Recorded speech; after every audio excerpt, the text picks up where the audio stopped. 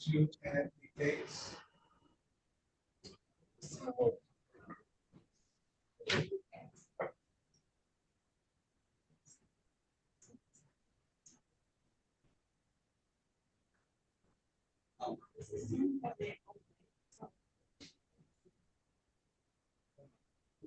Okay, so ahead time so I will get a little bit.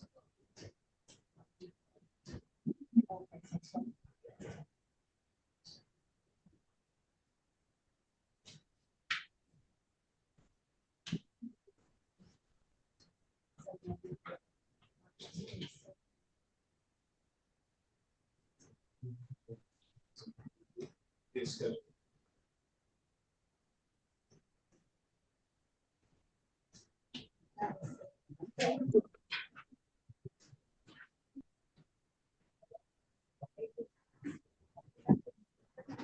Yes. Yeah.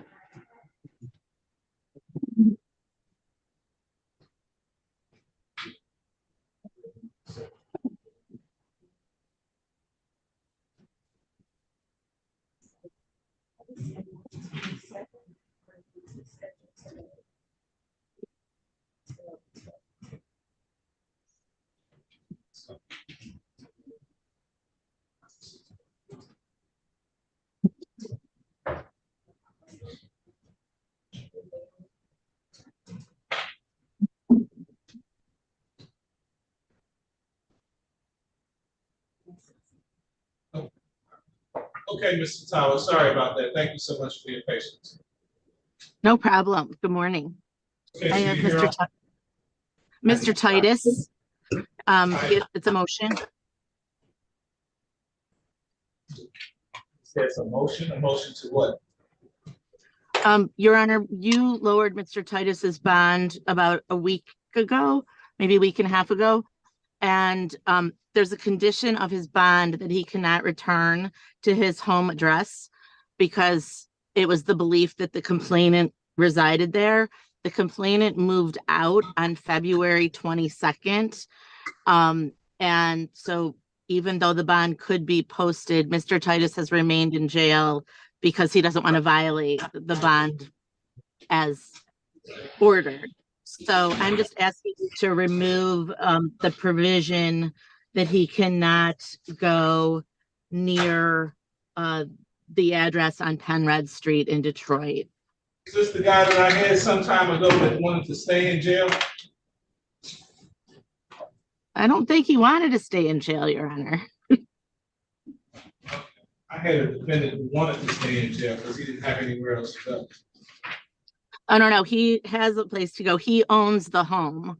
And the complainant, they were residing together, and the complainant moved out on February 22nd.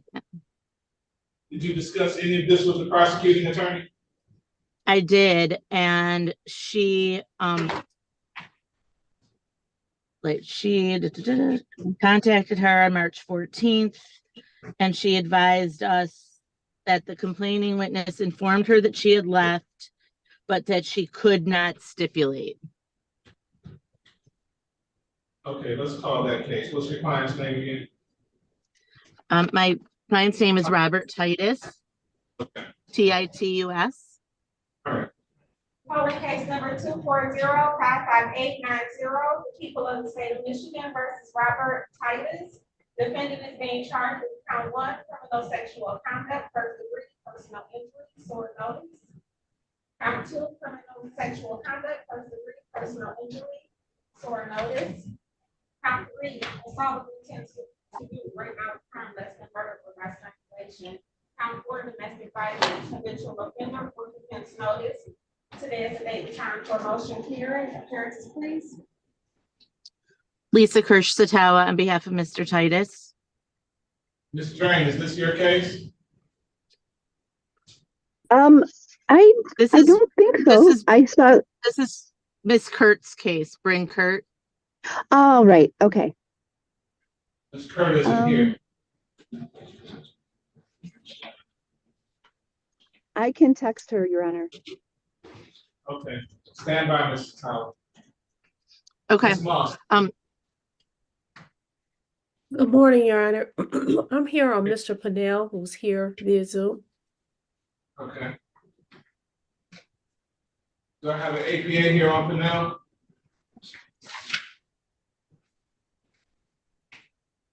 That's me, Judge. I'm on that one. Okay, great. We're ready on for now.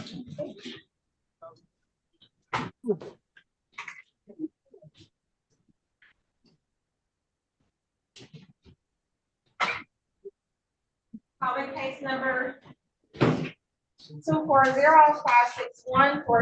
the people of the state of Michigan versus Philip Pennell. Defendant is being charged with count 1, criminal sexual conduct, assault with intent to commit sexual penetration, disorder notice, habitual offender offense notice. Today is the day and time for probable cause and please. Good morning, Your Honor. Shelley Drain for the people, P number 60249.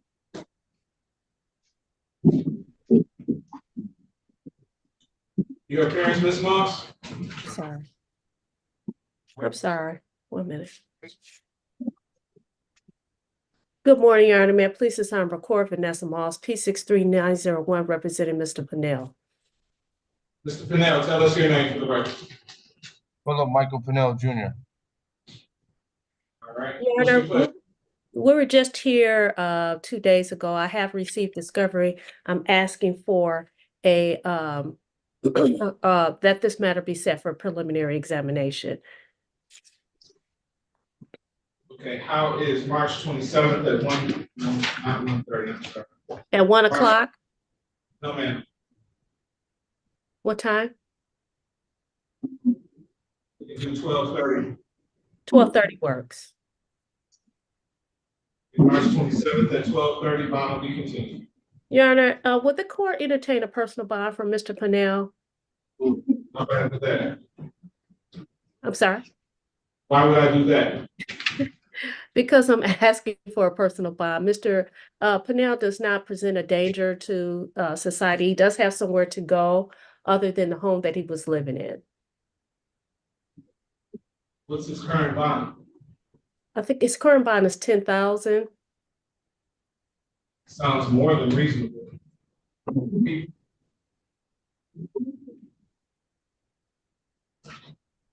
People, Your Honor, I'm asking for no change at this time. I'd ask for a DSU report. I'm ready. that sounds reasonable. I'll refer it to pretrial services. Good for morning, Your final- Honor. May I please assign record Vanessa Moss, P63901. Ms. Moss, come on now.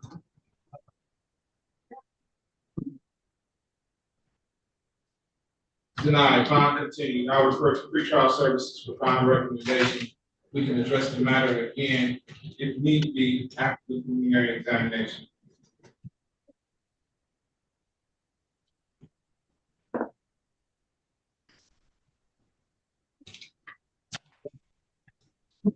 You're all set, Mr. Pennell. Thank you. Hey, can I Thank ask you, a Your Honor. question? Can I ask you a question real quick? Excuse me? Yes, sir. Is there a Miss Savannah Mendez in the courtroom? Is what? Is there a Miss Savannah Mendez in the courtroom? Is my sound working? Recording stopped. I don't know. 'Cause It's working now. I need a phone number so I can contact her, please. I don't have anybody's number. I don't know who that is. Miss Savannah Mendez in the courtroom. Oh, you're Miss Mendez? Yes. I don't know if she wants to give you her number on Right. YouTube. All right. Oh, there's no way. All right. I'll continue. Thank you. Yeah. Thank you so much, Your Honor. See you next week. Okay. Have a good day. Good weekend. You too. Did we do Troy now?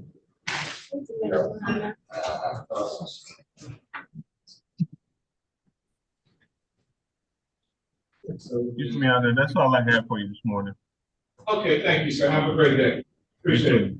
Have a good weekend too. You too. Well, she's locked up.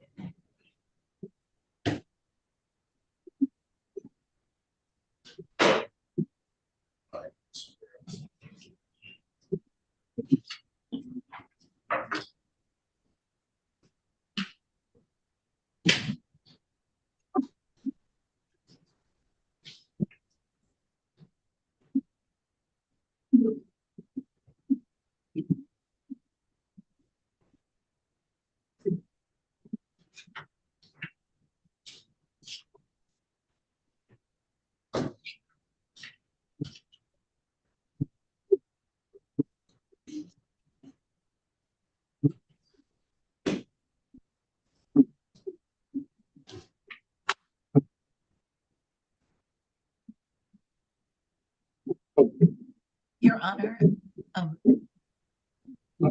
I'm here for a competency hearing for Mr. Kevin Dwight Marks as well. I don't, We're waiting on Mr. Dox. thank you very much.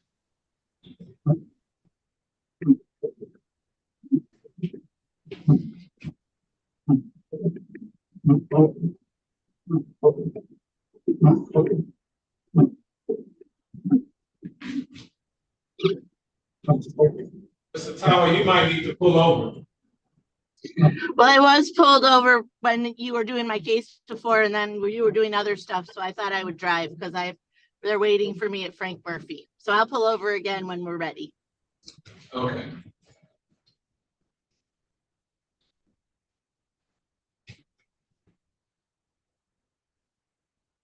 Whatever she says, she's cracking herself up.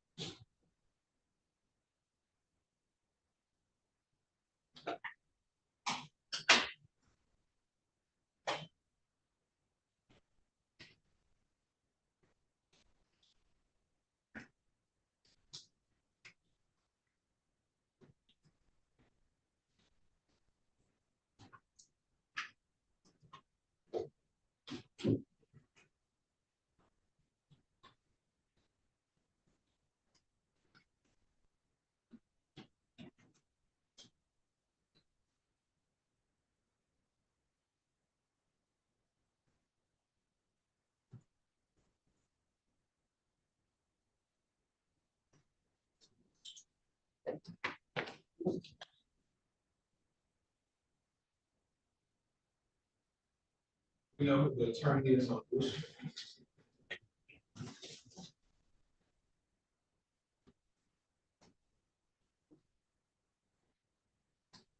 Have we seen Mr. Shulman yet?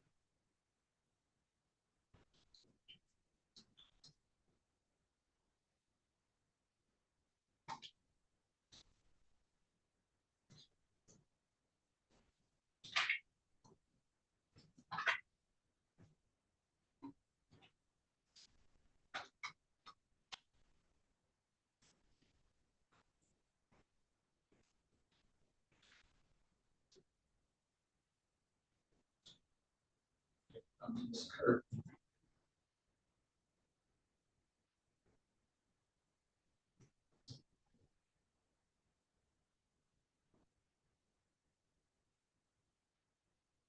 Ms. Kirk, Mr. Tyler.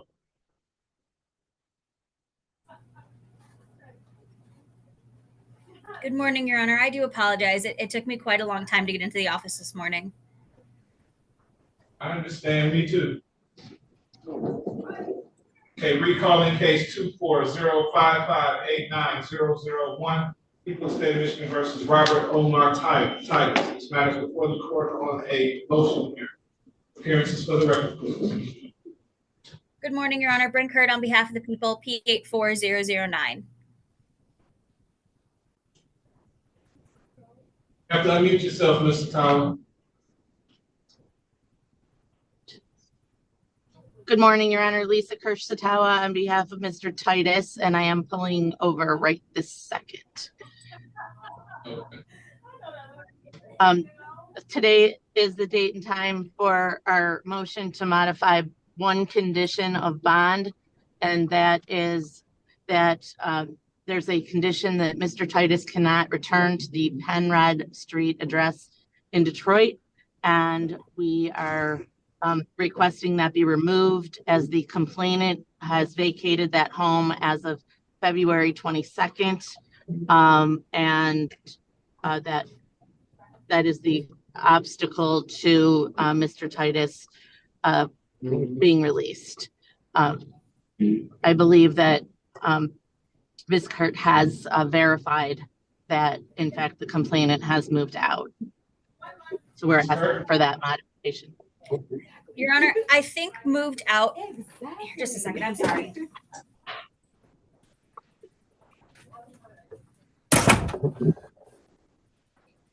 Your Honor, I don't think moved out is a correct term. All of her belongings and all of the children's belongings are still there. She is, last I heard, in a shelter. But all of her belongings and all of the children's belongings are still there. Why is she in the shelter? Your Honor, that is the choice she made. She has not explained to me why. So But all of her stuff and all. I'm sorry, Your Honor. What is she going to do about her belongings? Your Honor, last I heard, she was going to try to get a police standby to be able to retrieve all of the items. But my understanding is that she's having some difficulties right now. I don't understand what's going on here. She needs a police standby for what? Because the defendant is in jail.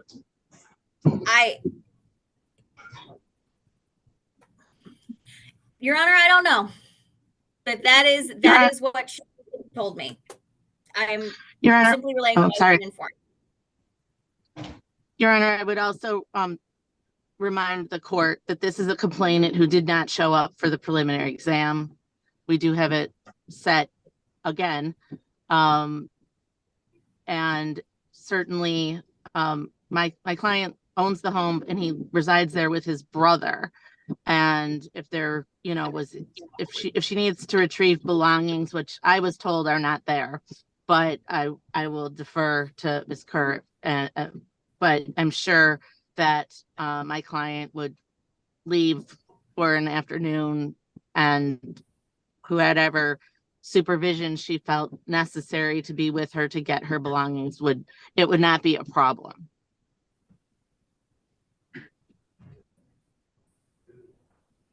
Okay, what I'm inclined to do, I'm going to get her to this weekend to get her belongings. The defendant will be allowed to go back to his home by Monday, since she's not there. She's not going to tie up two places.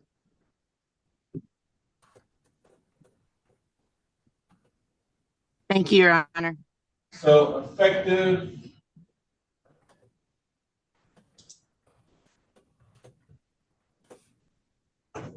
March 25th, the defendant will be allowed to go back to that residence.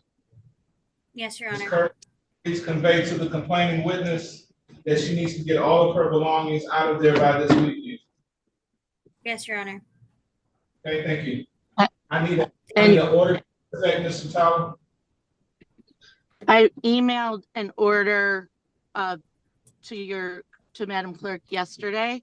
I believe we would have to make the modification that it would be effective on Monday. All right, send me a modified order then. I will do that. All right, make sure you get it in today, because I'm here this weekend. Oh, it'll be there in like 10 minutes. Okay, Okay. Thank you so much, Your Honor. Thank you, Ms. Kurt.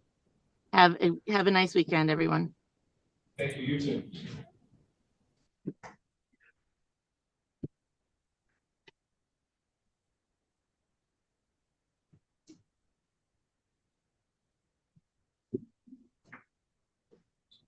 Try to get some.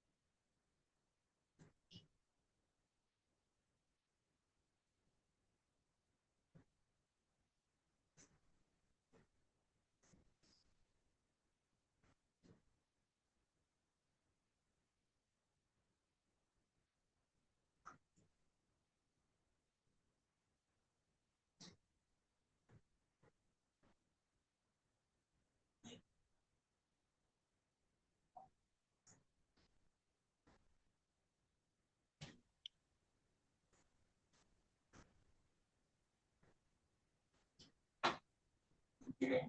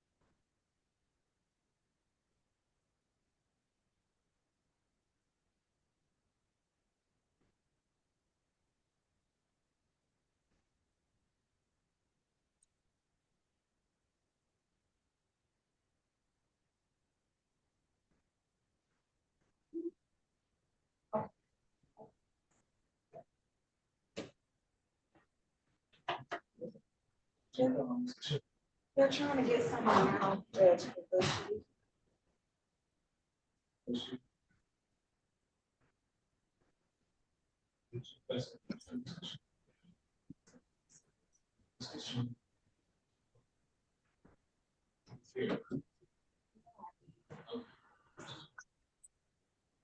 Mr. Schuman, Yeah, good morning, Judge. I have an exam on a Kieran Walker McNeil.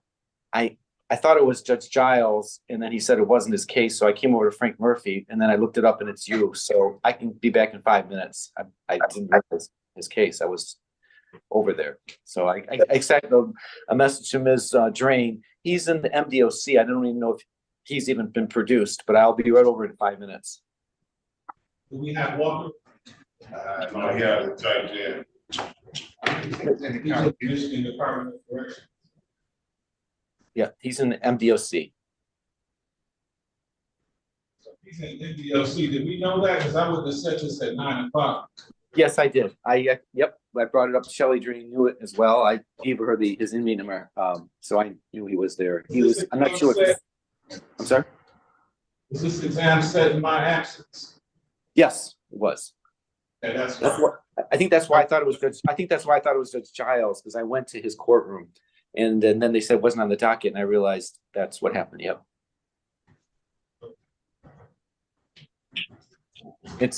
It's a judge. I think it's a 2020 case, or maybe 2000. It's an old. That's what I get to take time off.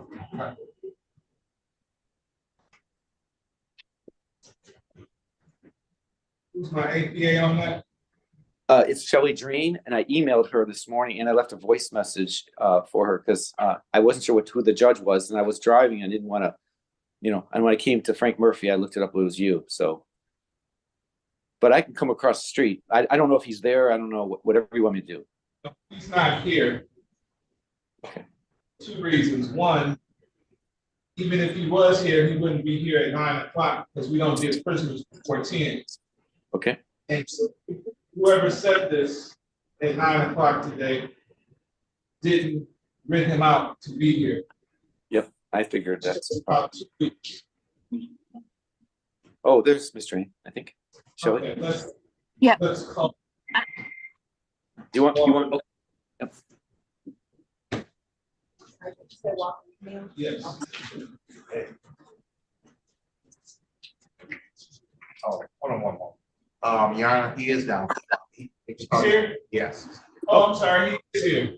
Okay, I'll come right across the street then. That's what you want me to do. Well, I would ask if the complainant is present. I'm not over in the court, but I don't think the complainant is present. This was scheduled at 9 and it is now 35. 35. No, we don't. Have one office. Okay. You want to check the hall? I'm not trying. Okay. Whatever. Check. Yeah.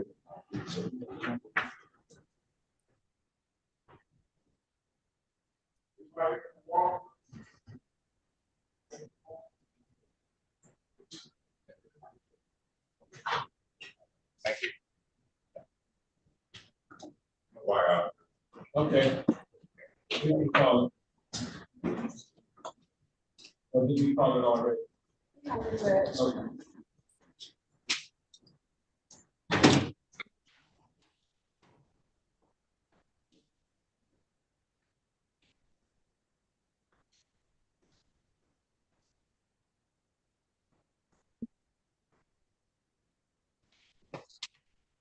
You know, upstairs or.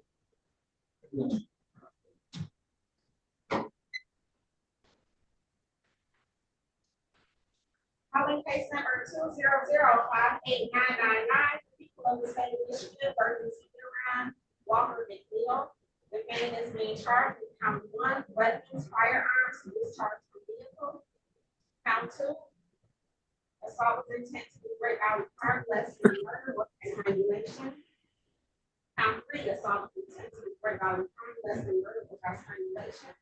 Count 4, assault with intent to break out of harm, less than murder or strangulation. Count 5, weapons. Count 6, and said, all the names, let me belong to the start. Parents, just go to the record, please. Good morning, Your Honor. Shelley Drain for the people, P number 60249. And good morning, Your Honor. Sanford Shulman, P 43230. Appearing on behalf of Kieran Deshaun Walker McNeil. I'll waive his appearance. It's my understanding that he's in the Michigan Department of Corrections, and he might have been produced for today, but for purposes of this hearing, I will waive his personal appearance in court. All right, he is in the building. They just haven't brought him up yet. The court will waive the defendant's presence. There's a date and time set for preliminary examination. Are the people ready to proceed? Your Honor, I am not able to proceed at this time. First of all, this is an older case and the complainant is not present. I cannot proceed without their testimony today. And Your Honor, I recognize that this is a case from 2020, and the defense is ready. I'm across the street at Frank Murphy, but I'll come right over for the exam. It's my understanding the complainants are not here, so we respectfully ask for dismissal without prejudice. So ordered, the court will dismiss this matter without prejudice. Okay. I might come over and get a copy of that order at some point, but thank you. Okay.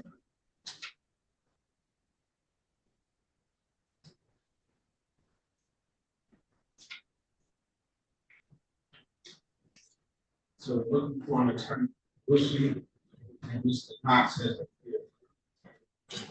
Ms. Lynch. Yes, Your Honor. I'm Long doing time. well. How are you? I went to headquarters today. Oh, did you? Yeah, Okay. so for 3 How do you years like now. that? I love it. Please. I'm gonna do it, I can hit my 25 years in August, but I'm in school for nursing. So Are you? I think when I'm done, yeah, I wanna switch over to nursing, travel nurse. You're going from one beast to another. I huh? am, yes. Glutton for I had a punishment. great career, yeah. All right. It was nice seeing you. It's Have a good good seeing you. weekend. Take care. Thank you. Ms. Lynch, have you talked to Mr. Knox? I have not. You have a number for him? I do not, Your Honor.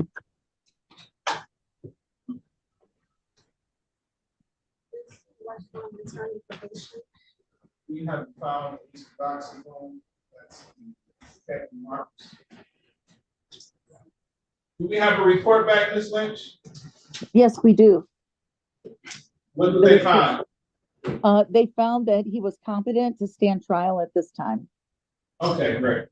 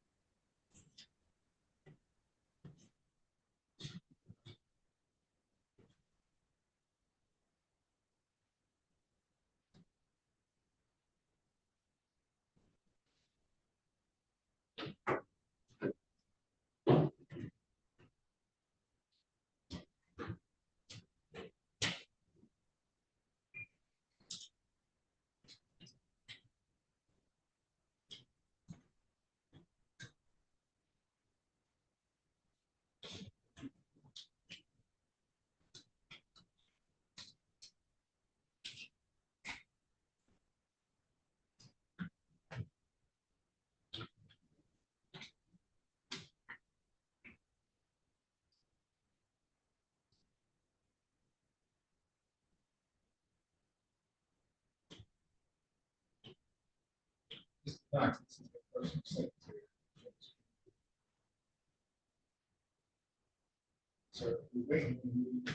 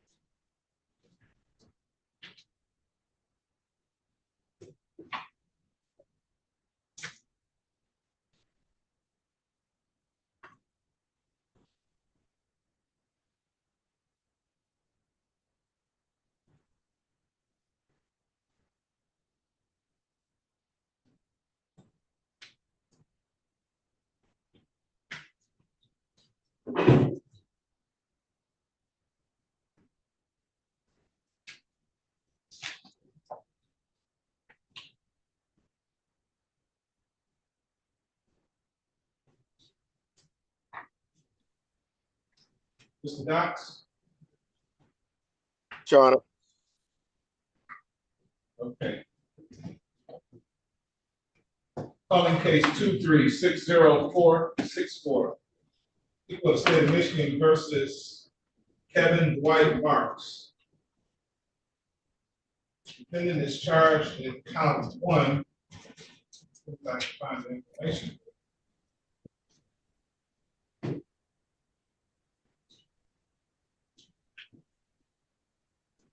Good morning, Your Honor. Hang on a second, let me call the case. Okay.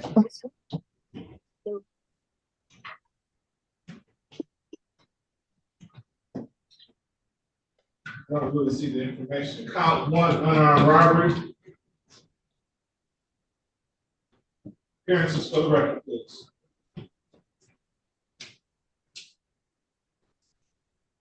Now, Ms. Lynch.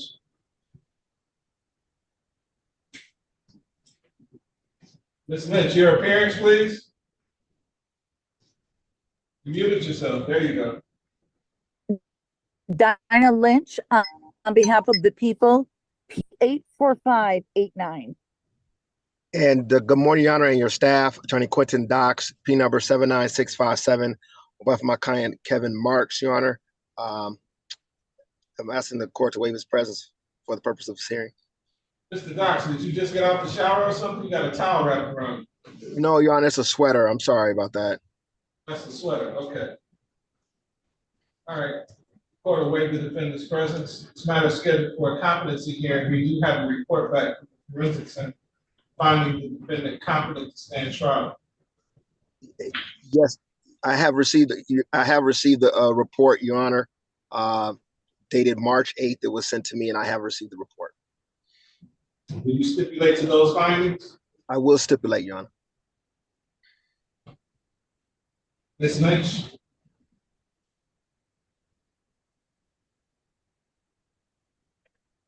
Good morning, Your Honor. We would stipulate to the finding, and we would request a preliminary examination in this case. Mr. Dox? Yes, Your Honor. We would. My client wants a preliminary examination. The court will continue to plea of not guilty, and we'll set this matter for preliminary examination. We'll set it for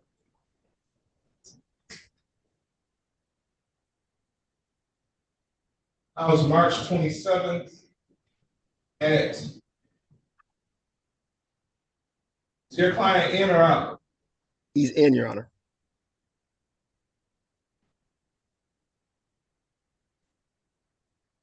March 27th at 11:45. Your Honor, that works for the people, Your Honor. Thank you. I have a preliminary exam at Inkster at 12.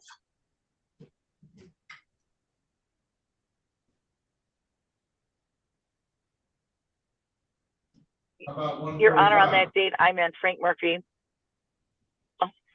That works for the people, Your Honor. 1:45 works for the defense, Your Honor. All right. March 27th at 1:45, bound to be continued. Thank you, Your Honor. Yeah.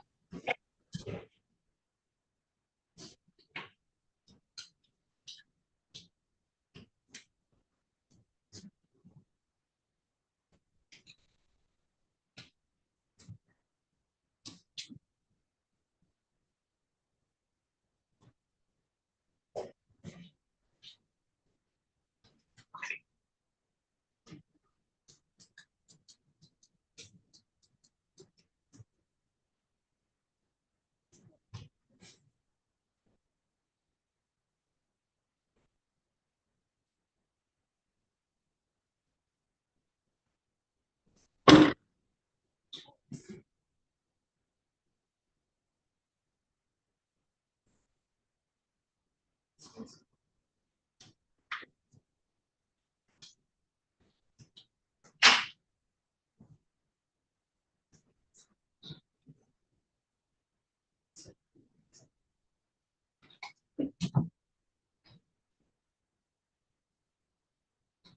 now I'll call back to about the issue. Okay.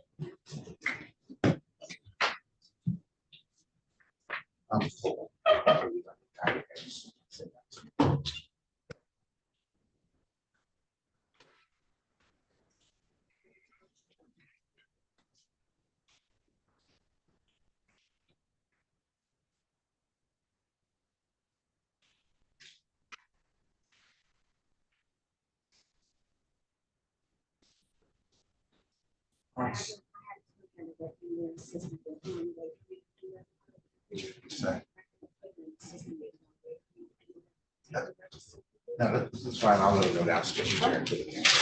Also, I'm taking stuff to what she is at the top of jail, but this case is not showing up on here.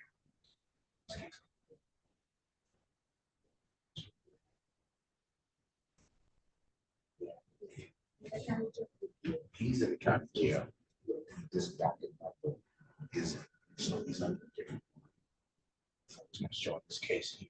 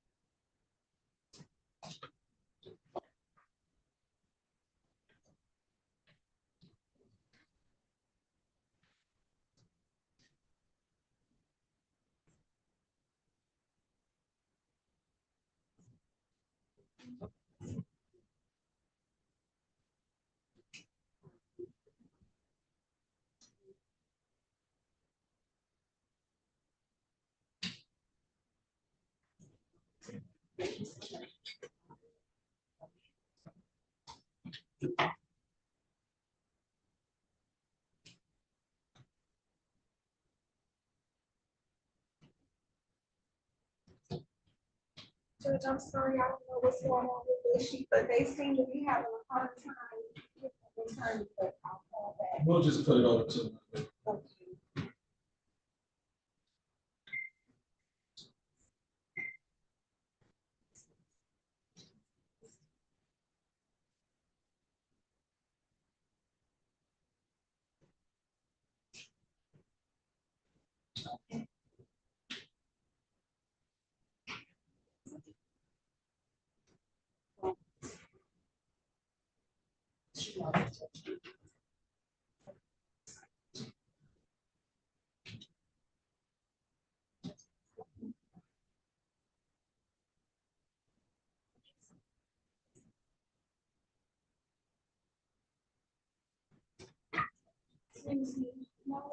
Yeah. Can you speak to the detention center?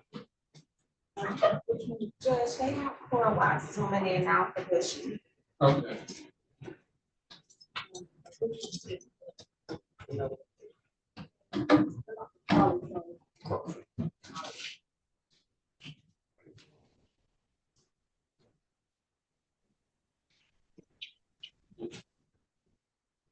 Oh, okay. Okay. All right.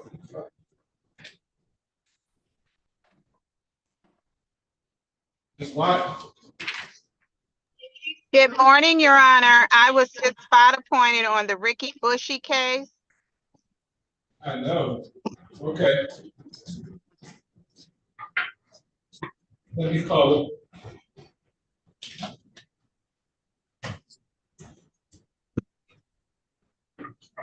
Right.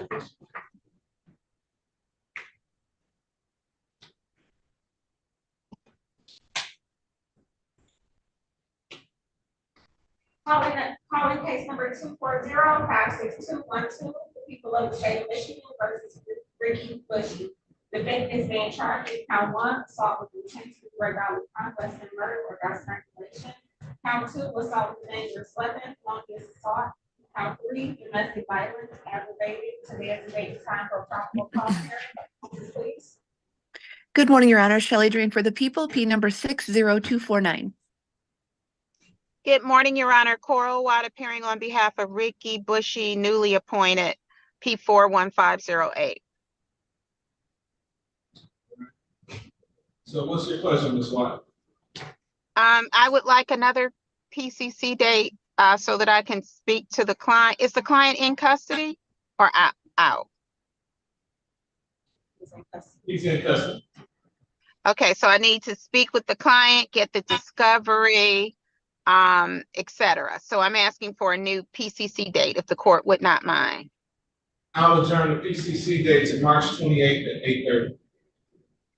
Okay, March 28th at 8:30. Thank you, Your Honor. Ms. Drain, you'll send me the discovery? Of course. Okay, thank you. Have a great weekend, everyone. Thank you, you too.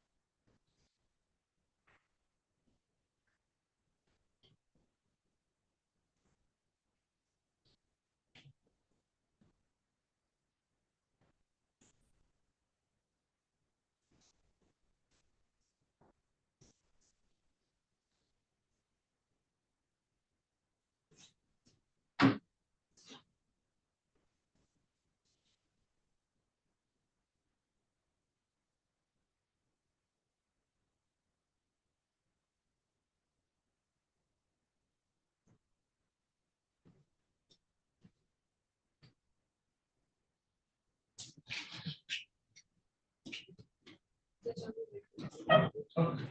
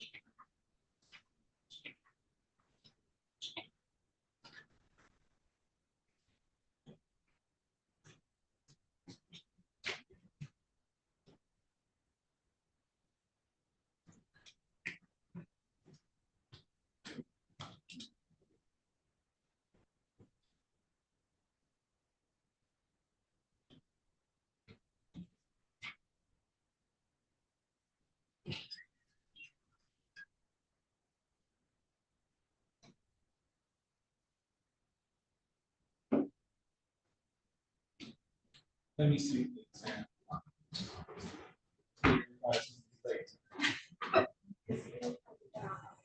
Supposed to snow all day long.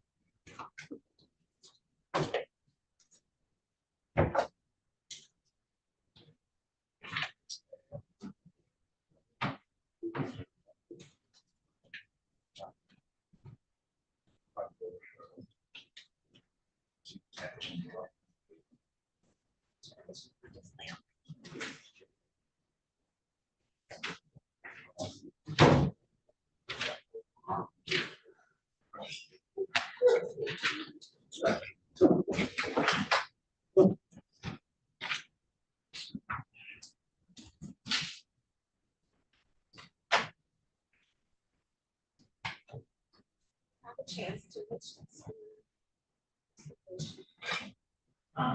You have opportunity to certain.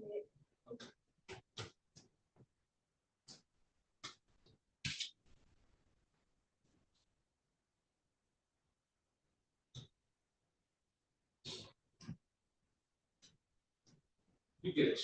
Can you get this person? You are like your JR. It's not for the sentence for me. Just as we should have a closed case.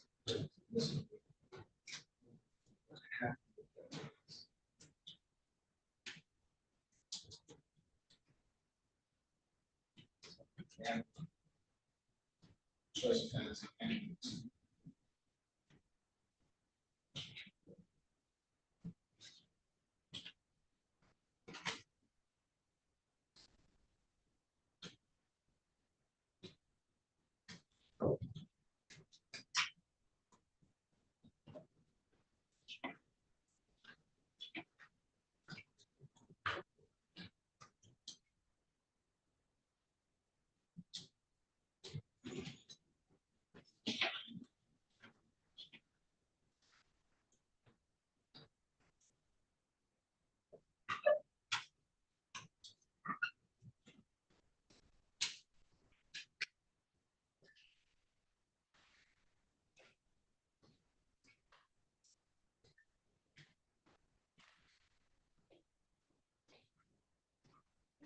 You have to check. Better, I can print that one. thanks.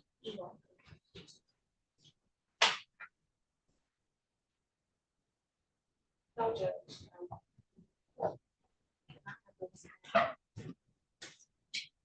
That's fine.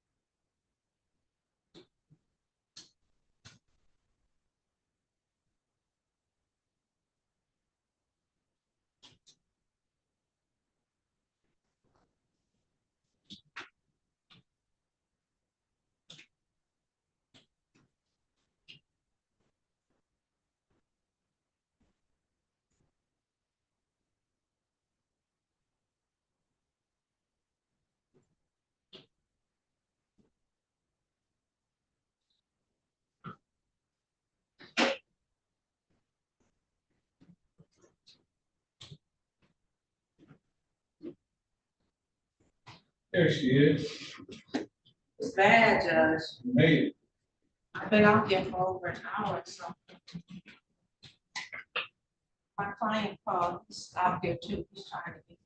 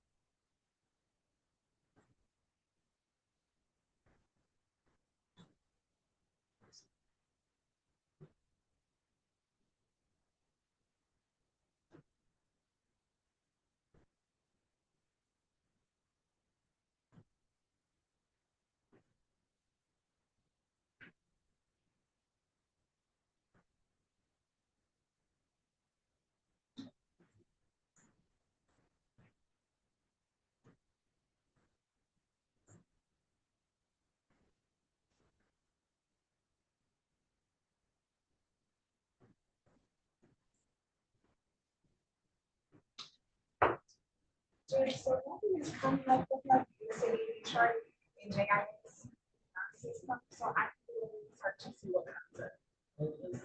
Maybe outside.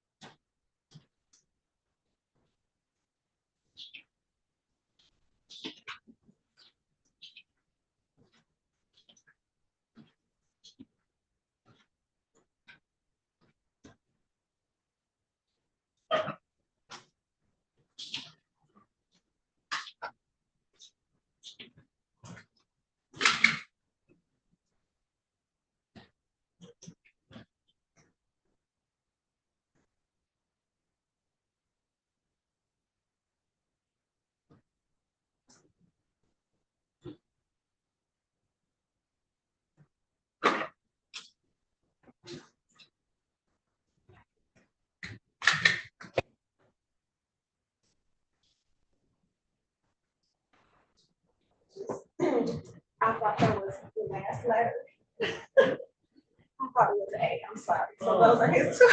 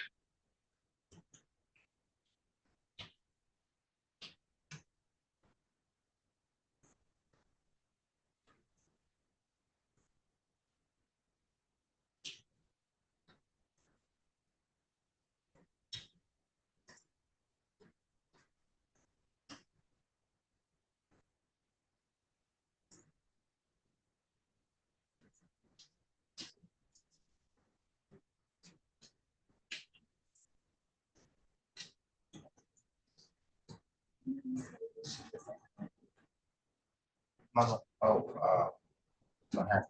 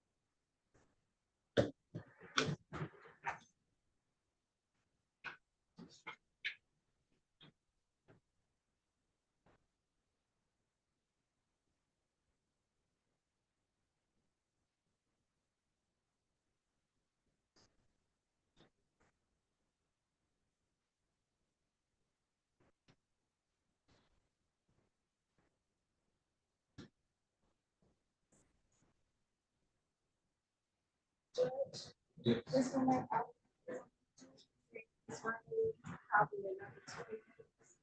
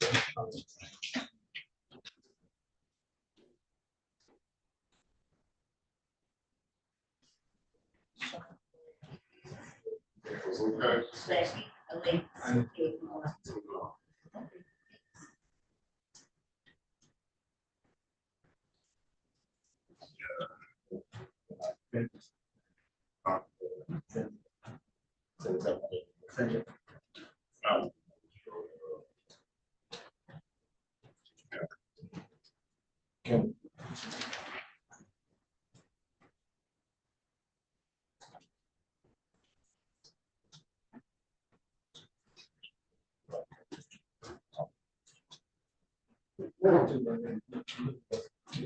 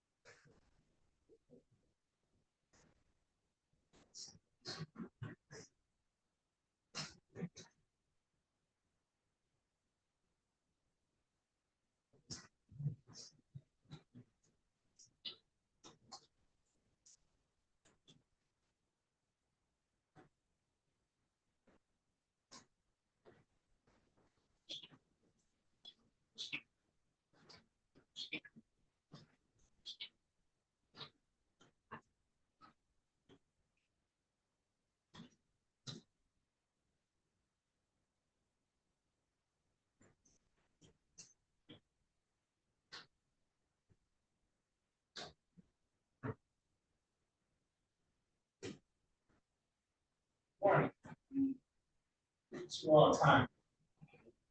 It isn't in the city. Uh-huh.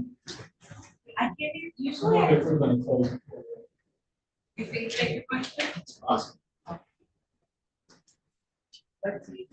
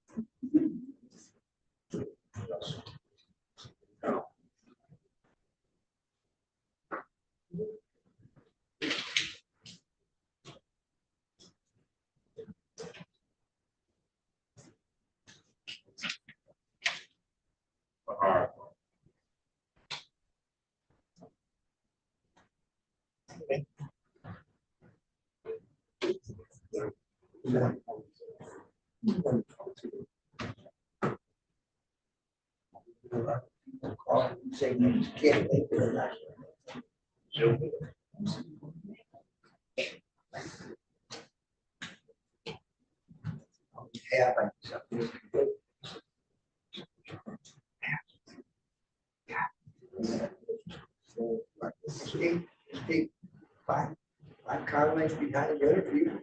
That's it. Secret. Right.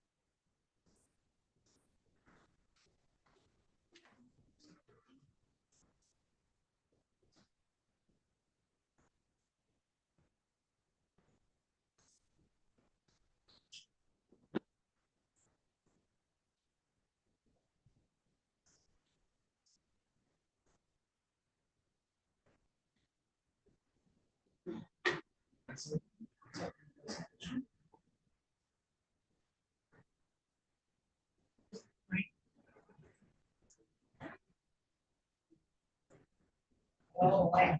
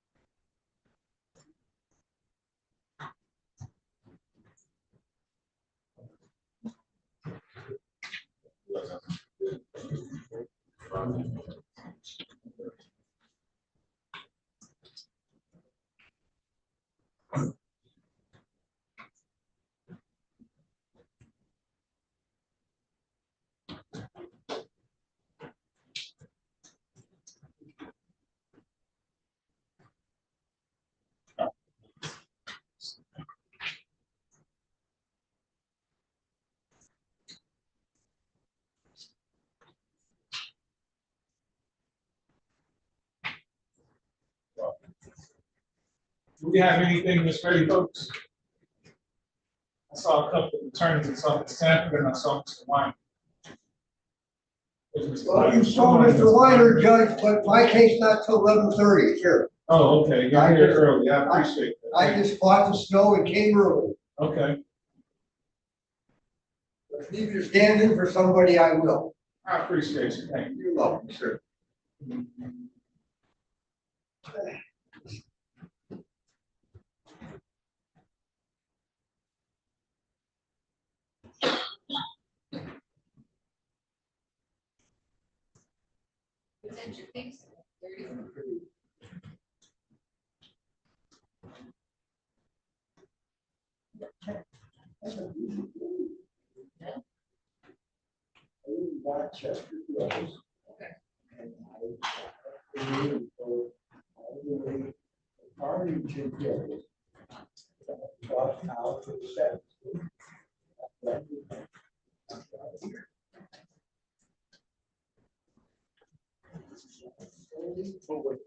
Wait up there.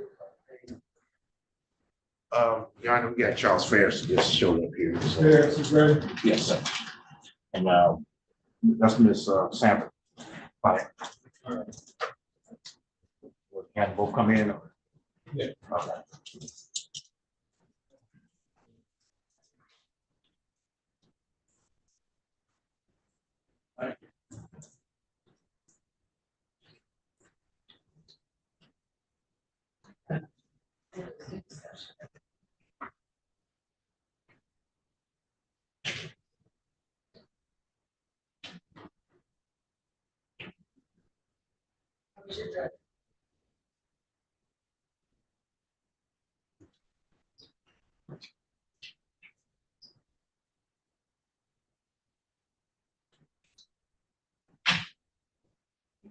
Bring this in.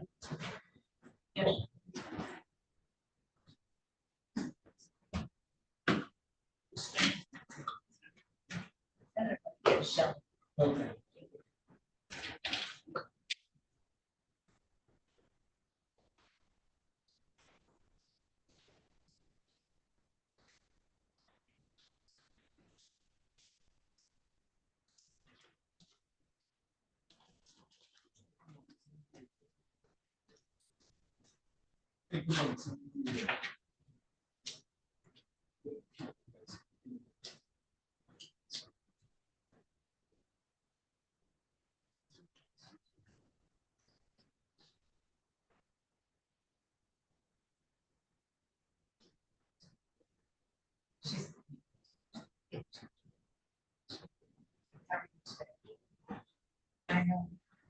That's right, right.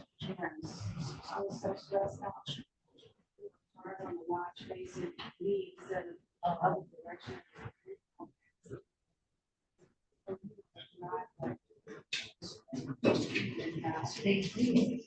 So when I was making that change.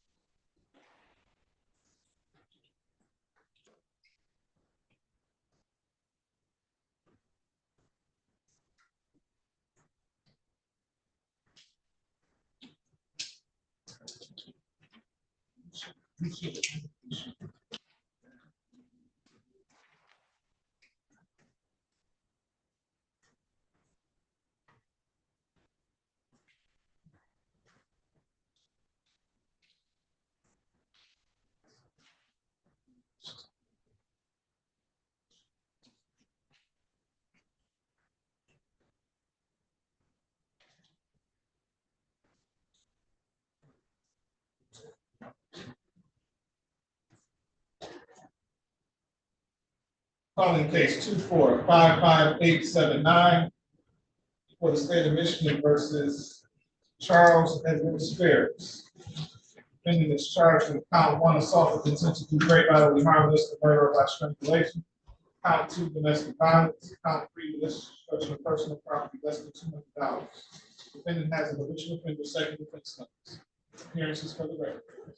Good morning, Your Honor. Madison Morrow on behalf of the people requesting permission under MCR 8.20B under the supervision of Attorney Shelley. Permission granted. Good morning, Attorney Monica Sanford, P62315 on behalf of Mr. Pierce. Your name for the record, sir? Charles Spears. There's a date and time separate from your examination. Ready to proceed?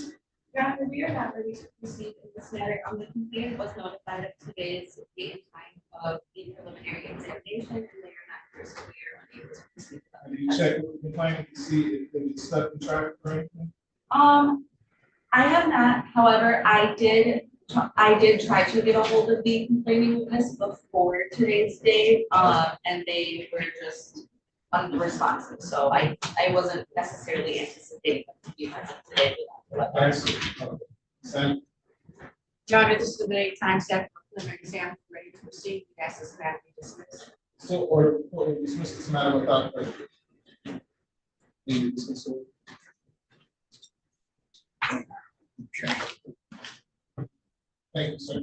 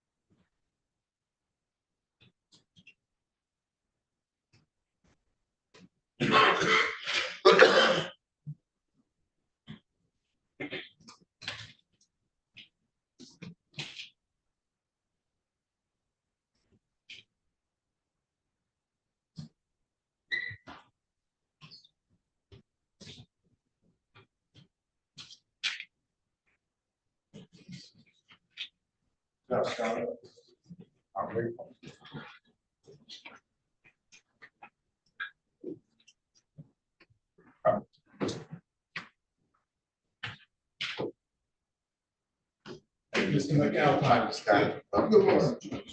Morning.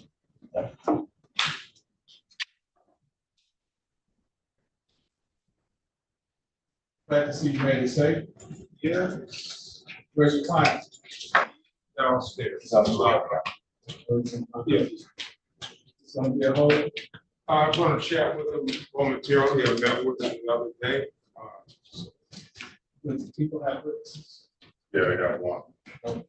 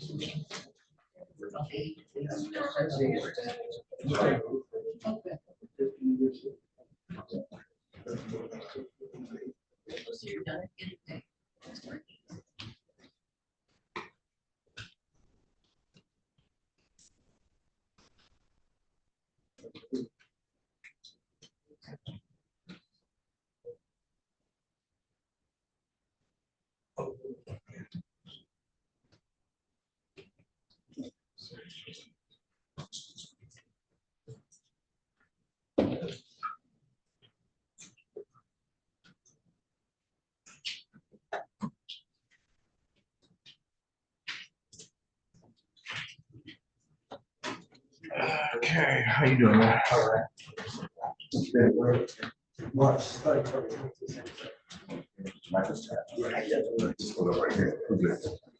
Mr. Alpine, he's out.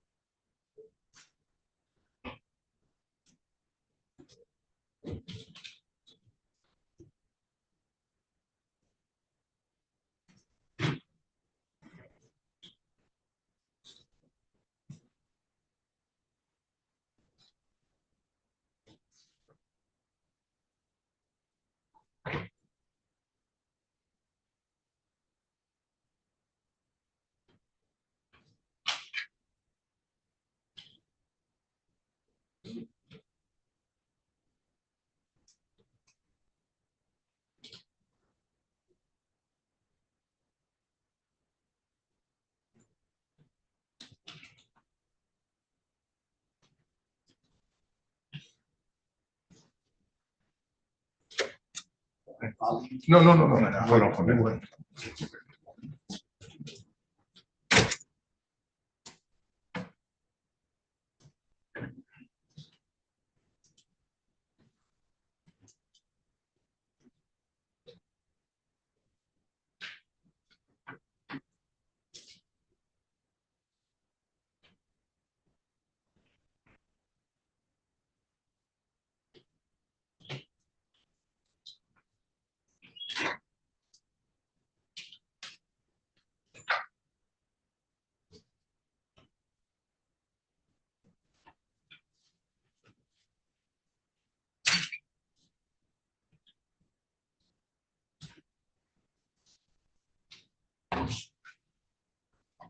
Are we ready on Michael Scott? Yes, we're ready. She's done.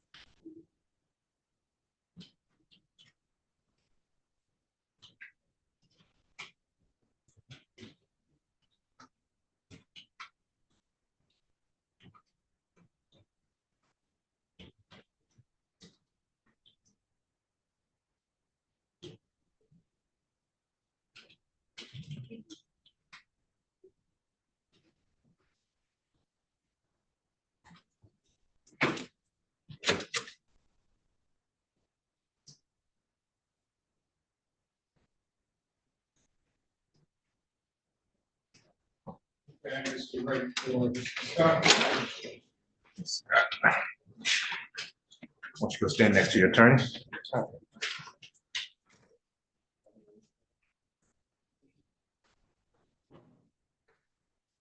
Calling case 2455872 for the state of Michigan versus Michael Edward Scott. Defendant is charged with count 1 unlawful imprisonment. Appearances of count 2 unlawful imprisonment. Count 3 weapons, firearms, possession by felon. Count 4 felony firearms, second offense notice. Count 5 felony firearms, second offense notice. Count 6 felony firearms, second offense notice. Count 7 felony firearms, second offense notice. Count 8 felony firearms, second offense notice. Count 9 assault with a dangerous weapon. Count 10 assault with a dangerous weapon. Count 11 domestic violence. Defendant has a original from the fourth offense notice. Appearances for the record.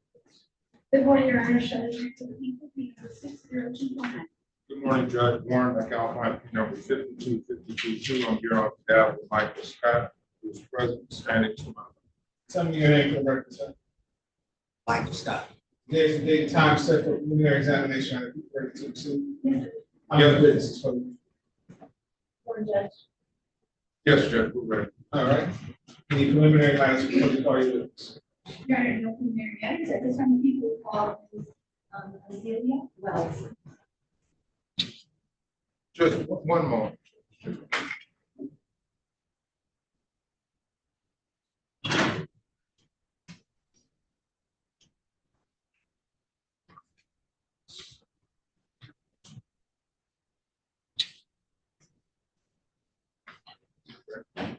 All right, thank you, Judge.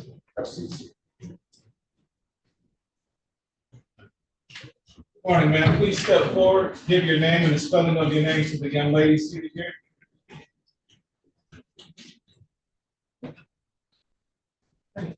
Give her your name and spell it for her.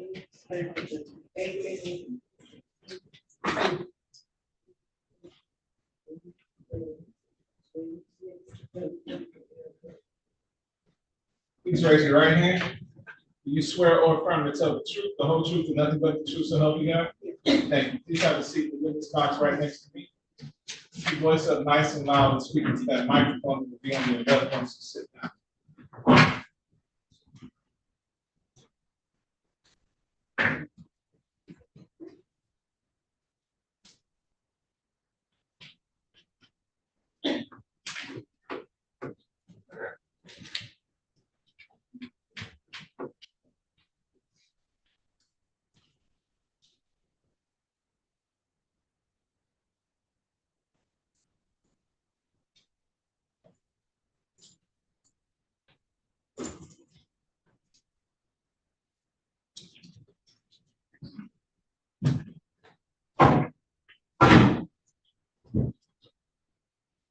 Begin when you're ready. Thank you.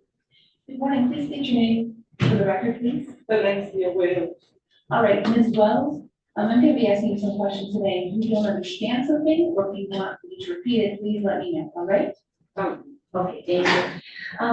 Ms. Wells, I want to bring your attention back to the date of February 18th of this year, 2024. Do you remember that date? Yes.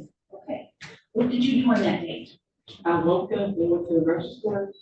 Okay. What happened after you went to the grocery store? Came back home, brought the groceries back home, then left that out to go get my cousin, and then I came back to my house. Okay, so you left your house, got your cousin, and came back to your house? Yes, ma'am. What's your cousin's name? John Calvin. Okay, and came back to your home. Where's your home located? 1516 Kansas. And is that in the city of Detroit, the county of Wayne? Yes. And what do you mean was located? On the day after my husband got locked up, somebody came and set my house on fire. Okay. That was the day after? Yes, the day after. Okay, thank you. All right, so. I don't know, I think it was the same night, as a matter of fact.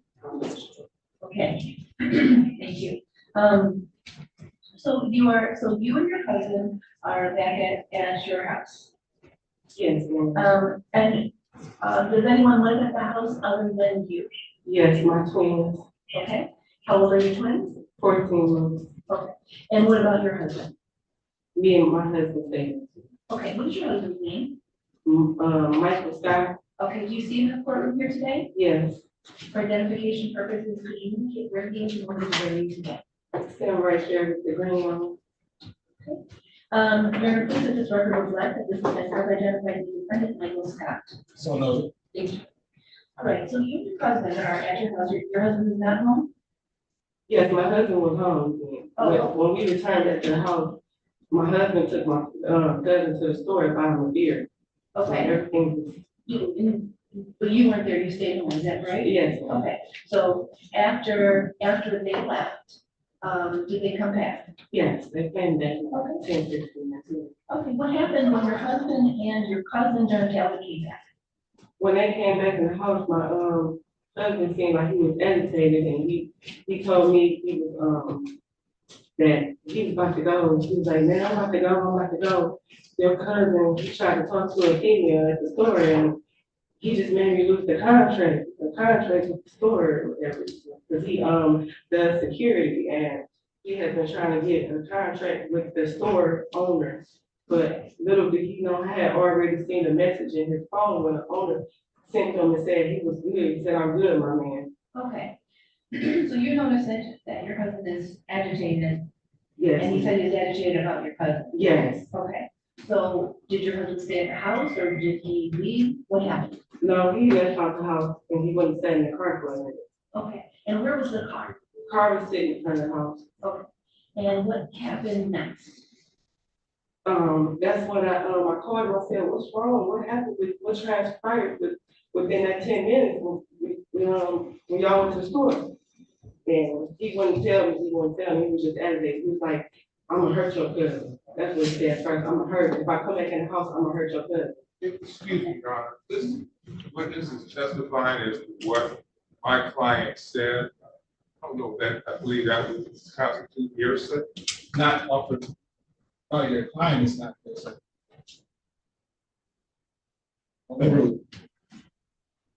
Okay, so what did you think when your husband said threatened your cousin? He said it was gonna hurt him. Then He never said nothing like that, that he was gonna do nothing like that, just to me. He said he would never, he never said that about my family, so I really took it serious. Okay. Did he say how he was gonna hurt him? No, he just said he was gonna hurt him at first. And so you're on the phone with him. So your husband's still in the car and you're in the house on the phone? Yes. Okay. So what happens after that moves on? He hung up, and then I asked my cousin, I said, what happened? What happened? He's like, man, he mad at me because I'm trying to talk to a girl.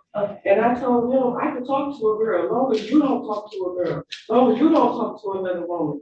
And I guess he got mad after that, because he heard it from my family, my cousin, male cousin told me.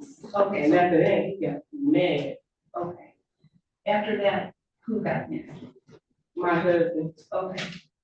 All right. So you're getting a bigger picture of what happened really, here? yes, Okay. what he really was mad about. So after you talked to your cousin, what happened after that? As I talked to my cousin, that's when I called him, like, what's wrong? What's wrong? You need to calm down. That's when he just started saying, that's when he said, I'm gonna kill him. I'm gonna kill your cousin. It turned from, I'm gonna hurt your cousin, so I'm gonna kill your cousin. Okay. I'm gonna kill your cousin. I'm like, my cousin ain't do nothing. He told me what happened, and we was going back and forth, and then we hung up, and we was back and forth on the phone, hanging up back and forth. And finally called back and said, I'm gonna kill you and your cousin. Okay, did that That's surprise what I took. No, it didn't surprise me because he told me he was gonna kill my cousin. And he told me to kill me before, so it didn't surprise me. He told you he was gonna kill you before? Yes. Okay. All right, so. I had messages in my phone from January and October when he sent me messages and said he would kill me and he don't care about the shoulder police. They're still in my phone. You have messages from In him my saying he phone was from January the 23rd. Okay. Okay, so after he has now told you he's gonna kill your cousin, he's gonna kill you, is he still in the vehicle? No, he was no longer there. He was at his cousin's house. So he left? He was at one of his female cousin's house, yeah. Okay. And I guess they egged him on, they misled him, manipulated him, and they never liked me in the beginning, so. Okay, so he's not there, and so you have a conversation, so after you got off the phone last time with him while he was away, what happened next? That's when me and my cousin tried to start putting a plan together, so he got there, started trying to leave. And why were you trying to put a plan together? Because I wasn't really sure, I told my cousin, I said, cause maybe I should, first, my cousin, I said, cause maybe we should get a lift, and, let's leave. Because first my cousin was like, no, I don't think we don't need no lift. And then, like 5 minutes later, my cousin said, you know what? So that's why his baby mama, he talked to his baby mama because he had left his phone at home. So he called his baby mama off my phone and told her what happened. She sent him a lift then. Okay, so a lift was ordered to my address to pick up my cousin. To pick up your cousin. What about you? Were you gonna be part of that or no? At the last minute, I had started putting my kids' clothes on. I wasn't gonna be there. Okay, and where are your twins at this time? They're in the house. Okay, all right, so you and your cousin are waiting for the lift and planning to leave, is that right? Yes, Okay. at this moment, we plan to leave. Okay, what happens after that? He walked in the house. When you say he, were you speaking to? Michael. Okay, did you know that Michael was back in the area? I know he was on his way. Okay. I felt it, and he came right before the lift. Okay, so your husband, Michael Scott, arrives at the house before the lift gets there, is that right? Right before the lift gets there, the lift pulled up, like maybe a minute after. Okay, a minute after. So when Mr. Scott pulled up, what did he do? He came in the house and said, y'all think I'm playing? Y'all think I'm playing? Get the fuck my cousin and I was putting my kids' clothes on, but when I heard him open the door, I moved away from my daughter because I didn't want him to know that I was planning on leaving. Okay. And then I just went back and then tried to pick her up, like maybe if I pick her up, this is stopping me from getting mad. I had her in my hand and then he said, put her down, put her down, put her down. Okay. And then he said, y'all think I'm playing? Y'all think I'm playing? Y'all ain't going nowhere. My cousin started walking up to him saying, "Cuz, what's wrong? What's wrong?" He said, y'all think I'm playing? Y'all think I'm playing? Y'all ain't going nowhere. Y'all ain't going nowhere. Then he tried, that's when took the baby and put her upstairs. And then when he took the baby and the first baby and put her upstairs, I told my cousin, I said, when you come get the second baby, we about to leave. We about to be out. We about to run. But my cousin didn't understand what I said. So my cousin tried to leave out the house before he even came and got the second baby. And that's when he came down the stairs and said, where you going? Where you going? Get the fuck back. Get the fuck back. I told you ain't going nowhere. Okay, so Excuse me, Your Honor. This witness is telling a story. She said Madam Prosecutor is asking her a question and she's going on and on. It's a narrative. It's just a situation. It's a narrative. I mean, she's not even answering the question. She's embellishing the story and not directly answering the question. She's answering the question and she's going on and on and on and on. Well, Your Honor, I don't believe that she's embellishing. I think she is answering the questions as best that she can and getting out all the details that she remembers. I will try to ask more questions. Very well. Okay. All right. So, so you're at the point now where your husband is now speaking with your cousin, Mr. Calvin, saying, y'all, you're not going over it. You're not going over it. Okay, and what did get back. That's not walk towards the door too. When we say, okay, y'all get back, y'all get back. When we walked back towards the house, he came and got the other kid and took them upstairs. And then that's when, and what were you thinking at this time? I was ready to leave. And then that's when he came back downstairs and my cousin got out the door. He tried to stop us. And How did he try to stop you? We was in front of the door and by the hallway at this time. Okay, and what did? My cousin ended up getting out the door. Okay, what did your husband? I mean, my cousin, not my husband, my cousin ended up getting out the door. Okay. And what did you do with anything? I was just there like, what's going on? What's wrong? What's wrong? Trying to diffuse the situation. That's when he pushed me back and I flew back into the hallway, the door the closet door that's in the hallway. Okay. Now my cousin ended up getting out the door. Okay, and what happened after that? After that, my cousin is in front of out and down on the porch. He started walking towards the street. And then he like, get the fuck back here, get the fuck back here. So my cousin actually walked back because I guess he was scared, but he was off the property. He was almost next door to the neighbor's house trying to leave or walk away. And he said, get the fuck back here, get the fuck back here. So I guess my cousin was scared and he walked back to him. Okay, so where is your husband exactly? At this time in front of the porch, yelling, talking to him.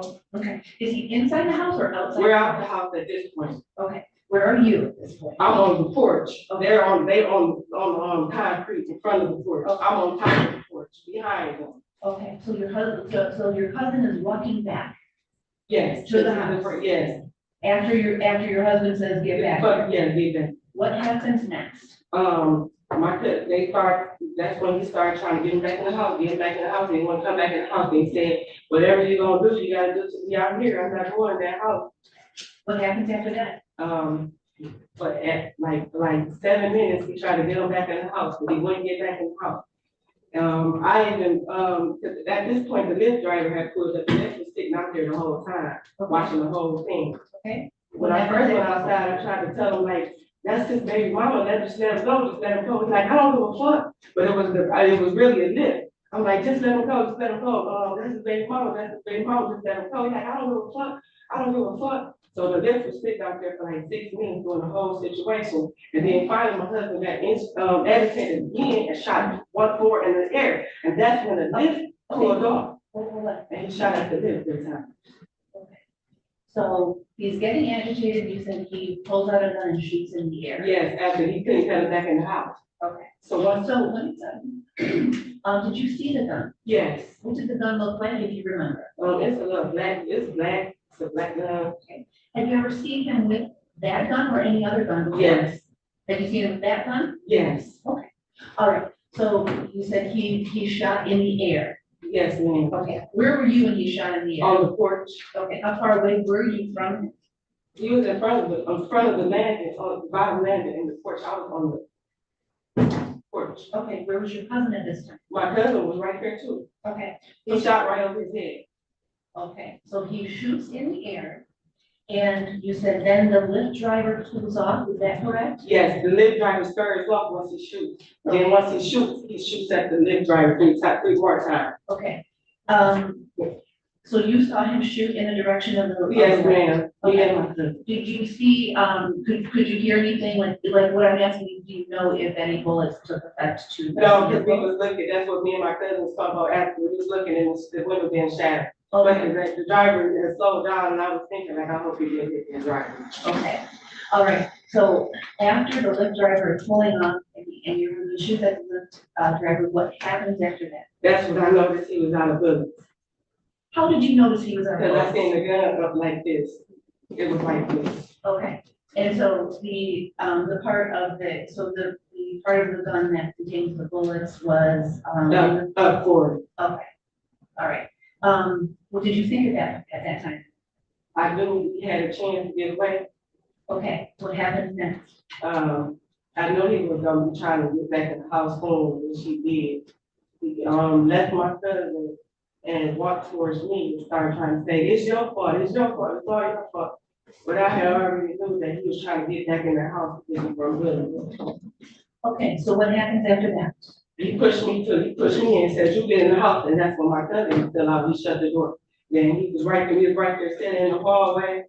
He said, it's all your fault, it's all your fault. I said, what's wrong? He said, it's all your fault, it's all your fault. Then he said, you know what, fuck it. And then that's when he ran upstairs, and when he ran upstairs, I ran out the door and ran. And my cousin was already ahead of me running on this side of the street, and I was running on this side of the street. Okay, so you take off running. What happens, if anything, as you take off running? I took off running, maybe like 20 feet before I get to the corner. I looked back, sure enough, I seen him running behind me, shooting at me. He shot 3 more times, boom, boom, boom. And then that's when I ran across the street towards the nursing home. When I was making it to the nursing home, to get in the nursing home door, my cousin was coming out saying, they're not letting us in the second door, they're not letting us in the second door. So my cousin, he took off ran across the bridge. I heard the cars honking and everything. I was scared, I didn't know what to do. First, I tried to get up under the car, and I'm like, I looked up, I'm like, he could see me up the car, so I got up. And then I tried to, it was a security guard outside, he just, a guy, he was getting in the car. I knocked on his window, he was scared, he didn't let me go. I'm like, please, help me. He pulled off on me. But that's when I ran behind the nursing home, the building next to the nursing home, and called the police, and hid behind there and called the police. Okay. Did you see where your husband went, Mr. Scott? No, I don't. He must have went back and got the kids, but he didn't come after me after that. Okay. So I just want to be very clear. You're running away, you look back and I you looked see. back and I see him back behind me, about 50 feet behind me. He was like maybe where there's a trailer, maybe about 7, 8 houses down from our house. He was behind me, maybe about 10 houses down. I was like almost to the corner. Okay. And you saw him shoot? I saw him. Okay. In your direction? Yes, in my direction. I heard the gun shot. Okay. So, and then you said you called the police? Yes, ma'am. Okay, and then did the police come? Yes. And did you make a report? Yes. Okay. That's when they took me to the house and I didn't have no coat on. And they wanted to see if the house was still open so I could get a coat. So he had locked the house and everything. Okay. Do you know where your daughters were at that time? Were they still in the house? At that time, I didn't think they was in the house. I figured that he got him and left. Okay. So the car wasn't there. His car wasn't there? No. Okay. Our car wasn't there. Okay. All right. So you never saw your husband shoot at your cousin? No, he never shot at my cousin. He just told him, he just told me he was going to kill him, and he put a gun to his chest and told him to get the fuck back in the house. Okay, so he put a gun to your cousin? He put a gun to us. He never said it in his word, but he said he told me that through the phone and on the phone that he was going to kill my cousin. Okay. He put a gun to my cousin and told him to get the fuck back in the house. Get the fuck back in the house. Okay, exactly when was that?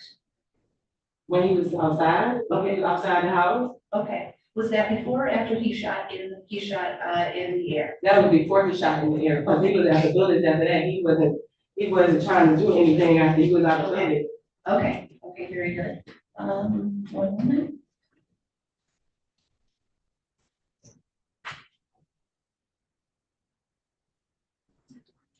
No further questions at this time. Cross-examine.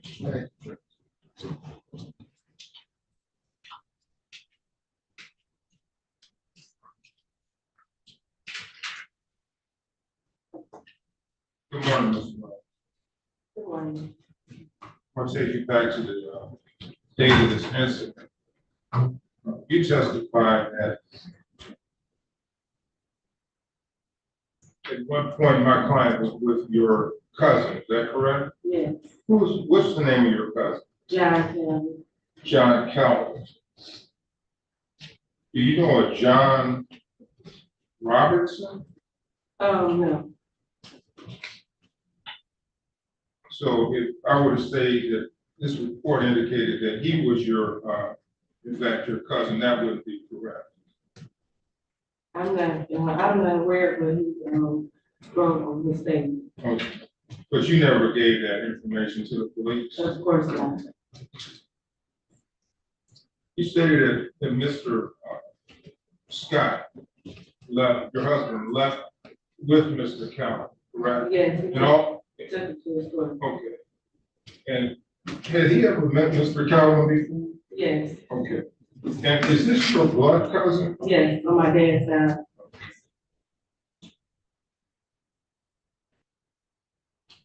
You indicated you had an argument with him regarding Mr. Calvin? Who? I had an argument with my husband? Yes. He told me he was agitated with my husband when he came back from the store. Because because my cousin stopped him from getting a contract. That's what he tried to tell me. And so my cousin told me the other side of the story. Is it fair to say at some point when Mr. Scott left, did he leave for an extended period of time? Was he gone for a half an hour, 45 minutes? Yeah, like 30 minutes. Okay. Are you sure about that? I'm sure. Are you sure that when he left, he wasn't gone, excuse me, he didn't leave a quarter? I'm not sure at the time, no. It was so much longer. And he left alone, correct? Yes, yes. At that time, did he have a weapon with him? Yes, because he had came back and got the weapon. Okay, where is the weapon? Where do you keep that? You said you're aware of the weapon. He keep it upstairs on the dresser next to him, or wherever he's at, wherever we're in the house at the time. So at nighttime, keep it on the dresser. So that weapon is never stored away because of the young children? It's my kids, they wasn't walking at the time. They couldn't get out of they were 13 months, so they couldn't walk and reach up and on top of a dresser, nightstand and get it. So let me ask you this, that you identify the weapon as being a black pistol. Was it a revolver or automatic? I'm not sure. I'm not good with pistols. You said that you saw the gun while he or after. It wasn't an automatic. So it was a revolver? I guess, I'm not sure. You said you saw it open. Yes. It was open. Now, did you testify that you had arguments, ongoing disputes with your husband, correct? Did you testify to that? Yes. And would those ongoing disputes involve you having other men at the home? Never, ever. So we had a dispute about me having another guy at the house. So let me ask you this, you had several men at your house, correct? Never, only relatives. I never had another man. There's an objection, you have to stop talking. What's the relevance? Your Honor, Ms. Wells testified that she's had ongoing disputes with her husband. She's already answered that she did not have any arguments regarding another man. All right, thank you. So at the time, at the time of this incident, Mr. Scott left, correct, Ms. Wells? And then he came back and you're saying he was still angry? At the store? Or No, you said he came home and then he left. He came home and then he left, and then he came back in the house and said, I gotta go, you have to go, I gotta go. The people that, because his little cousin got killed at 15 years old. And he came back in the house and said, I gotta go. The people that's when he grabbed the gun. The people that killed, Antoine is at his mom's house, about to hit him with a bat, about to hit her with a bat. That's what I said. That don't make any sense. Why would they try to come attack her? Ma'am, please. I'm not asking. Oh, okay, I'm sorry. I was telling you the story. I'm just trying to establish a timeline. Okay. Between when you allege this incident occurred and where my client was at the time. That's all I'm. Yes, he was angry when he came. He was angry when he left. He was angry when he came. And your cousin was there, correct? Had he left? No. You know, my cousin couldn't leave because my cousin rode there with me. He didn't have his phone. At some point, when that lift was called, you were free to leave. Did you leave the house and you testified that you walked out of the house? Before the lift got there? No, I mean when the lift arrived.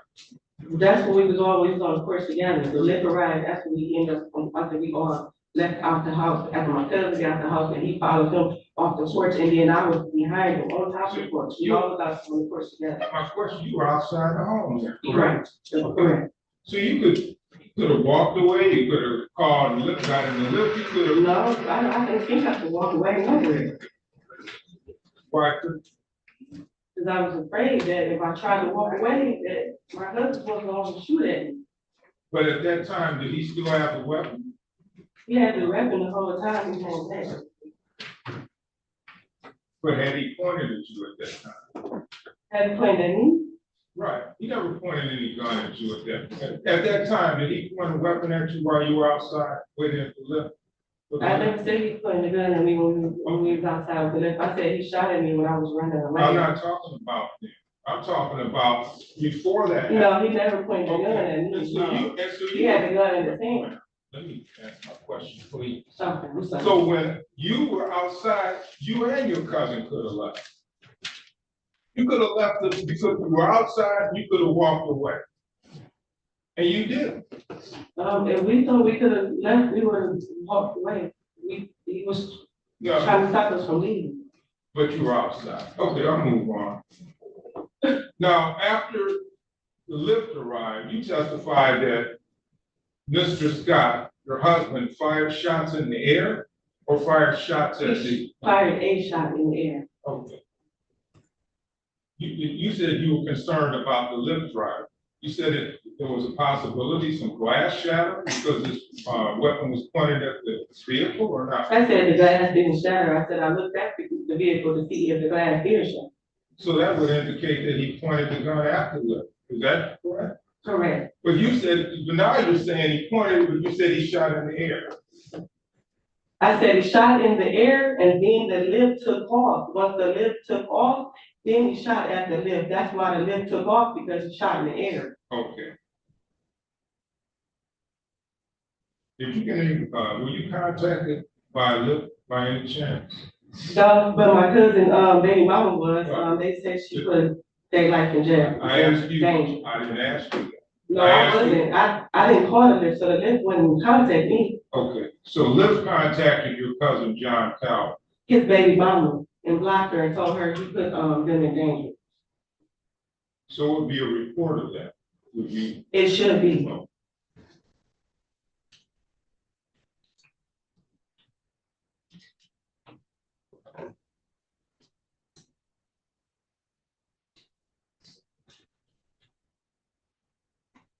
At what point did you leave the Miss Flowers? Once he came back in the house. And you walked away, right? Huh? Did you walk away? I said, once he came back on the porch, I was outside at first. When he noticed, I guess he noticed he went out of bullets or whatever. Once he walked up to the porch, he pushed me in the house and said, it's on your part, you get back in the house. But you said, did you So I leave? was back in the house at this time. Miss Wells, did you walk, were you able to leave at some point? You walked away from that house. I never walked away, I ran away when he Okay, went upstairs. You ran away. And Never walked away. the babies were still in the house, correct? Correct. You didn't fear for your children? Is it me, my babies, is either me, them, or both, or all three? Okay, but you said you ran away, the babies were still I there. can't run away with two twins. But the babies were still there when you left, Of correct? course. Okay. Somebody gotta live to tell the story, they can't. That's all I asked. And I'm gonna wrap this up, Judge. As far as this incident, just something about a fire at that home. Did somebody try to set that home on fire? Somebody did set my home on Okay. fire, my kids and me could have been in there. Okay. And is it true that there was a ring camera on that home? Yes, the landlord had sent me a message that night saying that the cousins had sent him a picture of the guy. And I'm like, how did the cousins get our information to our ring camera? Okay. It was only, how did they get it done? Okay, so that ring camera would also show the incident that you talked about, correct? That the incident. It should, yeah. Okay. Now. I don't know what they do, how they do it, but they should. Did that ring go to Mr. Scott's camera, phone as well? Of course. Okay, and would you have any knowledge of what happened to Mr. Scott's phone? He had two phones. One of his phones is in custody and the other one, I guess, the family members have it. Cause they're, going back, they're still using his cash app. So it would be accurate to say that somehow you gained access to that phone with the ring information? No, I had my own phone with my own ring information on it. It was my ring camera I paid for. Yes, me and my cousin, my husband. Did you give that to the authorities? Of course. Did you see a picture of the person that came to your home and set her on fire? Yes, I did. Is anyone that you know? No. You had a relationship with? No. 1 minute. Chief.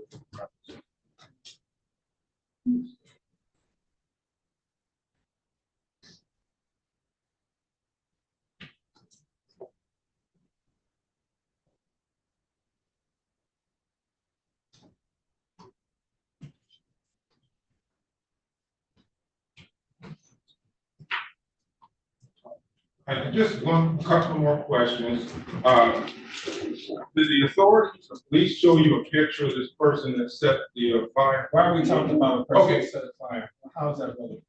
Judge, it came up during the. It's not relevant. Okay, I'll move on. I'm gonna ask you one more question about that phone. You're testifying today that you didn't go to the Detroit police and somehow gain access or acquire Mr. Scott's phone from a detective? Is that what you're testifying to today? No. So you did get the phone? I never got any phone of his from no detective. You never okay, so that's your testimony? That's my testimony. Okay, thank you. I don't have any further questions. Can you redirect?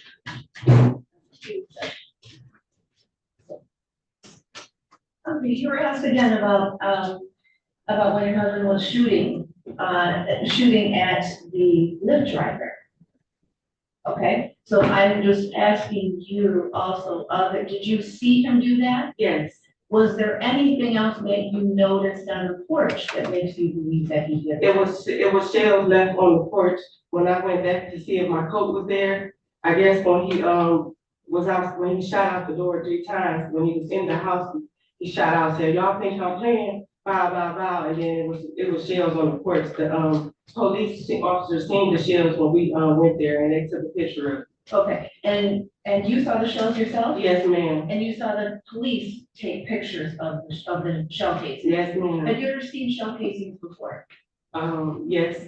Okay, so you know what the shell casings are? Yeah. Okay, all right. I know it's not, it doesn't look like a bullet, it's just the casing. Very good, thank you so much. No further questions. Thank you, ma'am. You may step down.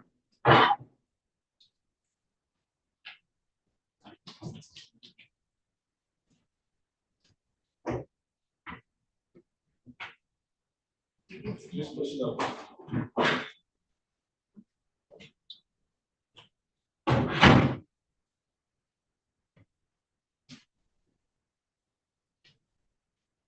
Any other witnesses for the people? No for the witnesses. Any witnesses for the defendant? No, Judge. People?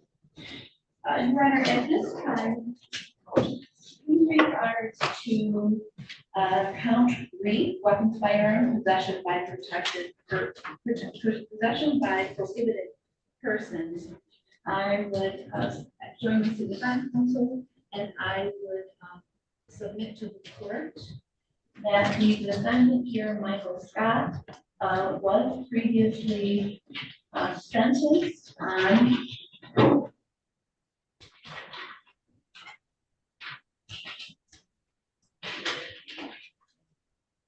he was sentenced on March 22nd.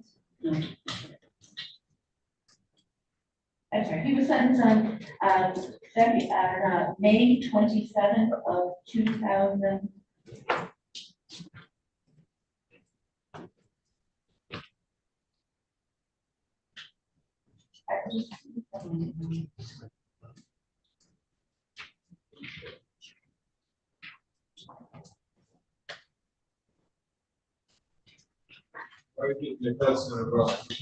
Pause for a second. Mr. Lang, Yes, why are you on Zoom that's supposed to be in court?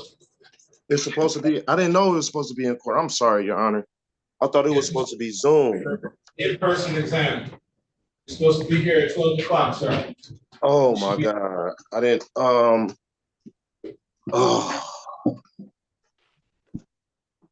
Okay, I'm gonna be on my way, sir.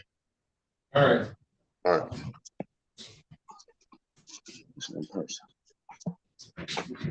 Ready to come back on people versus Michael Scott? Yes, Judge. In March 15th of 1994, the defendant was convicted of the crime of homicide, felony murder. He was convicted of felony murder? Yes. And was given a prison sentence. Okay. So let me ask a stupid question. The defendant is serving life in prison? No, not life in I was prison. convicted of felony murder. It was a felony murder, and he was also convicted of armed robbery as well. If he's convicted of felony murder, shouldn't he be doing life?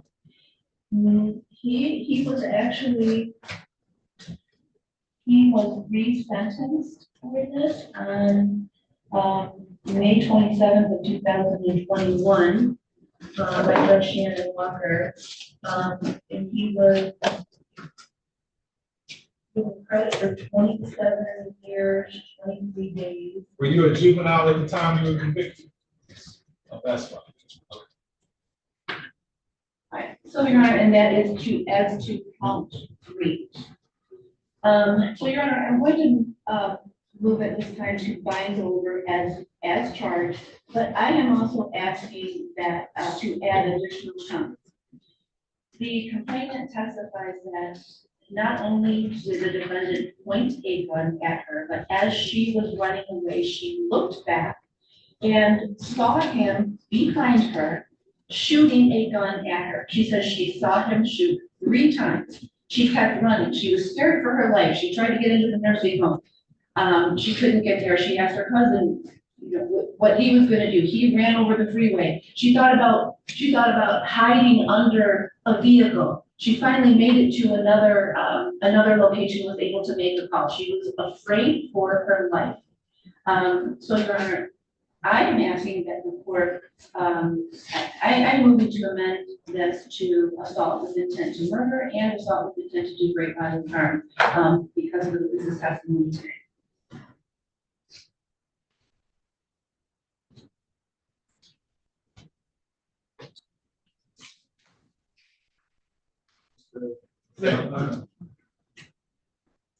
Judge, we heard a long and winding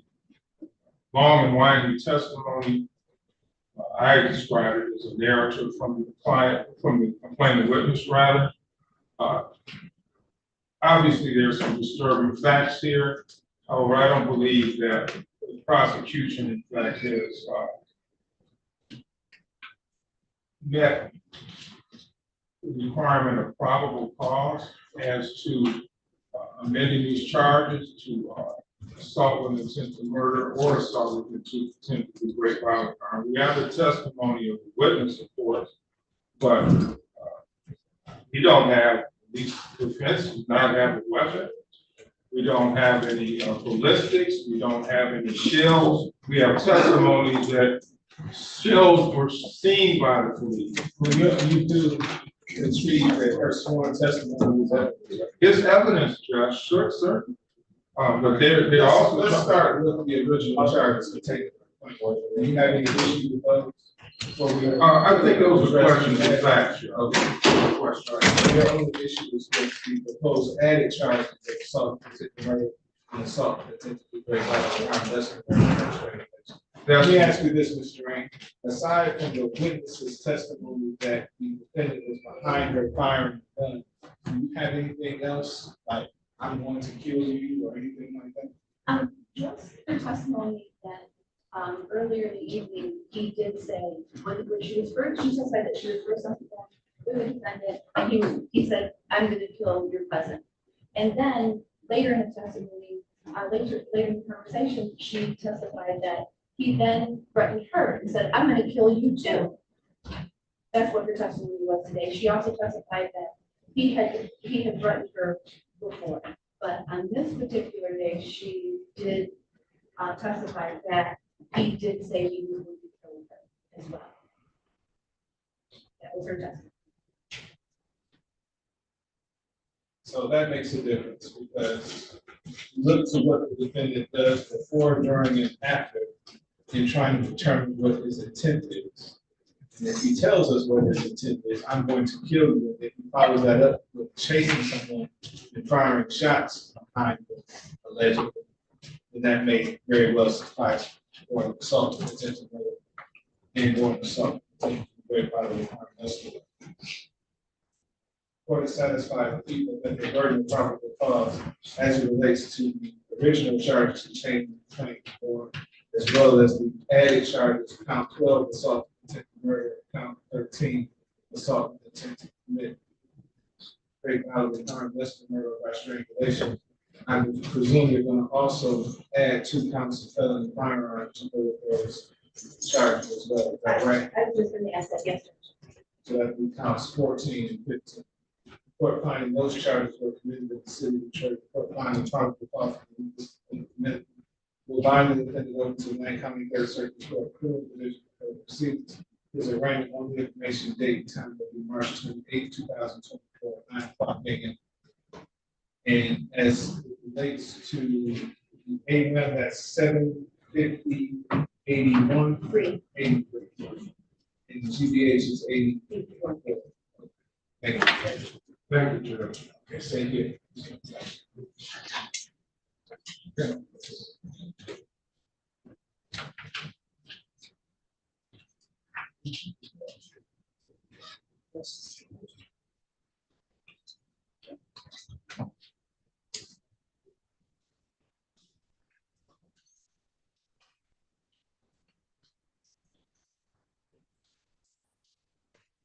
Step behind this door here.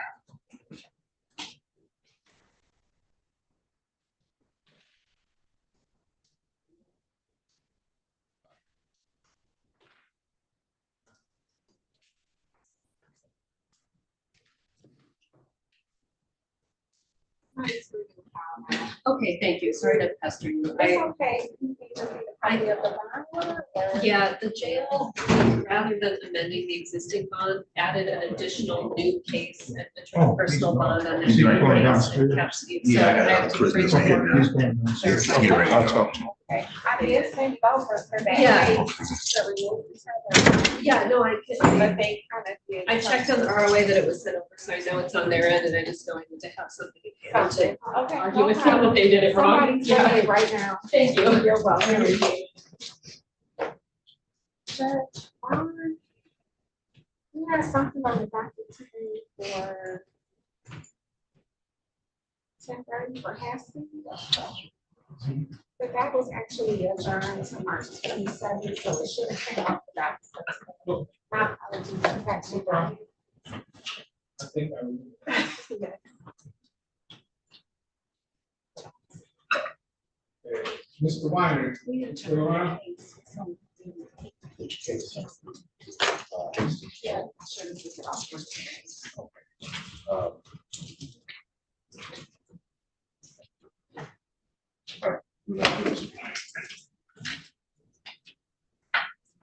Check. Is Mr. Weiner still around? Yes, sir.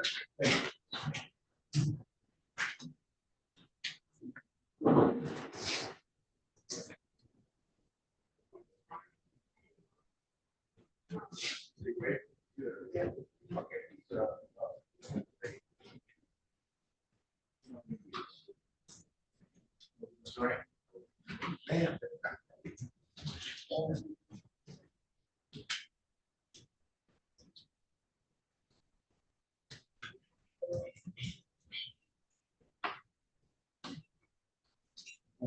We're waving, Judge. So, Okay, give me a second. yeah, thank you.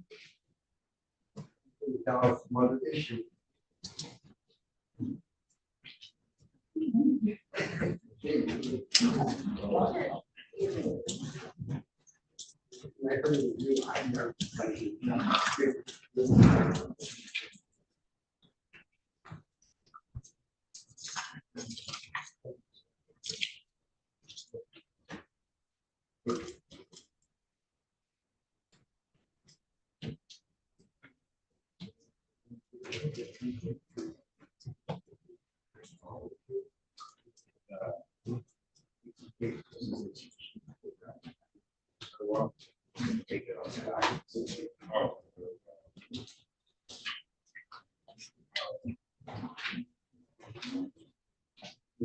That's my change.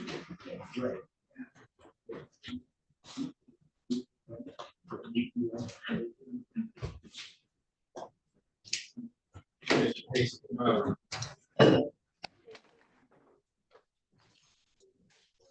Mary Hargrove.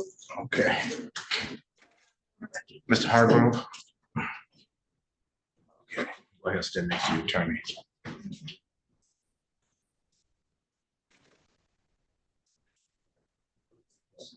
Calling case 2456012 for the state of Michigan versus Amari Lawan Hargrove. Defendants charged in count 1, weapons, firearms, discharge, enter at a building. Count 2, weapons, firearms, discharge from field.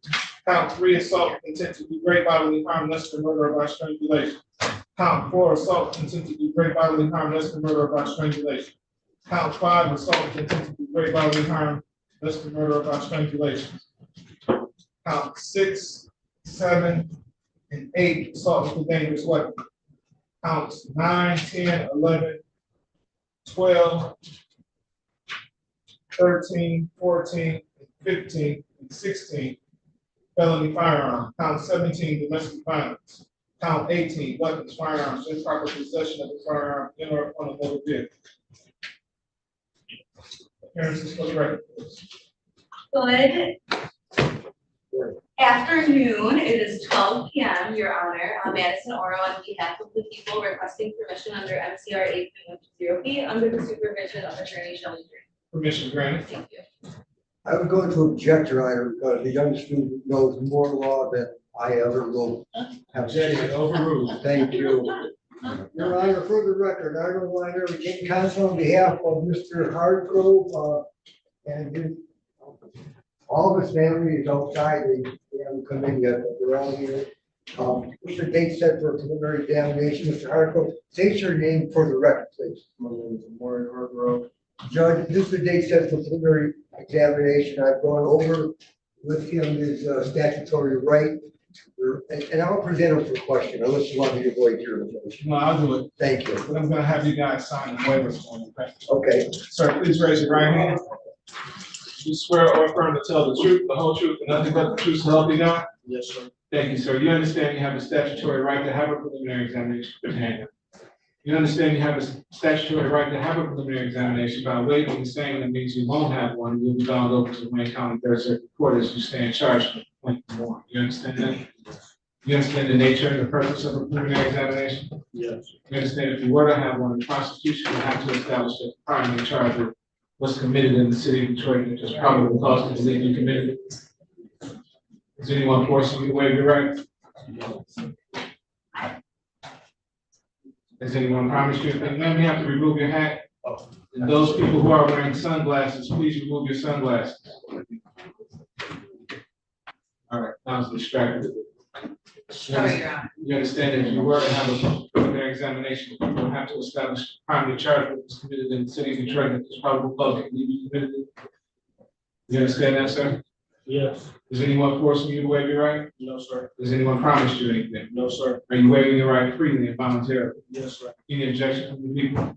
No objection to waive the exam, Your Honor. The court finds defendant's waiver is made knowingly and voluntarily freely given. The court will therefore bind the defendant over to the Wayne County Third Circuit Court Criminal Division for further proceedings. His arraignment on the information date and time will be March 28, 2024 at 9:00 a.m. Judge, may we address the issue of bond, please?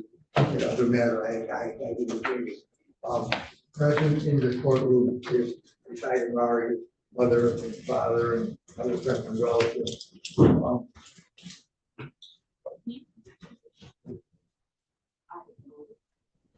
Judge, what I am requesting is, right now the bond is $500,000, cash or surety, if that's my understanding. Mari has just turned, as of March 8th, he just turned 22 years of age. He's single, he has no children, he's been working full-time at a company called Courtroom Industries. He's just gotten a significant promotion.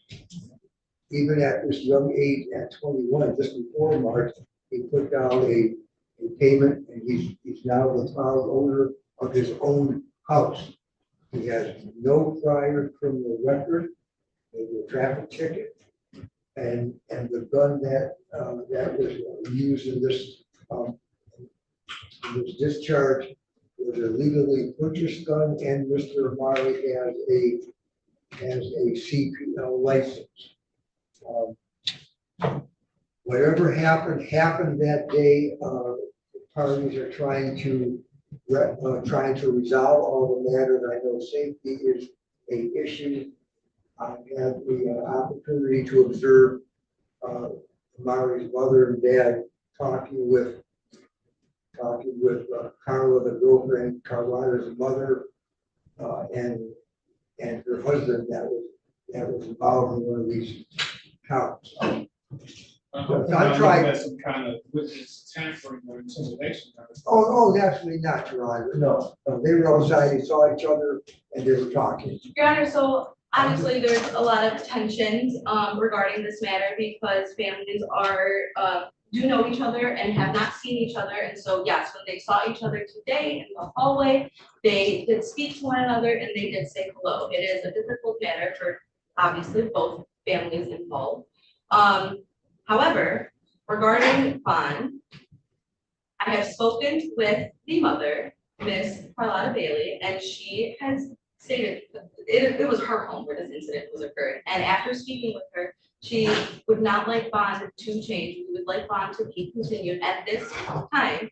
That doesn't mean that, later down the line, we wouldn't be willing to reconsider bond. However, at this time, yes, safety is everyone's largest concern, especially the concern of the individual's house that was considered occurred at. So we would object to any bond reduction at this time. The only thing before hearing that, Judge, all I was going to be asking is that number one, a bond reduction is something they could possibly make, but having a tether on him at all times and only to and from the house to his work and back, nothing else. Just so he keeps his job, maintains it. That's all we wanted. We wanted to also put a exclusion zone that this tether can't come near like 1 mile or 2 miles from where they live. I understand that, and I understand their concern and the safety issue. You've heard the whole story now. I don't think there was no drugs involved. There was no alcohol involved. I think it was. I don't really know. We have to get to the bottom of that.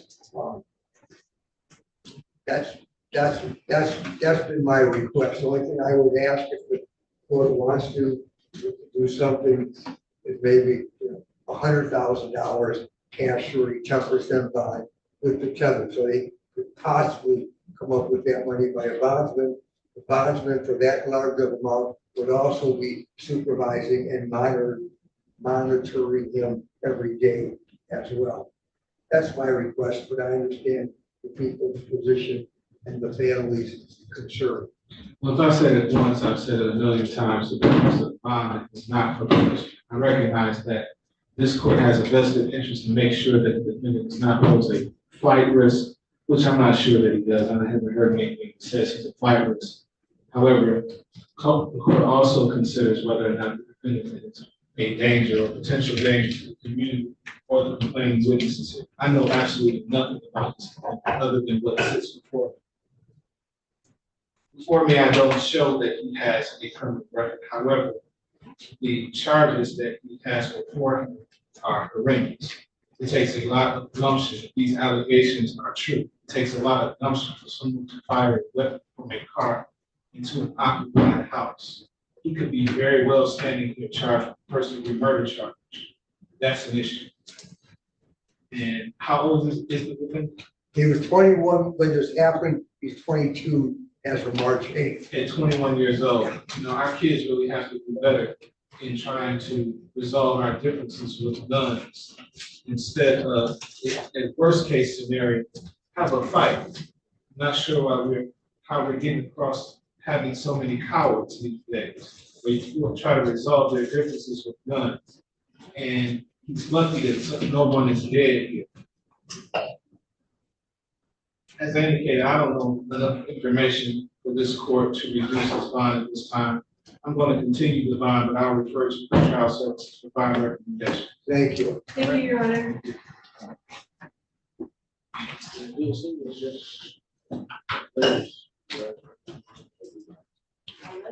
I love you too.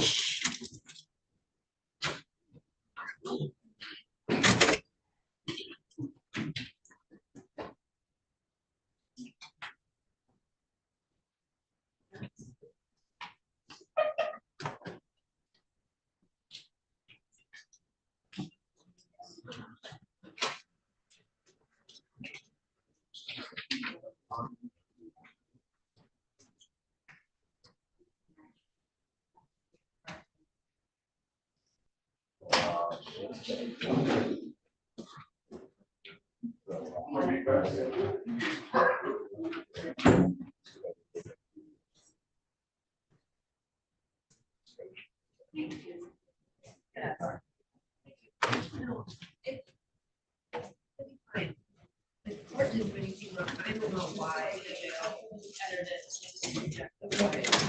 I'll put you back to back. For some reason, so they entered it wrong initially, and then they entered this on a new, they said, okay, domestic violence misdemeanor. So I'm just gonna go over it. Yeah. Yeah. Okay, all right, hopefully that. Yeah, thank you. I'm sure they're gonna try to tell me I'm wrong, but you can't just hold people who are personal violence. Ridiculous.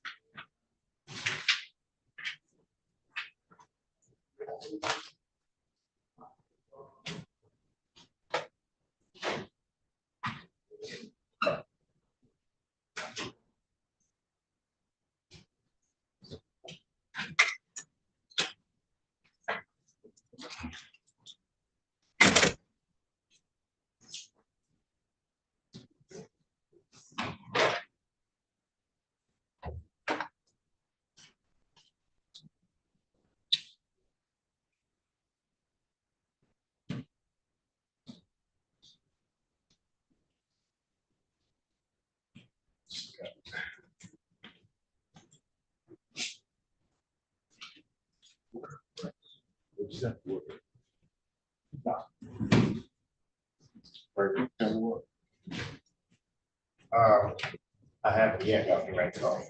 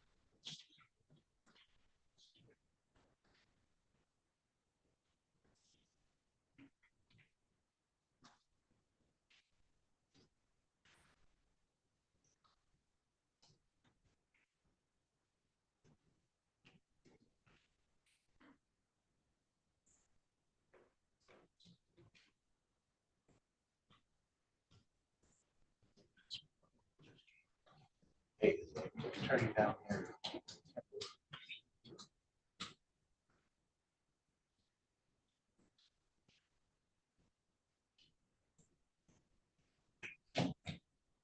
Okay. Right, yeah.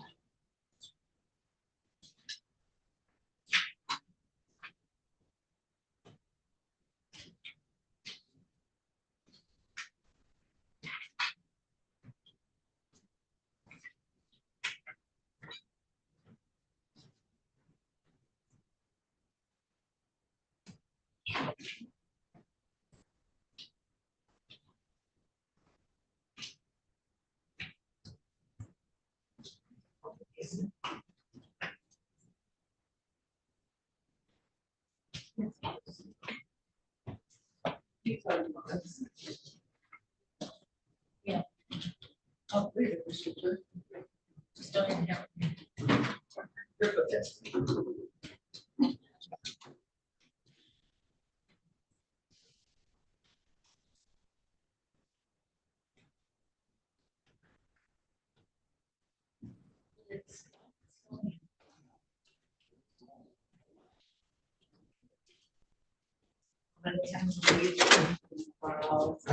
Kimball's. Right. I was coming, when I was coming down 75 south. Northbound, was completely headed to Skinstone. Oh, is that it?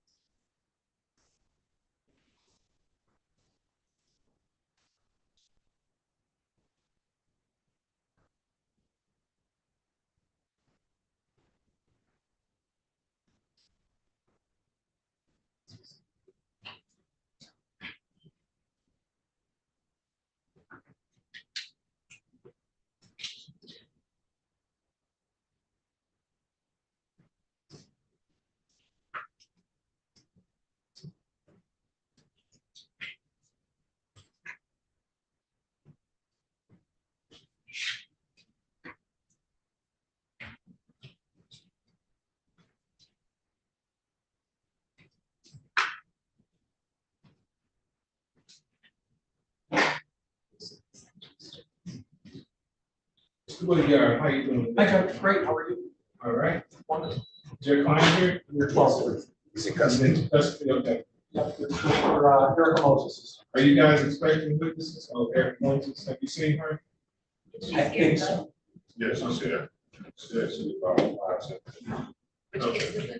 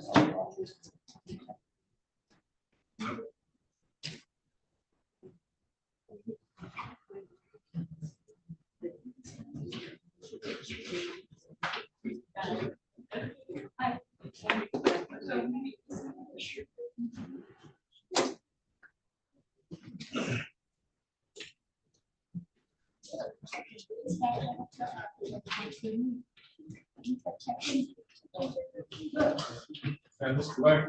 Yes. All right. How'd you get here so quick? As long as it took me to get to work today. I raced down there, boss. I'm saying, what? I raced down there. Some grace down here? Yeah, I appreciate it. No problem. I raced across the street, I couldn't even look up which court it was in front of. I've been in trial 2 days, 2 weeks in trial, not today, but we start back on Monday. So, All right, Ms. Drain, are you ready? a lot of excitement. Calling case 24-55820. People of the state of Michigan versus Sean Craig Black. Defendant is charged in count 1 assault with a dangerous weapon, count 2 domestic violence. Appearances for the record. Good morning, Your Honor. Daniel Lynch on behalf of people. P84589. Good morning, Your Honor. Wendy Burnwell on behalf of Mr. Blackie. Tell me your name for the record, sir. Shot, great, like. There's a date, time set for preliminary examination on the to proceed. Yes, we are, Your Honor. How many witnesses? We have one, You have any preliminary matters before you go? none for the people, Your Honor. All right, One call split your- second, Judge, I have to open up my laptop. Not that big, it's not gonna go this way.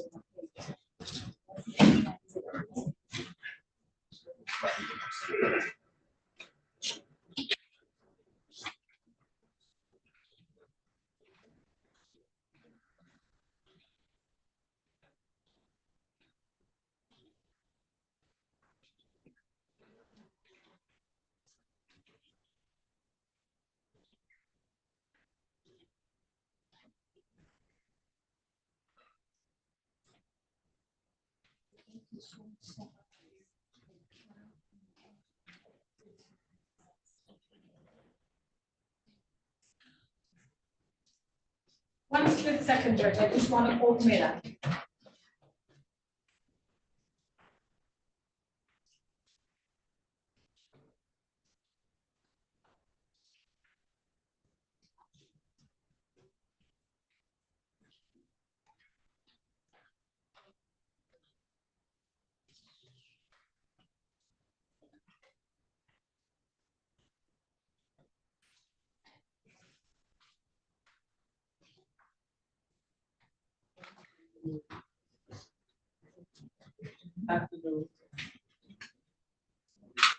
Yes.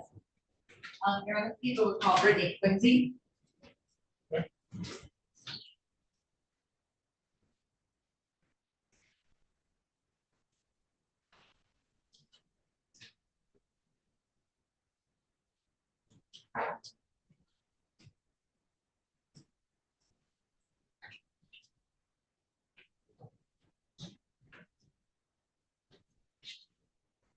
Please step forward, give your name and spelling to the young lady seated over there.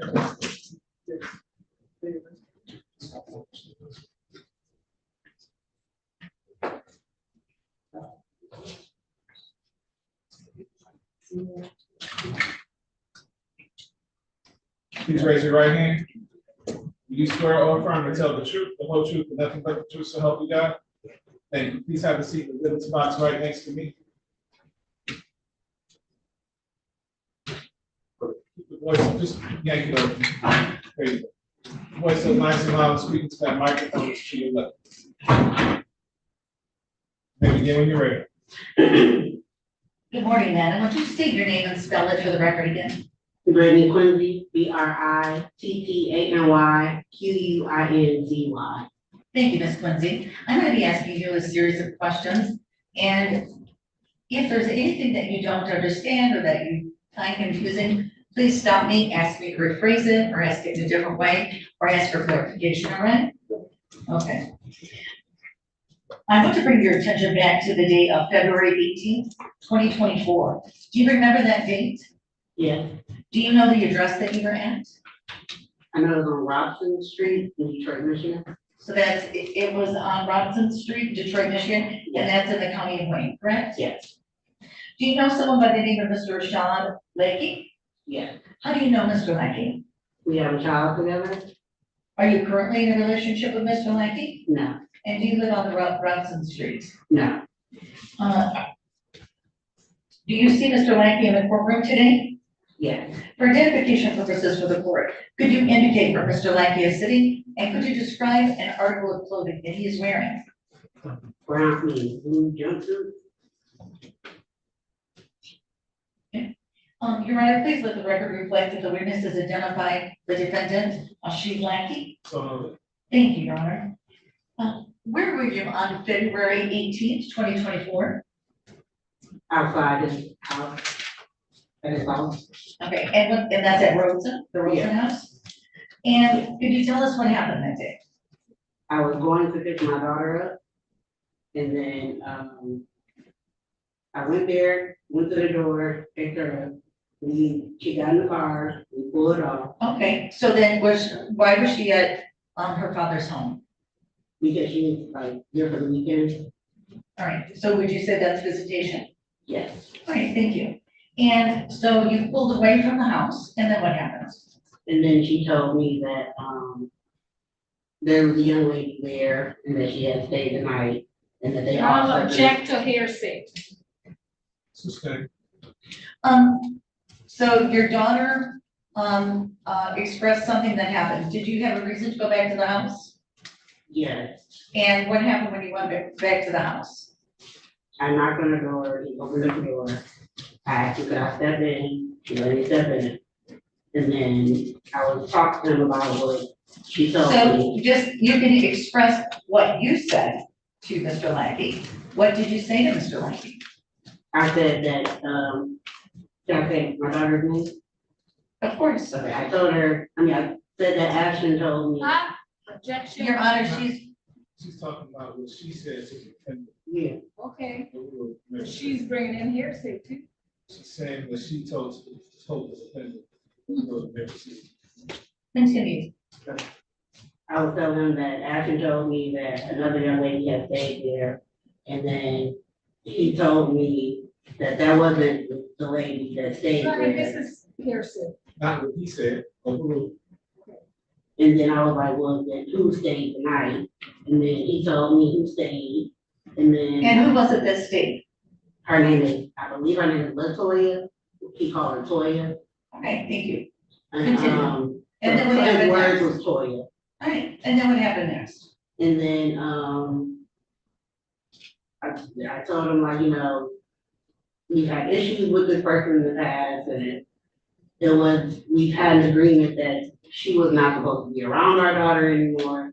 And, All right, let me stop you there. You said that your daughter stayed the night. Where did your daughter stay? At his house, the Robson's house. Does she have her own bedroom? No. Where did she sleep? Was in the room with them. All right, continue. And then, so I was like, we have this agreement, and then, we're kind of back and forth.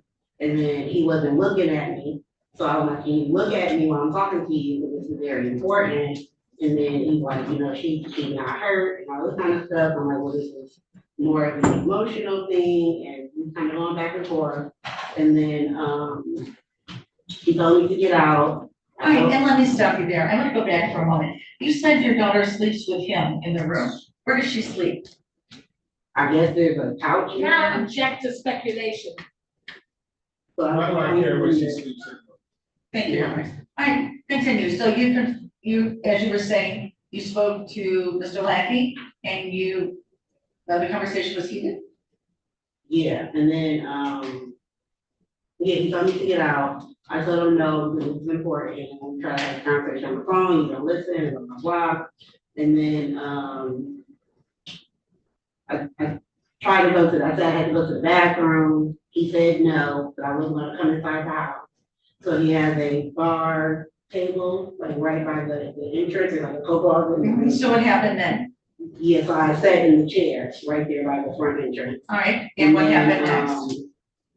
He called the police on me, and then, after that, I got up, and I was like, well, I'm just gonna leave with it, because you're playing a dangerous game. All right, and then what happened next when you started to leave? That's when he grabbed me. How did he grab I was you? walking out the door, he grabbed my coat. All right, and then what happened next? Forced me out the door. All right. So then I sat down. You sat down where? On the ground, right in front of the doorway. All right, and what Between the happened door next? and, like, front of the door. So you sat down on the ground and then what happened next? Then we started like tussling, and like he was like pulling me, and I was, you know, fighting. He was trying to push me out the house, and I was fighting back, like pushing back and forth. All right. And then we stopped for a moment. He proceeded to call the girl, Toya, and they were on the phone for a minute, and then I got up. And I don't remember what started. Oh, I told him, I said, if you call the police on me, then they're gonna, if I go to jail, Ashley's gonna be here with you, so you're gonna look stupid. So he got upset about that, and then we ended up fighting again. And then this time we were right in front of the door. So then he was behind me, he had my coat, he was like pulling my coat up, and it was my coat and my shirt. So I said, you know, you're choking me. All right, let me stop you there. You said you were being choked? Yes. And how were you being choked? Because I was on the ground, and he was behind me, pulling my coat up, so it was like on my neck. All right, did you lose consciousness? No. Did you become lightheaded? No. Did you have difficulty breathing? No. Okay, then what happened next? So then I start yelling out to my daughter, because I did start to panic. And because she was outside in the car. Okay, let me stop you there. You said you started to panic. Yeah. Why were you panicking? So I got scared. Why were you scared?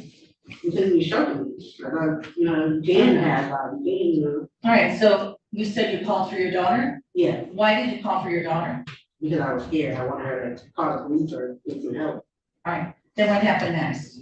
Then she got out the car, she came to the door, she opened up the door, and she was like yelling and stuff, and then he eventually did get off and stop. Let me stop you there. What do you mean he got off? Off my coat, like, you know? He let go of your coat? Yes. Okay, thank you. Yeah. But we continued fighting, he like pushed me against the wall, and then we were like tussling back and forth. Let me stop you there. When you said we continued fighting, what was going on at that time? Well, I was still on the ground, but he was like pushing me like into the wall, and like he was like kneeling down on me and hitting me. Okay, and he was kneeling down on you.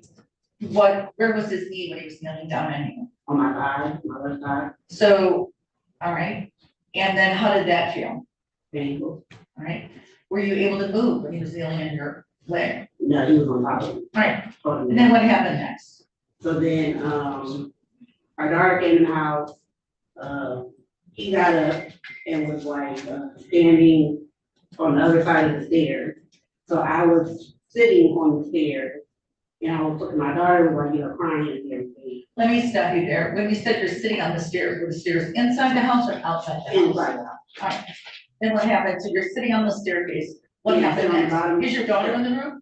Yeah, she's in, it's like all in the foyer, so like when you come in and out, like the stairs right there, and in the living room, so I was like on the stairs. Okay. in the Then what foyer. happened next? So then she was standing in the foyer, my daughter, and I'm like, talking to her, trying to calm her down and everything like that. So then he got upset and said that I had gotten too comfortable. Let me hold on there for a moment, if you don't mind. You said that your daughter, you observed her crying, Yeah, correct? And why was she crying? because she wanted us to stop fighting. Thank you, thank you. So, were you upset when you saw your daughter cry? Yes, How did that make you feel as a mother? it made me feel horrible. Okay. And then what happened next? So then, he said, oh no, you're getting too comfortable. So then he grabbed me, because I was laying on the stairs like horizontally, I wasn't like sitting, if that makes sense, I was like, my feet were across the step. Let me ask you, let me stop you. Why are you laying on the stairs? Well, because I was on the very bottom step, it wasn't really nowhere for me to be. But why were you laying on the stairs? Well, I wasn't laying, I was sitting, but my leg was. Okay, and why were you on the staircase?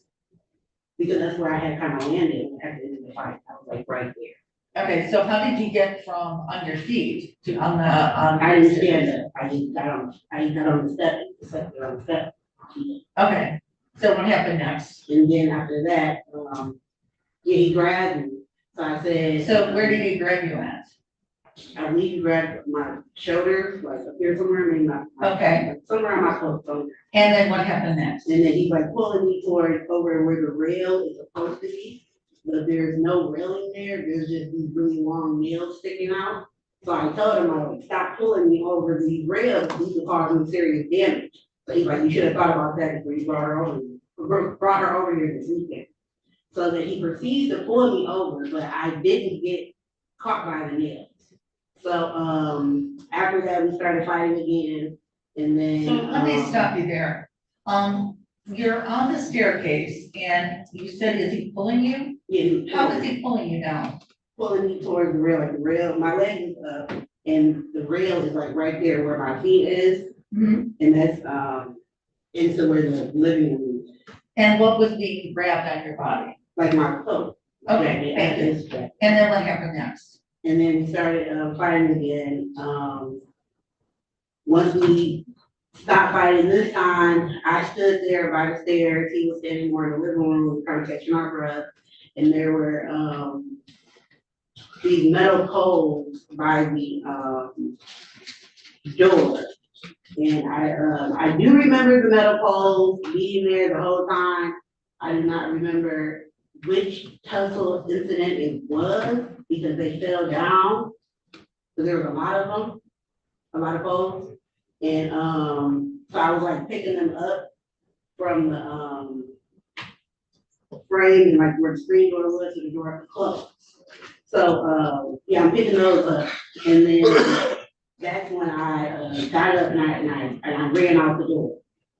Okay. Did anything happen with the metal rods at all? Yeah, I believe I was struck with the metal rod. Where were you struck? On my back, where I was struck. And what did the metal rod look like? It was silver, it was like, maybe like this long. And about how long is that now? How many feet would you say? Maybe 3 feet. Thank you. Yeah. Right, and for the record, the defendant is stretching out her arms to about 3 feet or so. And how wide were these? What was the diameter, do you know? They were like this, hollow. Hollow, okay. And do you recall what the color was? So. Thank you. And then, what did it feel like when you were hit? I was getting hit by punches too, so they were all equally painful. And where were you being punched? Everywhere. Okay. My arms, my shoulders, my legs. And then what happened next? You said you tried to I leave. ran out the house. And then as you were leaving the house, did anything else happen? He came out the house after me. Okay, and then what I happened? ran to my car, I opened up the door, I got inside, my lock didn't work, so I tried to lock it. He grabbed the door, he opened up the door, and then I started the car, and I started to reverse. He like grabbing the wheel and trying to pull me off the car. So then, as I come out the driveway and Now, let me hold you on for one moment. You said that, how did he reach inside the car? He opened the car door. So the car door was open? Yeah. Was your daughter in the car at this time? No, she was like coming down the steps. Fine. So continue. So then, I was reversing out the driveway, and then once I got fully in the street, that's when he let go of the steering wheel, and the men were more of a hit was being thrown. And then I put the car into drive, he started yelling at our daughter, telling our daughter to get in the car. She was in the street, like, by the grass, and then, what happened? I put my car in drive, and as I was starting to pull off, he stepped back, and that's when it fell. And where did he spit, how did he spit on you with you in the car? Like, he was still in, like, the door was still open. Oh, the door was open? Yeah. How close was he when he did that? About 2 feet away, like, he was right there, he just took one step back and was. Okay, thank you. For the record, the defendant is motioning with their left arm and indicating it was about an arm's length away, is that correct? Yeah. Thank you. And then what happened after he spit on you? What happened next? Then I, closed the door and I pulled off. And then I went around the corner and talked to. And was your daughter with you at that time? No.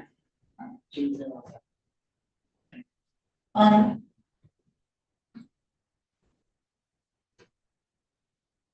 And what is your marital status to Mr. Lackey?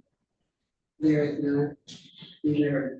And did was there at one time a relationship or a romantic relationship with Mr. Lackey? Yes. What is your current marital status? I'm married. Did you seek medical attention after this event? No. What, did you have any injuries as a result of this? I had scratches on my legs, and I had a scratch on my back. Like, And did you call 911? yes, When did you call 911? when I left his house. And where As were I was you? going down the street, they told me where to park. So you took your car, you parked, where did you park your car when this was over? There's a liquor store, there's a gas station. And were you interviewed by the police at that time? Yes. Thank you. No further questions, Your Honor. Prosecution. Good afternoon.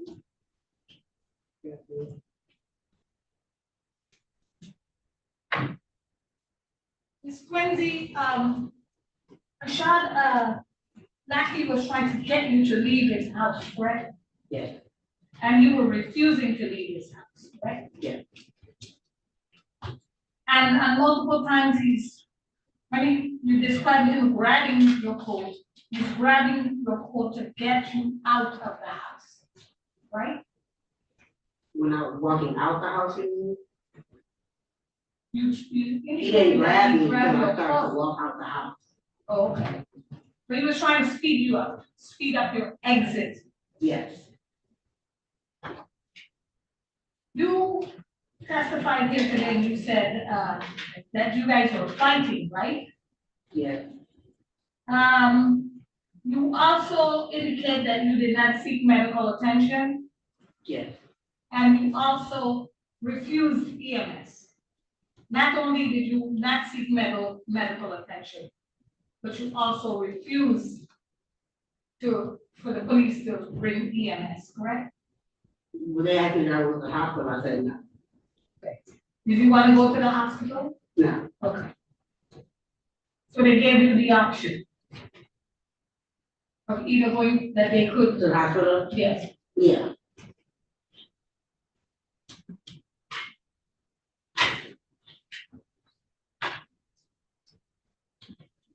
One second, Judge.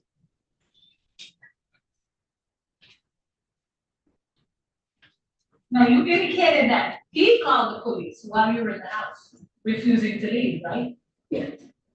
And you saw him call the police to get him out of the house, Yeah.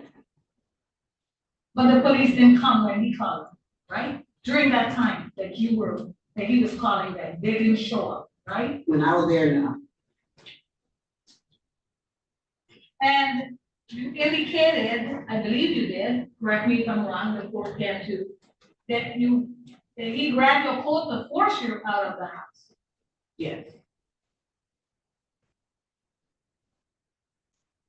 You sat down in the doorway in protest, correct? Yeah.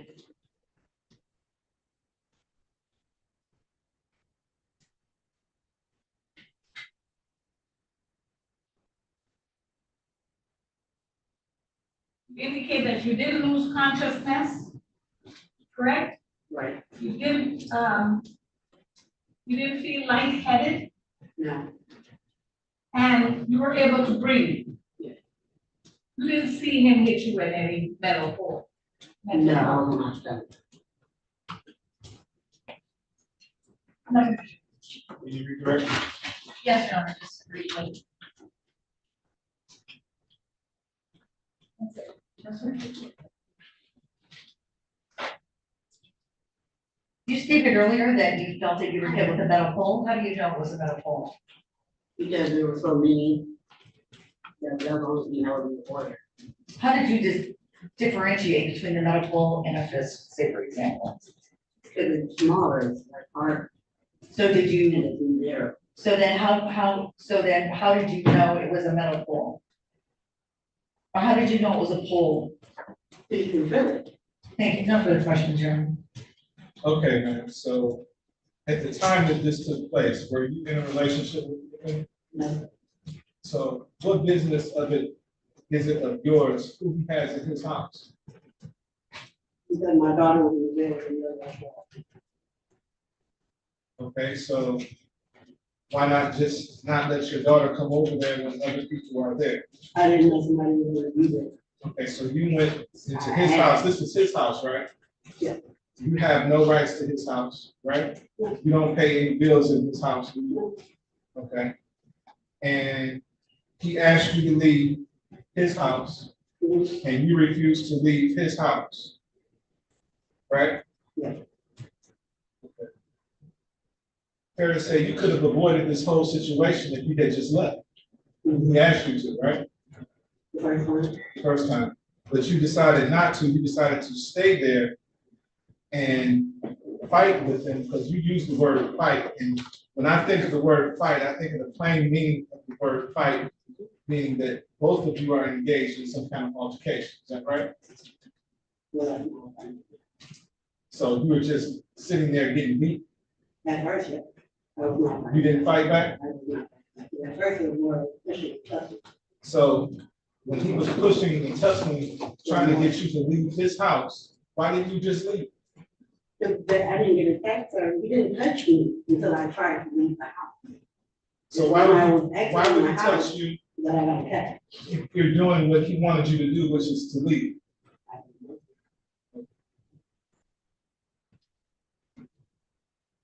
You said that you believe you were struck with the metal pole, but you didn't see you being struck with the metal pole, is that right? No, no. You said that at the same time that you were being struck with the metal pole, he was hitting you, is that right? He was hitting you with his fist, is that right? Does it make sense that you would hit someone with a pole and with the fist at the same time? That doesn't make a lot of sense, does it? It's usually one or the other, right? Yeah. Any questions based on my questions? No, Judge. No, Your Honor. Thank you, ma'am. You may step down.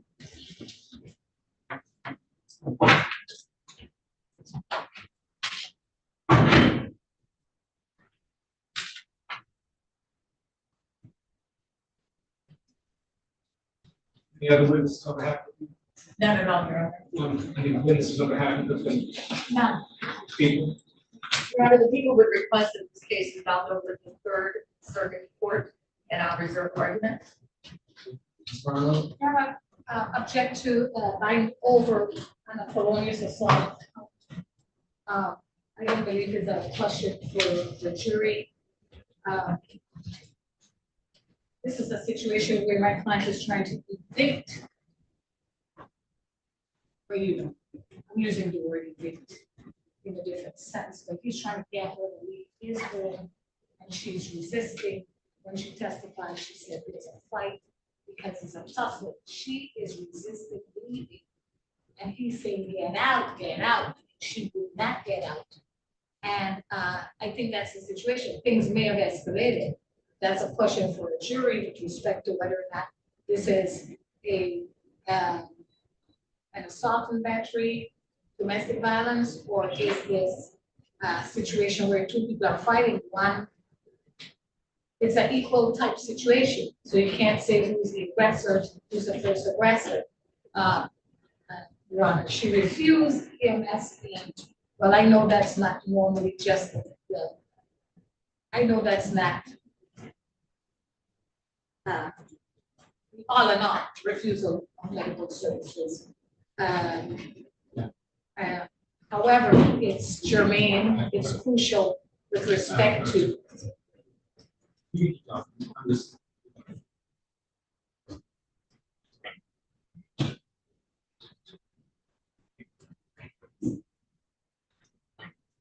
So Judge, I believe that they have not met by probable cause standards, elements of something, respectfully ask you to dismiss them. Your Honor, I believe this is a question of fact, and the witness was testifying that she was on the ground. She was being kneeled on by the defendant and punched. Perhaps it was. The charge here is assault with a dangerous weapon. Hit with a metal rod, and she's unable to leave if he's kneeling on her leg. I think it was her left thigh, she indicated with a gesture. And if she's kneeling, if she's on the ground, he's kneeling on top of her, how could she exit the home? She didn't want to leave by her own testimony. He also said that he had the metal rod and he was and he spit on her. I think it's a question of fact. There are differences that people who look at this story and indicate that they could believe one story over So another. although I know a lot of things can be qualified as a dangerous weapon, I don't think spit is. But a metal rod could be. Metal rod, Yes. absolutely. And she But said the witness said that she didn't see him hit her with a metal rod, that she thought that he may have. She said also that he was punching her at the same time as hitting her with the rod. That in and of itself makes no sense to me, because if I have a metal rod in my hand, I'm not gonna punch you and hit you with a metal rod. That does not follow as the logical sequence of events to me. If I have a metal rod and I'm going to use that metal rod as a weapon, I'm going to use the metal rod. And I'm going to hit you with the metal rod. I'm not going to do both, hit you with the metal rod and hit you with this. But as a matter of course, this witness is not able to tell us that she was affirmatively that she was hit with the metal rod. She did, Your Honors, distinguish between a hit and something that felt like it was this one. She also said that she was not fighting, although she said that initially she was fighting. She said on more than one occasion that they were fighting. And using the plain meaning of fight, that means mutual altercation that they were fighting. And if she refused to leave, she doesn't appear to me to be the type who's going to let this defendant just hit him without fighting back.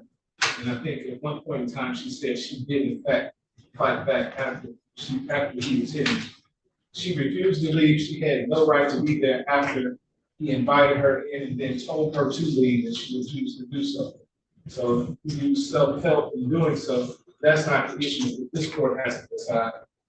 I have to decide if she was assaulted with a dangerous weapon, that being a metal rod. I don't think the court has been presented with enough evidence to show that he assaulted her with the metal rod. For that reason, the court will dismiss this matter, dismiss count one anyway for insufficient evidence. Count two remains, which is domestic violence. That'll be before Judge Garrett on April 12th at 8:30 for a pretrial. Count one is dismissed. I need to dismiss those count. Thank you. Thank you, Your Honor.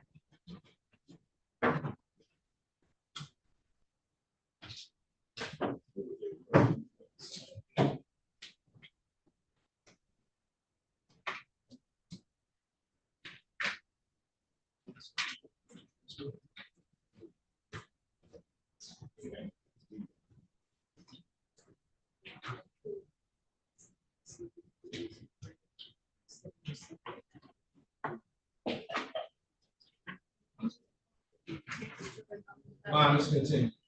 Thank you, Judge. Judge King, when's my court date again? April 12th. April 12th at 8:30. Let me turn this into well. Good. Hey, thank you.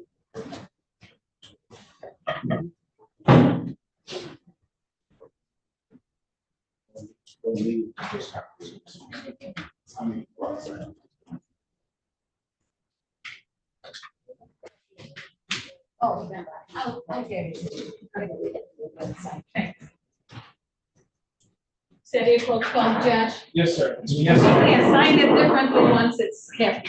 I'm sorry. I think they assigned it differently once it's kept here. I think so too. Yeah. So, yes. Thanks, Judge. Have a good weekend. Thank you. Yes, sir. Mr. Woodyard. Yes, Judge, we're ready.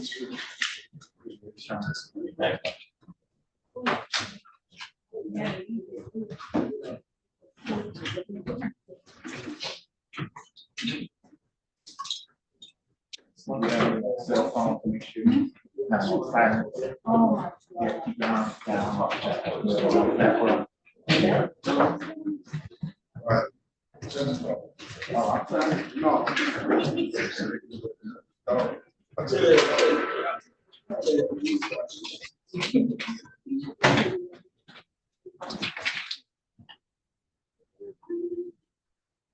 Let's have the defendant, Mr. Kimball. Yes, sir. Hey, Mr. Kimball. You gonna go stand next to your attorney? Calling case 24-56046, people of the state of Michigan versus Cortez Henry Kimball. Defendant is charged in count 1, criminal sexual conduct, first degree, person, 13, defendant 17 years of age or older. Count 2, criminal sexual conduct, first degree, person under 13, defendant 17 years of age or older. Defendant has an official offender verification notice. Appearances for the record. Thank you, Your Honor. Erica Moses on behalf of the people, P 78491. Judge, good afternoon to you and the staff. Michael Woodard, my number is 612. I'm the staff attorney in the Neighborhood Defender Service, and we represent Mr. Kimball. He's here in court. Say good afternoon, Elizabeth. Say your name.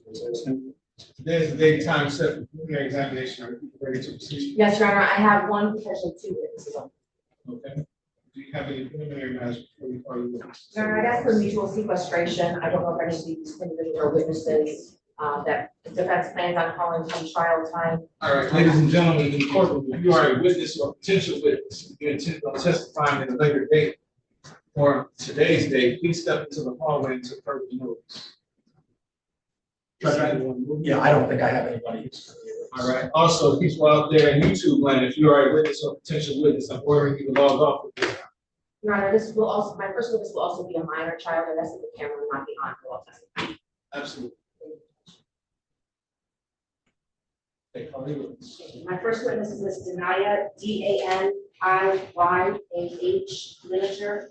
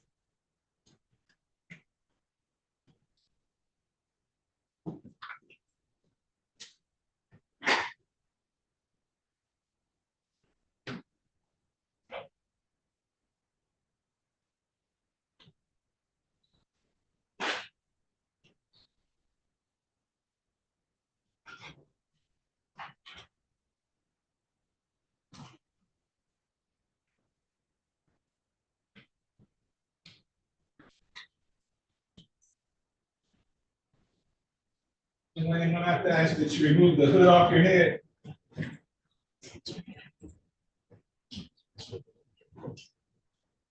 Your Honor, I do have a sister of Ms. Daniyah here. She is not a witness to my case. I ask if she will allowed to stay. We're open to the public. Give her your name and spell it for her, please.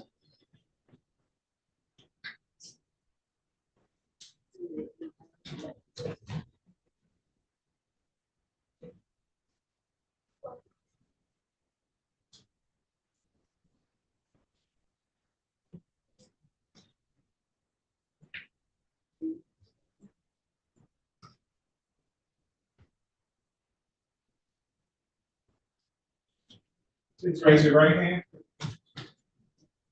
Do you swear or affirm to tell the truth, the whole truth, and nothing but the truth, so help you God?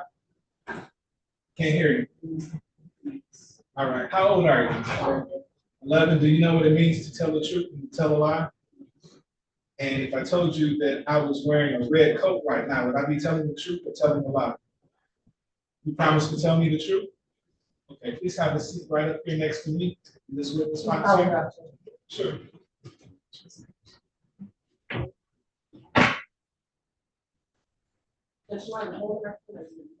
Whichever's easier for you. She might want to hold it, but she speaks rather soft, okay? Just put the microphone in your lap and speak directly into that so you can hear you, okay?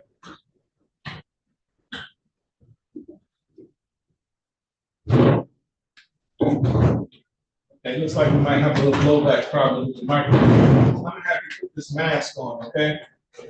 That helps. Yes.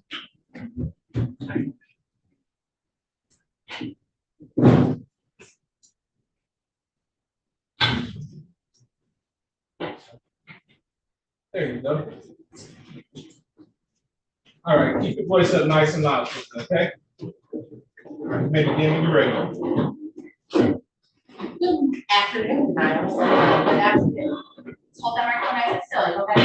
Don't put your hands on Can you say your name for the record real nice and loud for me? Thank you. And Denaya, how old are you? 11. Okay, and what's your birthday? August 5th, Okay, so what year? 2012. So I want to ask you, back in 2020, how old were you then? 8. About 8 years old? Okay, and do you remember where you were living at that time? Was it in the city of Detroit? Yes. Okay, that's in Wayne County, right? Huh? Is that in Wayne County, if you know? Okay, that's okay. So do you ever remember going to an address at 14345 Crescent Drive in the city of Detroit? Well, Okay, tell me about your house. Are there other houses around it or no? yes. Okay, how many other houses are around it? A lot. Okay, and do you still live at that address or no? Yes. Okay. And did you ever go to any nearby houses and visit? No. Okay. Does your mom have any friends in the area? Yeah. Okay, what's that friend's name? Erica? Okay. Do you know anybody by the name of Melody? Yes. Okay, who's Melody? Mom. Marmar's mom? Who's Marmar? Melody's son. Okay, and how old is he? I think 12. 12, okay. And are you friends with Marmar? Not anymore. Okay, were you friends at one point in time? Yes. Okay, and did you ever go over to Marmar's house? Yes. Okay, and how far away was Marmar's house compared to your house? Like,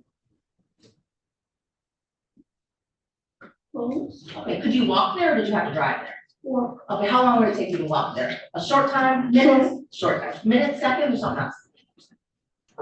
Probably. Okay, so how often would you go visit Marmar at his house? Like, all the time. Okay, and where do you go to school? Where did you go to school all the time? Plymouth. Okay, have you always gone to Plymouth? Yes. Is that Plymouth Elementary? Or what's the name of the school? Plymouth. Education Center. Okay, and tell me about a time that you remember going over there. Would it always be after school, before school, or another time? After school. Okay, and would you go home first before you went to go visit, or did you go straight there when you visit? I'll go home first. Okay, now, do you remember being about 8 years old and going to visit over at Mama's house? Yes. Okay, do you remember who lived at Mama's house? Yes. Who was that? Hold the microphone nice and still. You okay? You want to put it up there? Or can you hold it? You hold it? Okay, just make sure it's nice and still because we don't want to hear feedback with the microphone, okay? So who lived at Mama's house, if you can remember? Melody. And is Melody an adult or a child? Adult. Adult. Okay, who else? His brother. Say it again. His brother. Whose brother?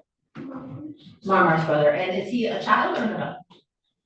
Child. Okay, did anybody else stay at that house? His sister. Okay, and a child or an adult? Child. Okay, any other adults stay at the house? Cousins. Okay, And who is Cortez? How do you know him? My mom and Mama's friend's boyfriend. Okay. Do you know his full name or just his first name? yes, his first name. Okay. And do you see Cortez in the courtroom today? Yes. Okay. And where is he seated? Right there. Okay. What's he wearing? A green. So what color is it? Green. Green. Okay. Your Honor, that's for in-court identification of the this time. So noted. Now, I want to talk about you going to that house, okay?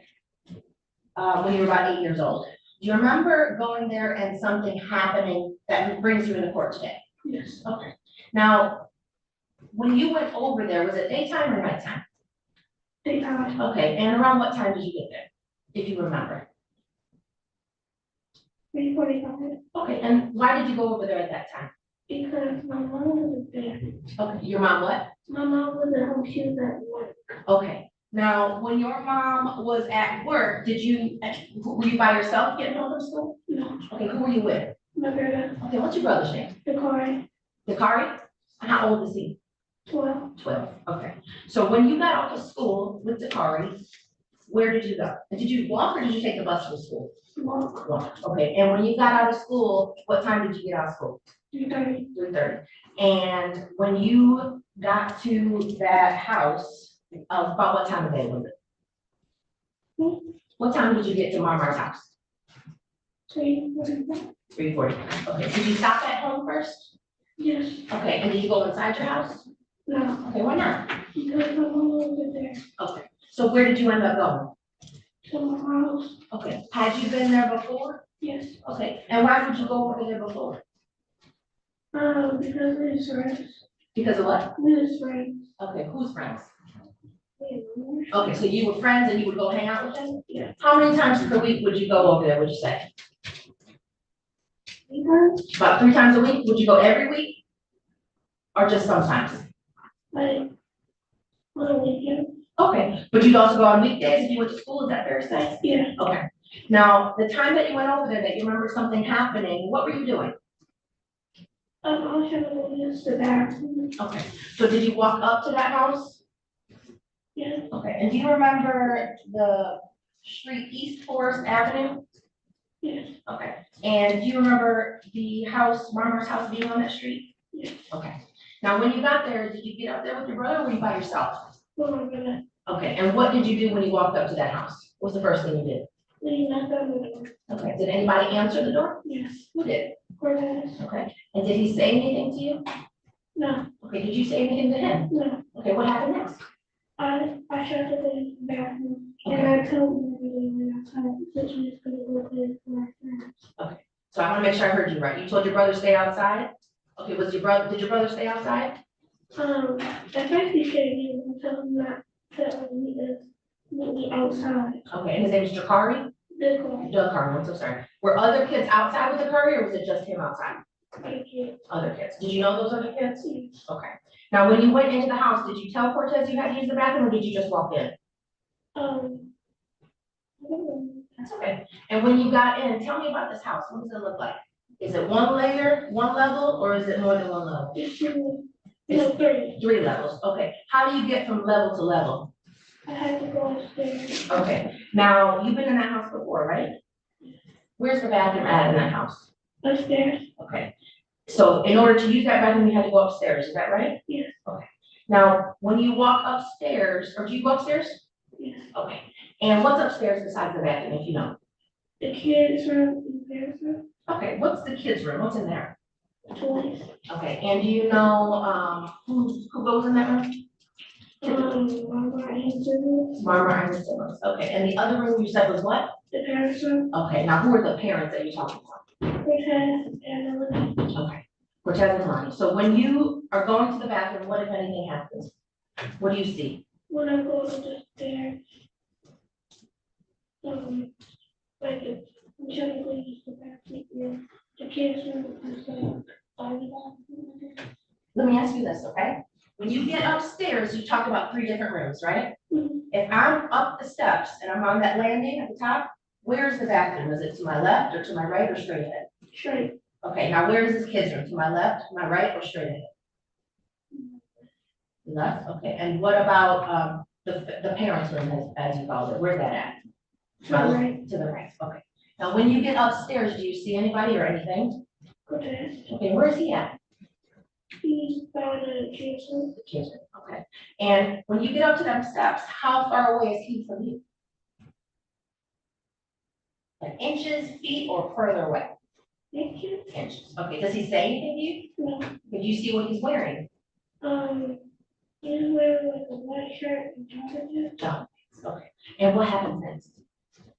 He grabbed me. Okay. When you say he grabbed you, with what did he grab you with? He said, His hands? yes. One hand or two? Two. Okay, what part of your body did his hands touch?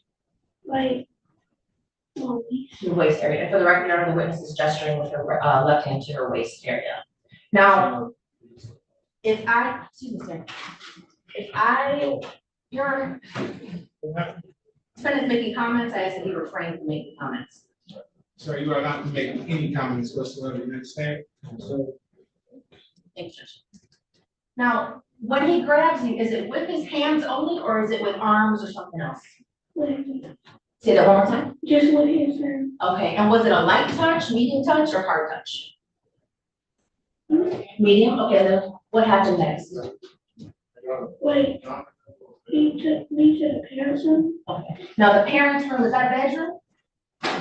Is that a bedroom? Yes. Okay, and what's in that bedroom? What's it look like? Like, it was like a little bed and covers. Okay, so the bed, is it like an air mattress? It's a blow-up bed, is that what that is? Yeah. Okay, is it a big bed, medium bed, or little bed?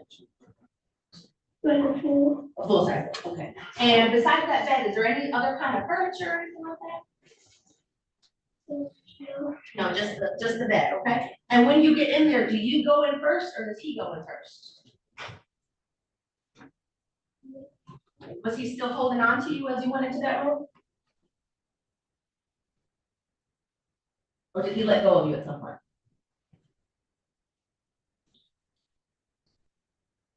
You okay? You need a second? You need a second here? Just give me 1 minute, please. Can I approach her?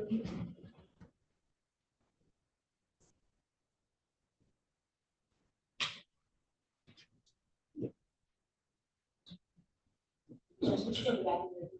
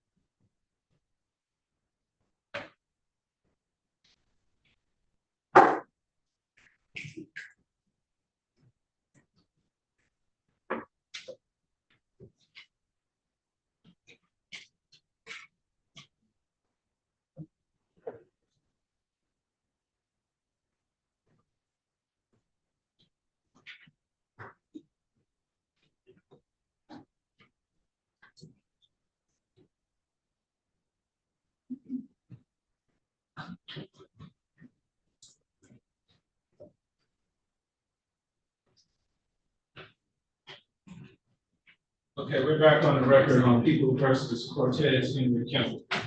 Before we begin, let me say one thing. There are to be no more verbal or non-verbal communication from you, sir.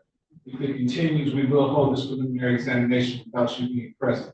You will be considered to permanently censure yourself in these proceedings if you can't control yourself. You understand? Nothing else. May proceed.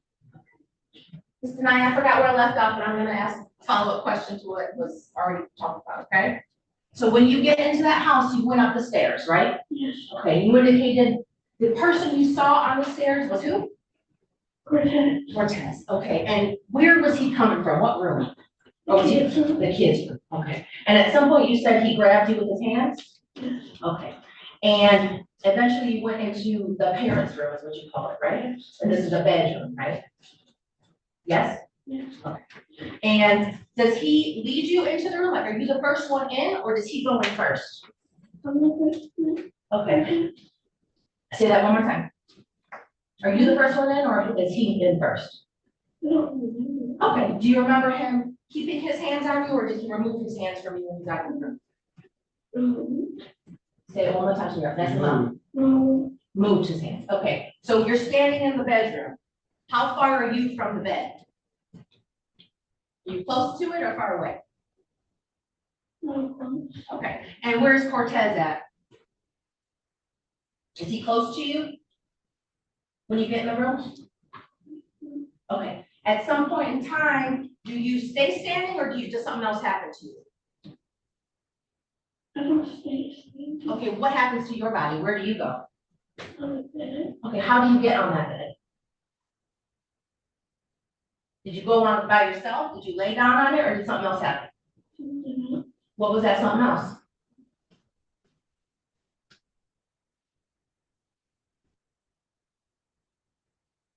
Did anybody tell you to get on the bed? No. Did anybody make you get on the bed? Yes. Who made you get on that bed? Yes. How did he make you get on that bed?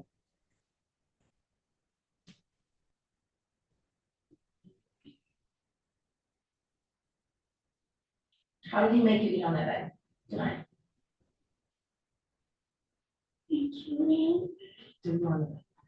Now, when you land on that bed, do you land on your tummy or on your back or on your side? On your stomach, okay. Do you remember what you were wearing that day? No. Okay, but you remember him wearing a black t-shirt and joggers, is what I heard you say, is that right? Yes. Okay, what happens next when you're on that bed on your tummy? Does Cortez touch you at all on your body anywhere at any time while you're on that bed? Yes. Where does he touch you at? On your legs, okay. Now, you don't remember what you were wearing, but do you remember if you had shorts or pants on? Probably did. Okay, I don't want you guessing, so if you don't know, that's okay too, okay? But do you remember anything happening to your clothes while you were in that bedroom on that bed? Yes. What do you remember happening? Okay, now it's a silly question, but I'm gonna ask it, okay? Underneath your pants, do you wear panties? Yes. Okay, did you have panties on that day? Okay, now while you're on your tummy, how are your pants removed? How do they come off? I need you to talk real nice, I can't hear out of my ear, remember? So I need you to talk real nice and loud for me. How do your pants come off? You pull them off. Okay, and when he pulls off your pants, do your panties stay on or come off too? Come off too. Okay. Now, do your pants and panties come all the way off, like they move to somewhere else, or do they stay on your body? Stay on. Okay, where do they stay at? My knee. Your knee, okay. Now, do you stay on your stomach? Yes. Okay, what happens next? Where, when you're on your stomach, where is Cortez? By the bed. Okay, he's by the bed. Now, when you get into the room and you're on your stomach, is he by your feet, or is he to the side of the bed, or the front of the bed? Where's he closest to? What part of your body? The feet, okay. Now, does he stand up, stay standing up, or does something else happen? No, yes.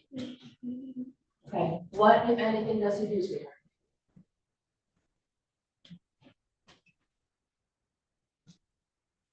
Do you see anything on his body change?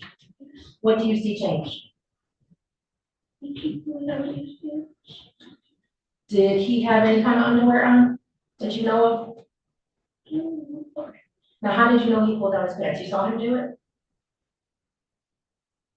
No. Okay, how did you know that his pants were off? Because when he got on top of me, I didn't feel okay. Okay. Now, he got on top of you. Were you on your tummy the whole time? And how did he get on top of you? Where was his head compared to your head? It was staying in? Okay. Now, was his chest facing your back or something else? Okay. Now, where were his arms, if you remember? Okay. And where were his legs, if you remember? By your feet. Okay. Were his legs on the bed or off the bed? Okay. So he didn't stay standing up, is that right? Okay. Did he lay on the bed or sit on the bed? Or something else? What did he do? He was on you? What does that mean? Where was he at? You were still flat on your tummy, right? Where was he at compared to you? Okay. Did you feel something heavy on you or no? Okay, so you could feel his body on you, is that fair? Okay, what happened next? Actually, let me ask you this. When you go to the bathroom, where do you pee out of? What do you call that area? Okay. And where you go poop out of, what do you call that area? The booty. Okay. I call it the booty hole. You talking about booty hole if I say that? You know what I mean? Okay. And when he is on top of you, what, if anything, is he doing?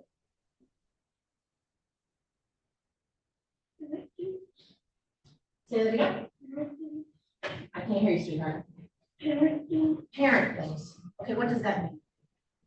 Do you have another word for parent things? Now, does he do anything with any part of his body? Okay, what part of his body? His private part. Now, what does he use for his private part? What does he use it for? To pee. Okay. And when he's on top of you, what about his private part? What happens?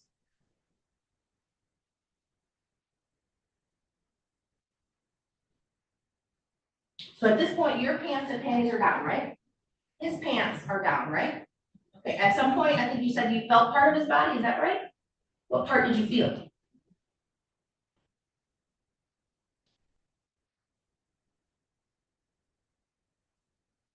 Let me ask you one more time. When you're laying down on your tummy, okay, and he's on top of you, you indicated that you felt something, right? What, if anything, did you feel? Just speak up real loud to her, okay? Real loud. You tell your best friend's in the back of the courtroom, okay? She needs to hear what's going on. So you felt his private part. What does that mean? Where did you feel his private part at? Your butt? Okay. Now, when you felt it on your butt, are we talking, so I have butt cheeks, right? We're talking about the booty hole, right? What part of his private part, what did it touch? Did it touch either of those things? The booty hole, okay. So in between your butt cheeks is the booty hole, right? Okay, are you saying that you felt his private part touch the booty hole? Okay, did it go inside or stay outside? Inside, okay. Now, was he making any kind of motion with his body at all? Was he moving at all? Or staying still? Back and forth? Was he moving back and forth or was something else moving back and forth?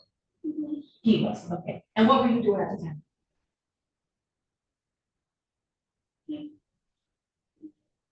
You're just laying there? Okay, how were you feeling at the time?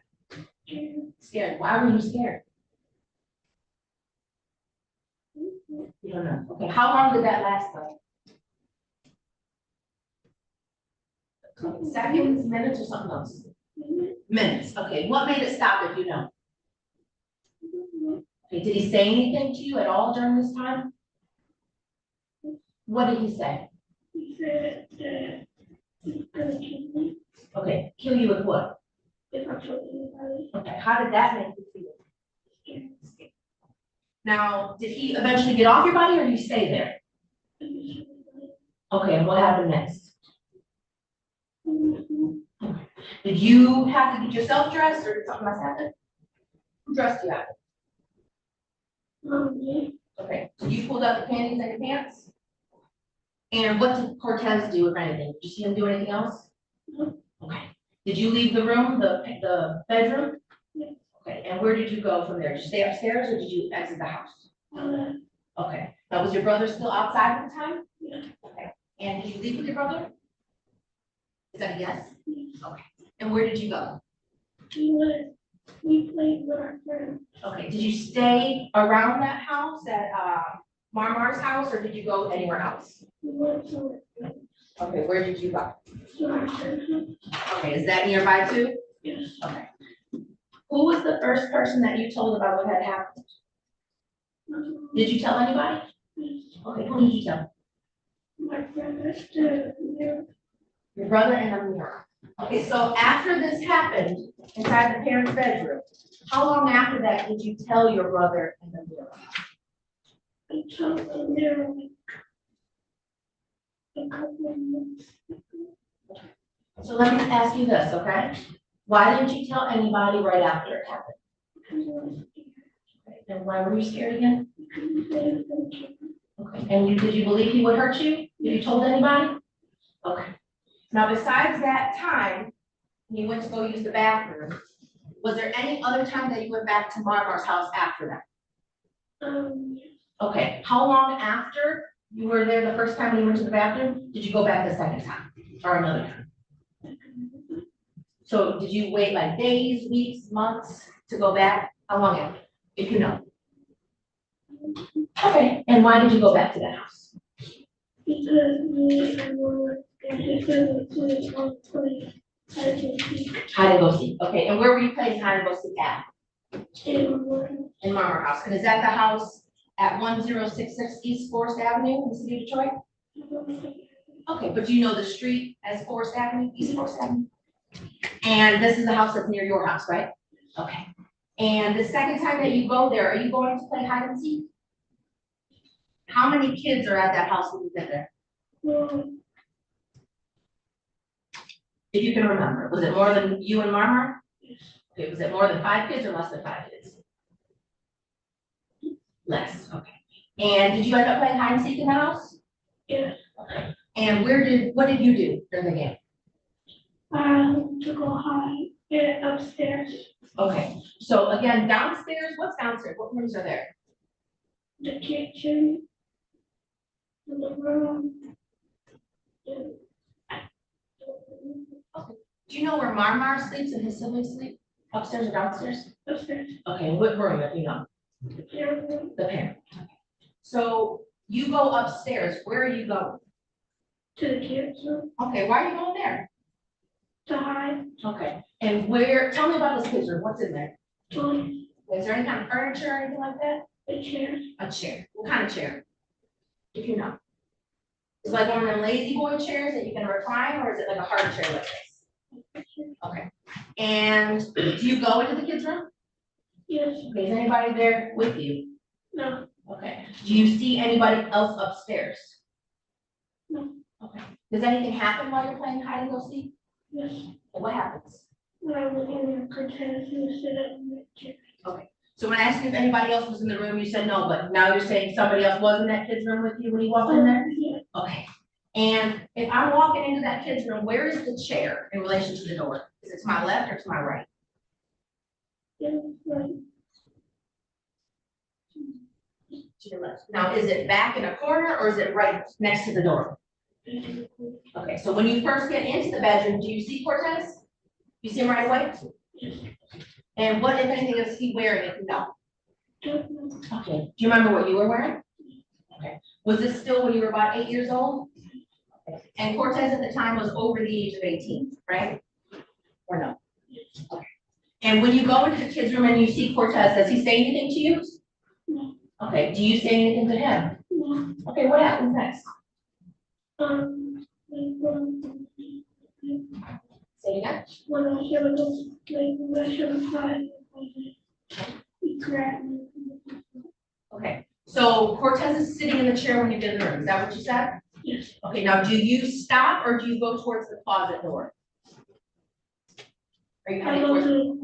Okay, and where's that closet door in comparison to the chair? Is it near the chair or away from the chair?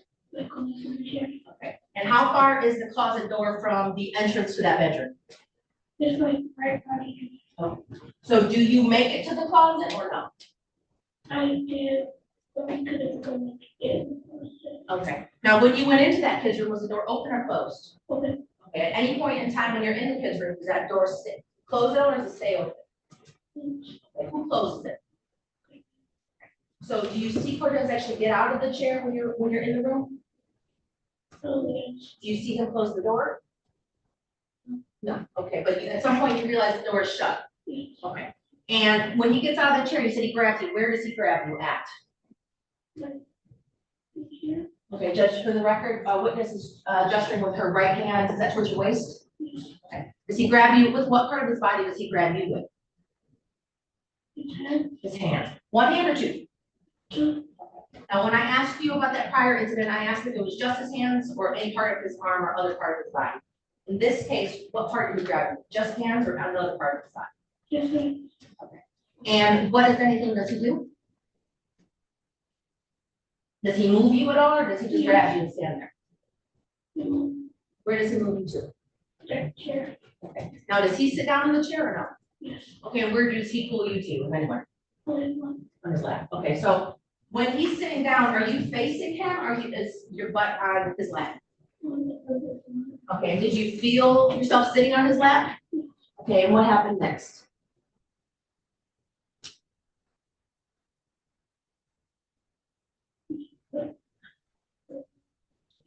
Okay, then you just speak up, sweetheart, we're almost done. What happens? Okay, you're wearing pants. Are you wearing panties at that time too? Okay, now when you said he pulls his pants down, does he just pull your pants down? Okay, what kind of pants were you wearing, by the way? If you remember. Jeans, okay.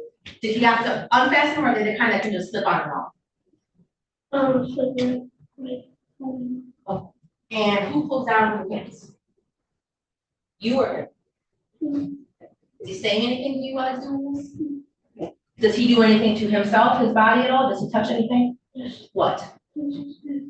Okay, he pulls his pants on. Do you see anything on his body? Do you feel anything on his body? Okay, so you're sitting on his lap, right? Do you feel any part of his body besides his legs touch your body? Because his pants are down and your pants are down, is that right? Do you feel skin to skin, is that right? Does anything happen to your body by his body? What happens?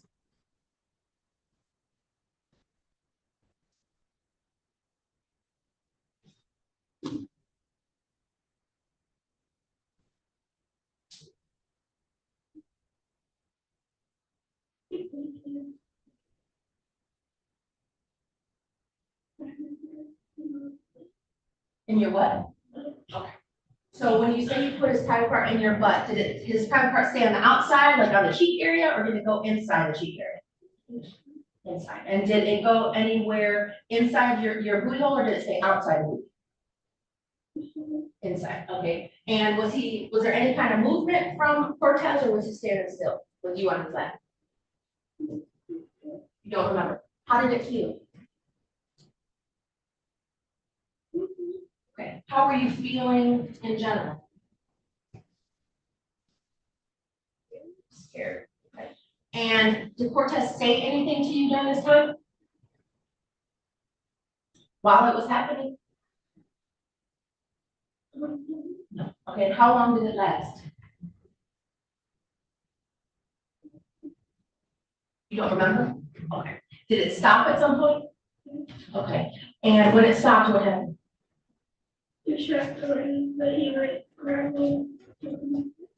So you tried to run? Okay, so while this is happening, while you feel his private part on your booty hole, in your booty hole, is he still holding on to you with his hands and arms, or are you not being held? Sure. I worded that funny, I'm sorry. So when you're sitting on his lap and his private part goes into your booty, is he holding on to you still with his hands and arms, or is he not touching you with his hands and arms? He's not. So do you try and get up? Yes. Okay, what happens when you try and get up? He grabbed me. Okay, and did what? He grabbed me. Okay, what, does he grab you by what part of your body? Okay, your Honor, the record is on gesturing with right hand towards the waist. And when he grabs you, where do you go? Okay, so you go back onto his lap? Does anything else happen with his private part you're doing or no? No. Okay, what happens next? After he grabs you for that second time, what happens next? I go into his arms already. So you went under his arms?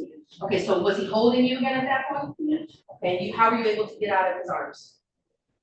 Was holding his face down like this. Like what?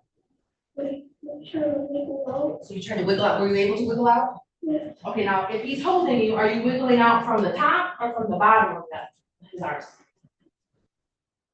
Or do you bust through the arms? That's okay. So you ultimately get away from him in that chair, from that chair? Where do you go? Okay, did you leave the house? Okay, what did you do when you left the house? When you left Marmar's house, after this happened to you playing hide and seek? I went home. Okay, did you tell anybody about what happened that time? No. Okay, why not? Because I was scared. I told my mom that he was being mean. Okay, so when did you tell your mom that Cortez was being mean? After I was there. Okay, when did you tell her that he was being mean? Like when? Was it immediately after, or did you wait some time to tell her? Like, when I went home, I told her. Okay, was your mom home when you got home? Yes. Okay, and did you tell her anything about the specifics of what happened, or no? Okay, and why not? Okay, how were you feeling when this was happening? Okay, why were you scared? Okay, and what made you think you were gonna die? Okay, kill you with what? Did he tell you not to tell anybody or no? What did he say?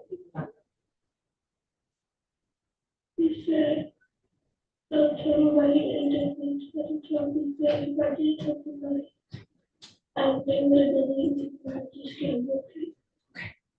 Now, after that time you went there to play hide and seek and that happened to you, did you ever go back to Mama's house? No. Okay, and why did you go back? Okay, did you not want to go back? Okay. When did you first tell somebody about what had happened with Tess did? Okay. So my best friend, the day she told me to tell me. Okay, your mother's friend is who? I told my best friend. I'm sorry, your best friend, is that Amira? Yes. Okay, how long after it happened did you tell Amira? Was it days, same day, different week, different month? Like the next year. The next year, okay. So you waited a little bit of time before you told anybody about what happened, is that right? Okay, was that because of how you were feeling or something else? Say it again. Oh, and were you feeling what you described to the court before, feeling scared? Okay, and for the reasons that you said before, because of what Cortez said?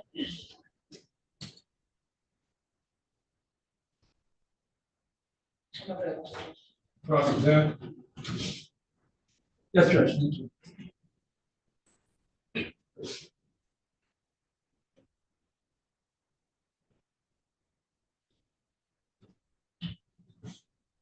Hi, I'm gonna ask you some questions, okay? You have to say yes or no. You just have to speak up, all right? Is that okay? Tell me your last name. How do you pronounce it again? Leininger. Linebarger. Miss Linebarger, you said that you told your friend Amira about what had happened. And you said that you told your friend Amira about 1 year after it had happened. Is that true? Yes. And you said that Amira told you to tell your mother. You told your mother right away? You did not.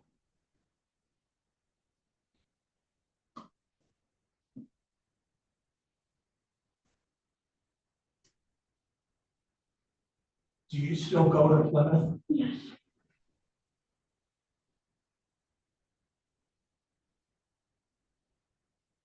Did you have a class earlier this year that they call something like sex education or human development or something like that? Yes. Did you go to that class? Yes. And after that class, that's when you told your mom? You talked about Marmar's siblings. Yes? That would be Marmar's brother and Marmar's sister. Yes? So the day that you told the judge about when you were playing hide and seek, you say that you were at Marmar's house, right? And Marmar was there. And his brother and his sister, yes? And your brother Dakari was there? No. He was not. Okay, so was it just the four of you kids? Nobody else? And Cortez. But is, And Melody was there too. and And the day she went to my house. can you say that again, please? The day she went to my house, just not to my mom. So, okay, so Melody's a grown up? Yes. And Melody is Marmar's mom? Yes. And when you got there to play hide and seek, Melody was there? Yes. But then she left. Yes. So playing hide and seek, there was four of you kids? Yes. Okay. It was daytime? No. It was nighttime? Yes. And after you say this happened, you left the house? You left Marmar's house? Yes. You didn't tell anybody you were leaving? No. You walked back to your house? Is your house right next door to Marmar's house? Yeah? Yeah.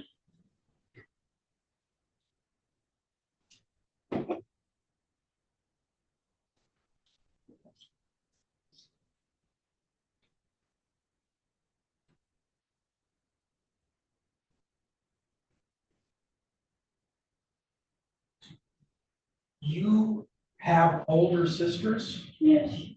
And is one of them right here in court today? Yes. When you started talking to your mom about what you say Cortez did your sister show you a picture of somebody and say, is this the guy?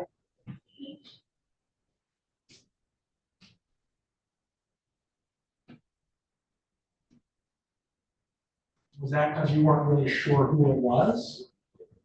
No, they're trying to make sure and also about the right person. Okay. And was that this sister who's here in court, in the courtroom? Yes.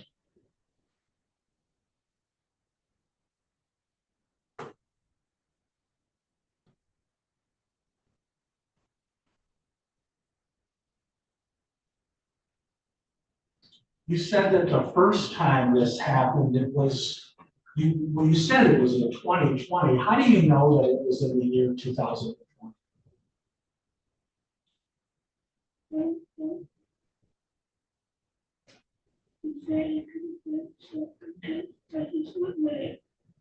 Somebody said that it could have been?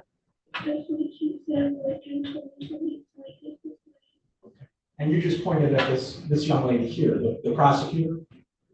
Is that who you're talking about? Okay. So the prosecutor asked you if it was in 2020 and you went with that? Yes? Yes. Do you know when it was that you say this happened? No.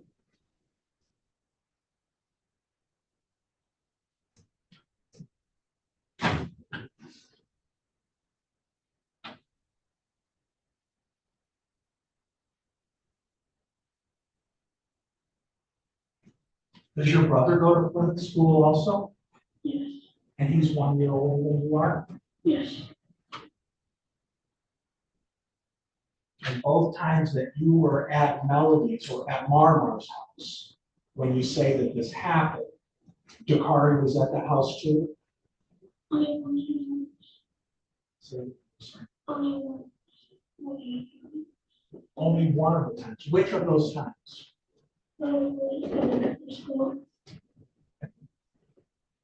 Did you tell me that Dakari was there playing hide and seek? No, the car wasn't there. Was not. Okay, thank you for correcting. So the hide and seek, it was you, Marmar's brother, and Marmar's sister. No Dakari.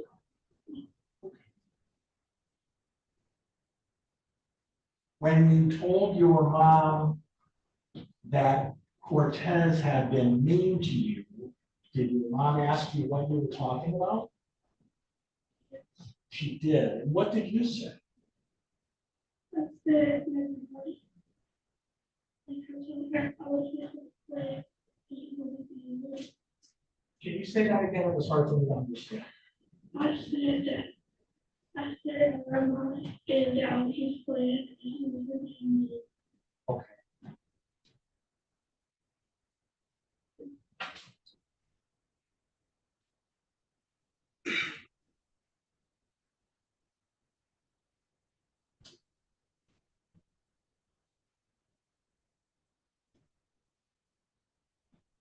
How old are you today?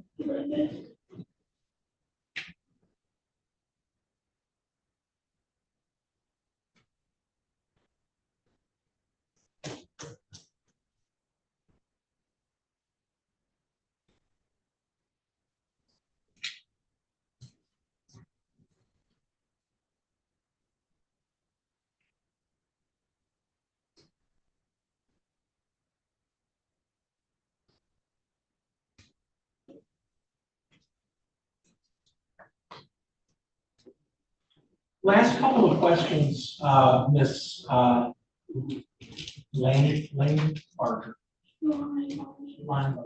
Thank you very much.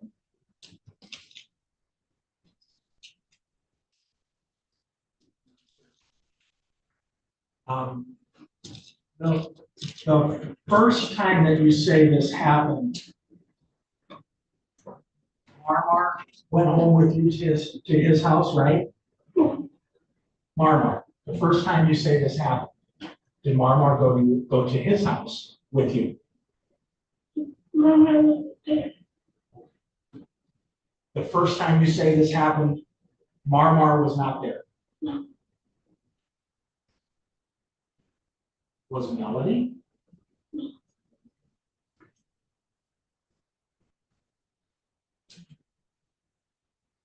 Was Cortez mean to you other times? He was never a really nice guy, was he? Did I ask for clarification with that, please? Yeah. Have you ever met Cortez before these things happened you talked about? Yes. Okay. When you would visit with Marmar, Cortez would be there sometimes, yes? Yes. And Cortez was not a friendly, nice guy, was he?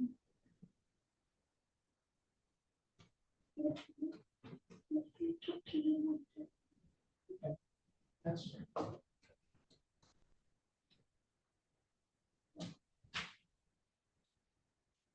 Did Marmar talk about Cortez?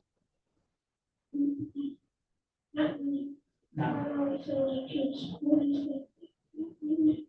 Say that again. Marmar would say. he was like, cool, not really. Okay. Thank you for helping me understand.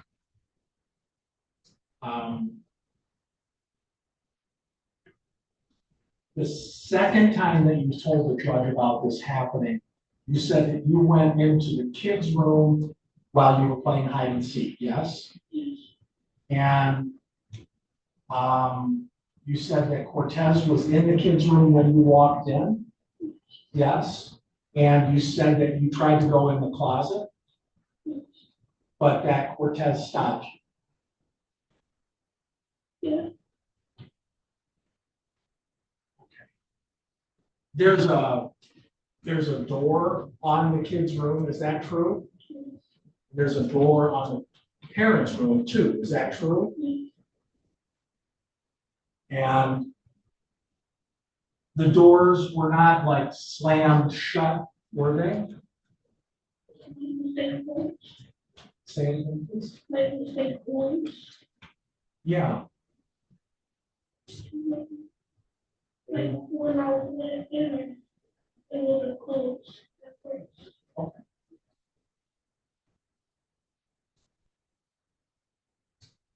Were any of the other kids hiding upstairs too right then? Or do you know? No, You don't know or they were? I don't. Okay. But I don't know. Thank you. Any redirect? Just a couple questions. Ms. Tanaya, Yes, do you remember what grade you were in when you first went to Marmar's house to use the bathroom that one day?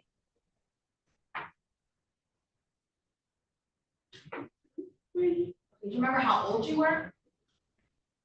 8, Okay, so you might not remember the year, but you remember how old you were, right? And you're how old right now? 11, 11. So help me do some math here. That would put you at about 7 or 8 years old in 2020. Is that fair? Does that sound right? yeah, Okay. Now, when you first told your mom about what happened, where did you tell her at? At your house? Okay, is that a yes? yes, Okay, what were you doing at your house when you told her? but the part when I told her Cortez was being mean, Yes. No, well, the first time you said Cortez was being mean, but then you testified with defense attorney that you said never mind, right? But was there a time that you actually told mom what happened? Okay, and when was that? that was, but Was it after the first time or after the second time? Sure. So the first time that you told your mom, I think you testified with me that it was some months afterwards, is that right, or was it long? Months. Okay, so what brought it up with you and mom? What were you doing? more Yes, so what made you tell mom right then and there? Did you tell your mom right after Amira said, yeah, you better tell your mom? no, like a week after, Okay, so a week goes by after you talk to Amira. What makes you go tell mom what happened a week later? You feeling a kind of way, or did something happen, or what? because I said if I didn't tell mom, he could like keep doing it. So at some point you tell your mom about what happened, right? Now, you went into the house the very first time for what reason? Okay. Did you know that Margaret wasn't there? Did you know that Melody wasn't there? Okay. Why did you go in? Okay. I have no further questions, Judge. Thank you. You may start. There are the people calling up, be very short, but it's the Shunia Johnson.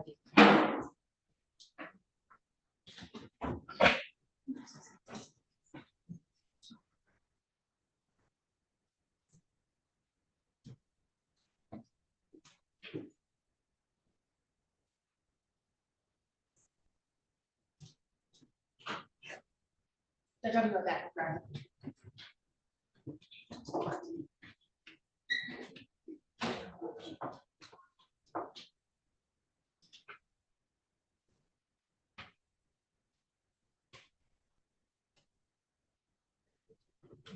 Now, please step forward, give your name and spelling to the young lady seated there. Shane Johnson, DSHUNIS. Johnson, JOHN. Please raise your right hand. You swear or affirm to tell the truth, the whole truth, and nothing but the truth, so help you God. Thank you. Please have a seat with the sponsor right next to me. Get to that microphone that's to your left. Your left, your left. Your left. May I approach Judge? Yes. Sure.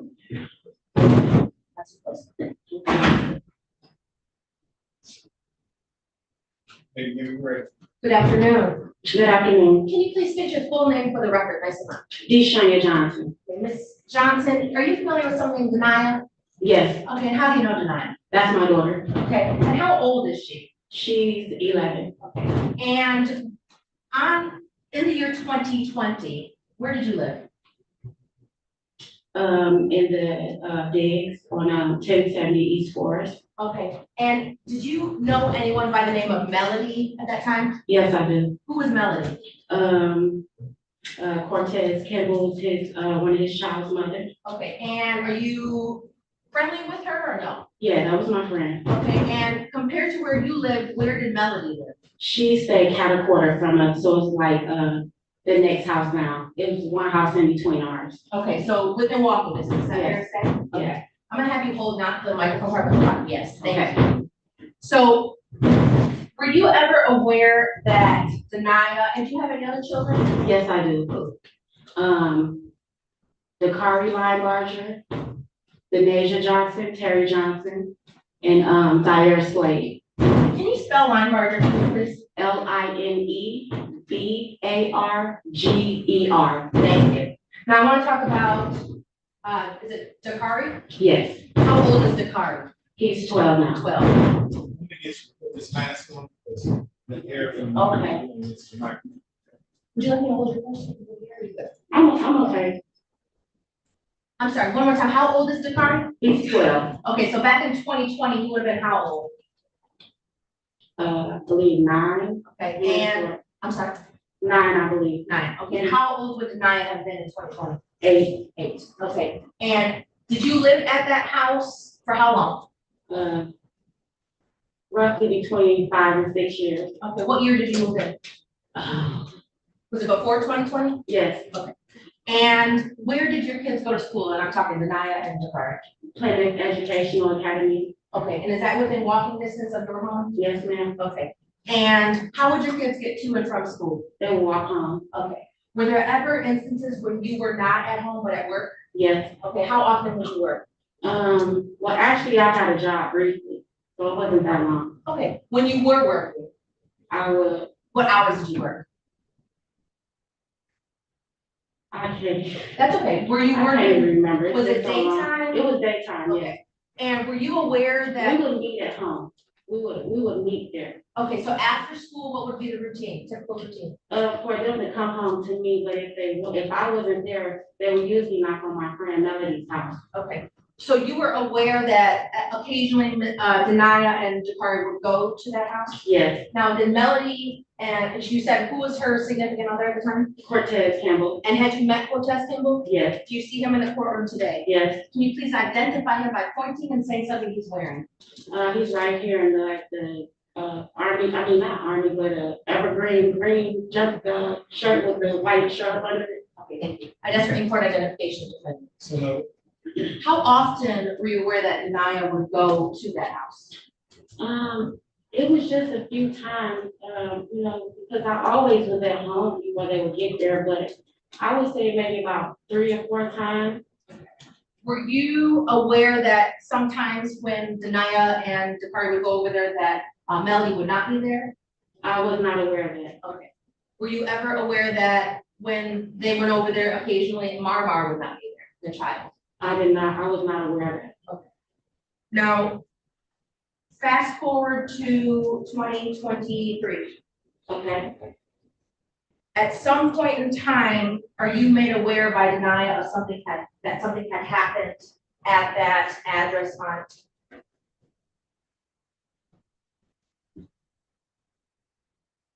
At that address at 1066 East Forest Avenue? Yeah. And is that in the city of Detroit County, Wayne? Yeah. Okay. And when were you made aware something happened? This was around either September, October, and it was late. I remember it was late at night. It was probably like 10 p.m. Okay, what year? 2023. Okay. And who approached you? The night. Okay. And when she approached you, did she tell you that something had happened at that address that belonged to Melody and Cortez? Yeah. Okay, without telling me what she said happened, did she indicate that she felt uncomfortable going over to that address?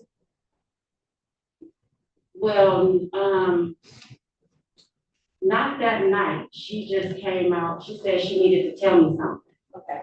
And when she told you she needed to tell you something, did she tell you right away what happened, or was that the end of the conversation? No, she told me right away. She said, Mom, I need to tell you something. I said, go ahead, tell me. She was like, I'm scared. I'm scared. I said, well, just go ahead and tell me. Okay. And did she tell you that something inappropriate had happened between her and Cortez? Yeah. Did she tell you how often that happened? How many times? Yeah. How many times did she She tell you? said 2 or 3. Okay. And did she tell you when it happened? Yeah. When? Judge, I got to the hearsay. Sustained. So when she told you that this had happened, did you get the impression that it had happened immediately before she told you, or sometime earlier? Sometimes earlier, because that's what she said. Okay. And how did you feel when she told you what she said? I was angry. Okay, what was your first reaction? What did you do? I stopped her and I went out there and my daughter was about to leave. So I went out there and got my daughter and had her come in. And I had her tell her exactly what she had told me. Okay. And at some point, did you contact law enforcement? Yes, I did. Okay, when did you do that? Probably 5 minutes after she told me. Okay. And is that what brings us into court today? Yes, ma'am. Okay. And and you were aware that charges were issued at some point? Yes. Okay, now, once charges were issued, did you have a conversation with me? Yes. Did you have a conversation with the officer in charge in this case? No, I didn't have I don't know if I had a conversation with you. I know. Yeah, okay, yeah, you're right. I did have a Did you also talk with Detective Brittany Williams? Yes. Okay. Now, when you talked to Detective Williams, did you indicate that you were concerned about anything involving Cortez? Yes, ma'am. What did you indicate? Well, somebody was playing on my phone, so I had trap law and I could get the phone number.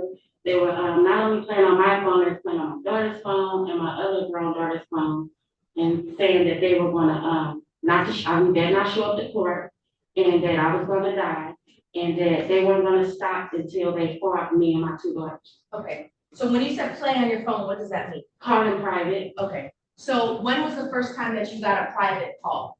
This is about, well, the first time I got this private call, it started in October. October what year? Of 2023. Okay. And was that about the time that police had gotten involved in this case? Yes, ma'am. Okay, and did you recognize the voice of whomever was talking on that phone? I did. Okay, was it male or female, or could you not? Female. Okay, was it, how many calls in total from October 2023 to present day have you gotten? I would say about anywhere from 300 to 400. Okay, now how many per day? About 20. Okay, is it from the same voice or different voices? It's, they'll just call and hold the phone. Most of the time, it's just calling and holding the phone. Okay, when you do hear a voice, does that voice indicate any connection to Mr. Cortez? I can't recognize the voice. Okay, but do they mention Cortez? And they just mentioned him in the text. Okay, so you did receive a text message? Yes, my daughter received it. Okay, which daughter?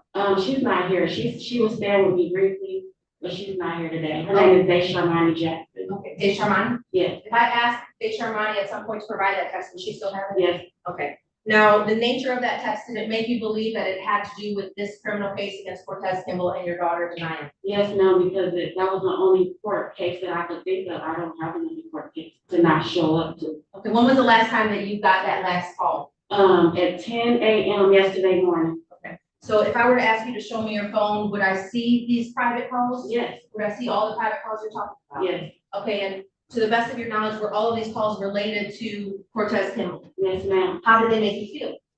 I was concerned. Why?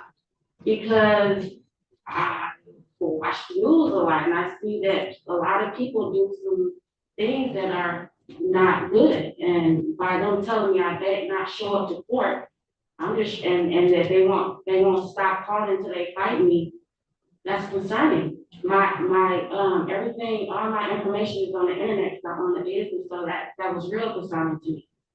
Were you ever concerned for the safety of anyone else in the family? Yes, ma'am. Who?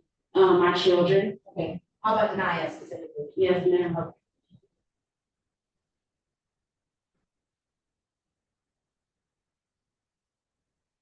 When Janiyah told you what happened, did you believe her? Yes, I did. Objection to relevance. Sustained.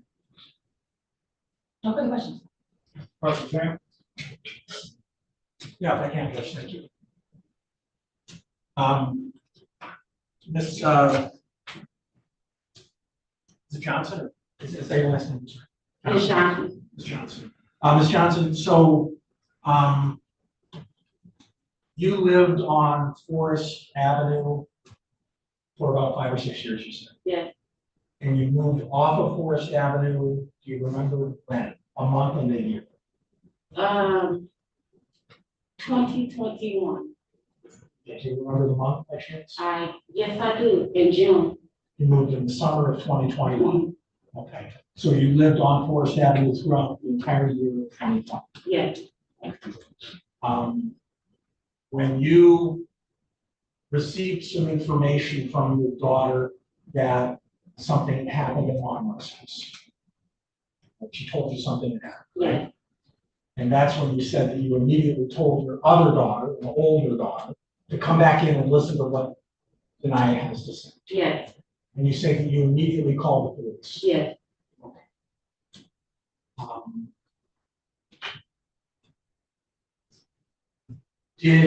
It's true, is it not, that shortly after that, did you post things on social media about what was going on? No, never. Okay. Do you know if anyone in your house did? I'm not aware of it. You testified about getting phone calls talking about wanting to fight. Yes. Yes. Is it true that one of your daughters or you have sent messages back also saying that you want to fight? I can't testify to what they said because I'm not sure, but I've never done that. Okay. And is it true that you don't discuss these sorts of things with your youngest daughter, with Denaya? No, I haven't discussed it with her. Any of them? No.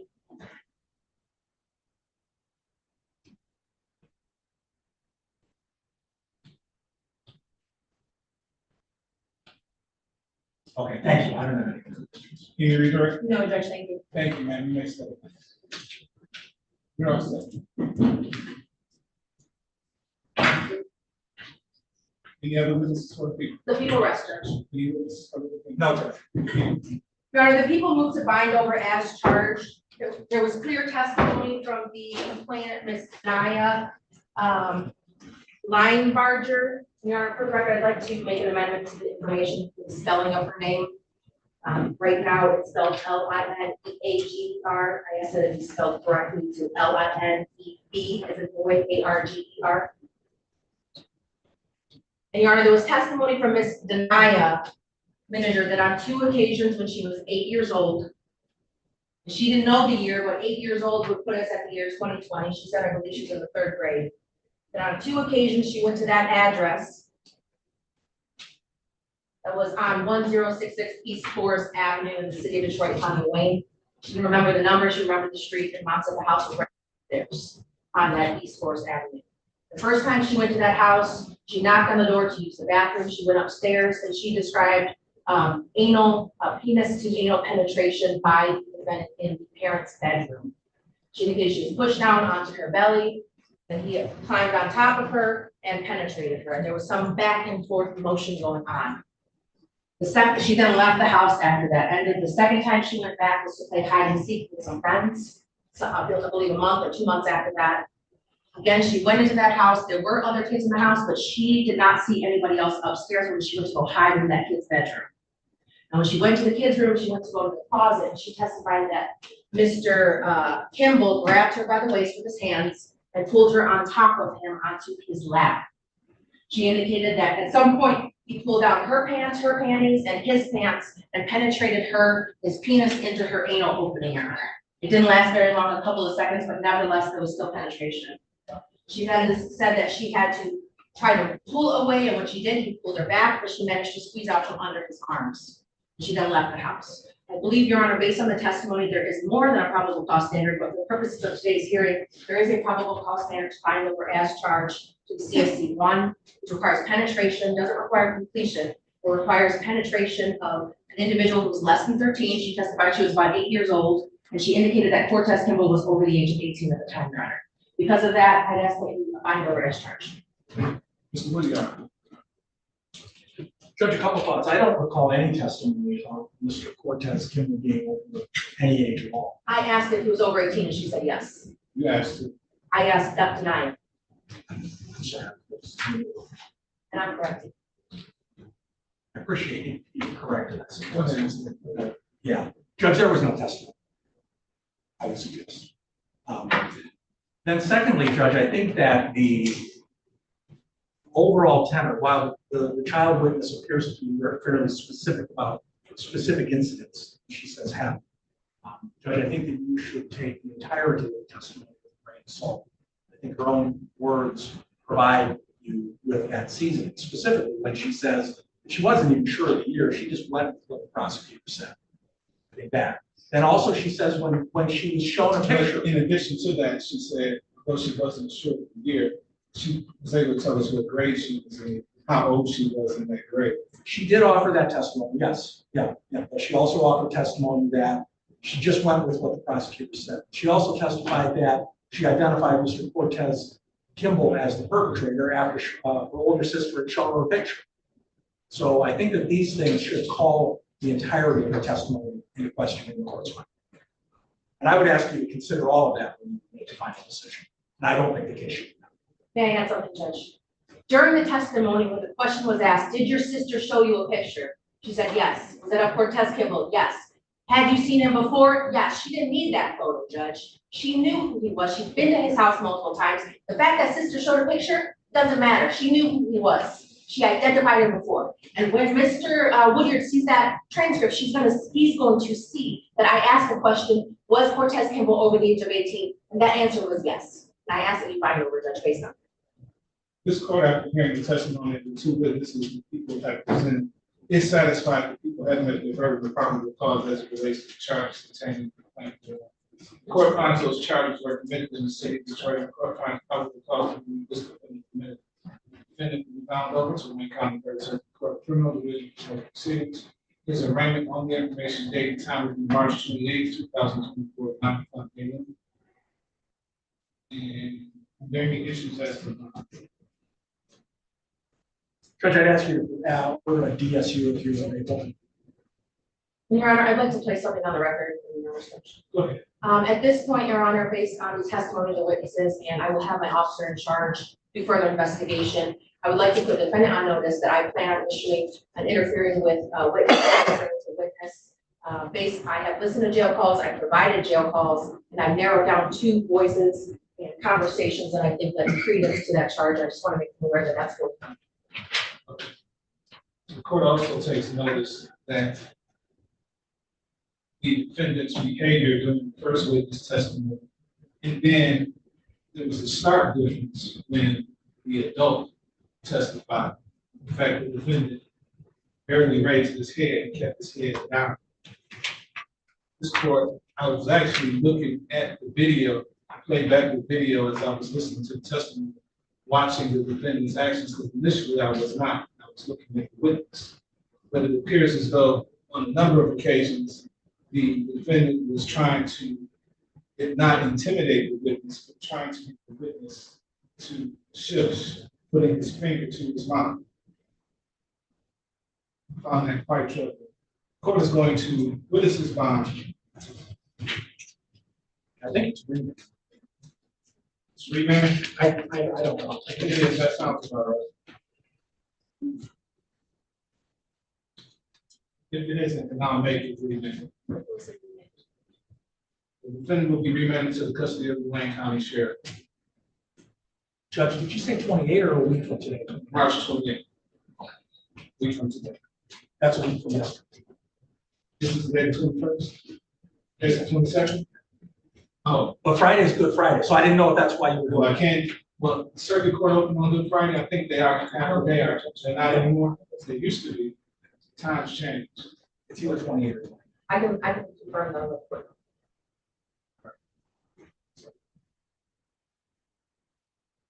On the safe side, let's make it April 1st. Now, my apologies, according to a colleague, we are open on Good Friday. That's what I thought. My apologies. Half the day. Okay, so March 28th, 2024 at 9 o'clock a.m. Then you will be remanded to the custody of the Wayne County Sheriff. Thank you. Thank you. Thank you.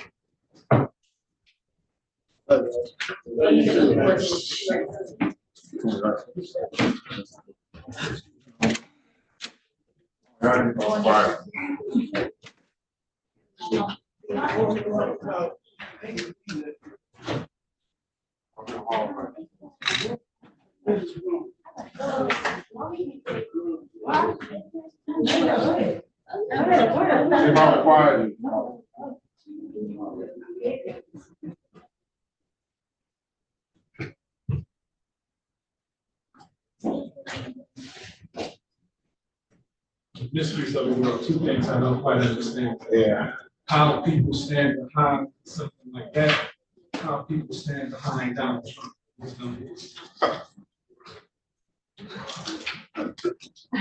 I don't understand it. Let me go talk to my people. I'll see if I can get it. Okay.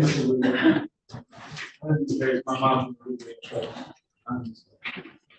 Mr. Slot, thank you so much for your patience. Do you guys have witnesses on yours? Yeah, I suppose so. I haven't seen a prosecutor yet. Who's the prosecutor? Tina. Ripley? Yeah.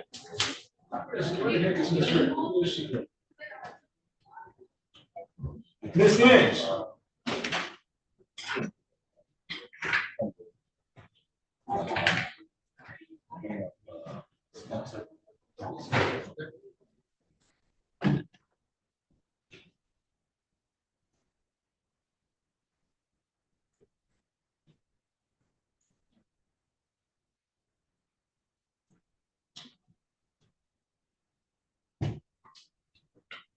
I spoke with him this morning, so I won't need to speak to him before we start.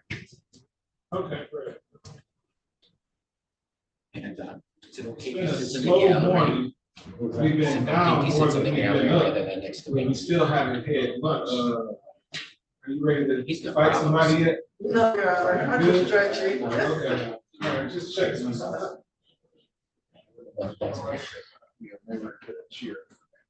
Okay.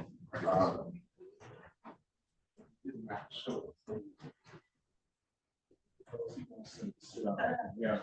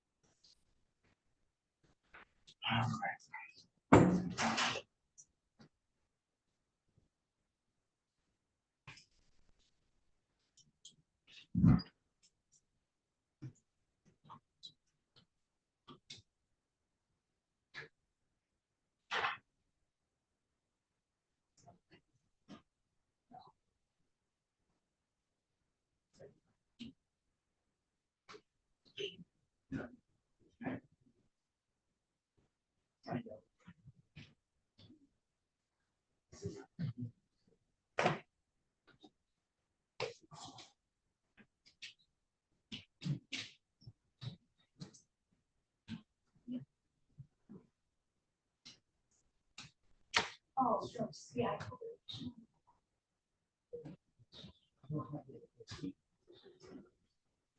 Okay. Yes. Yes. Sometimes. Yes.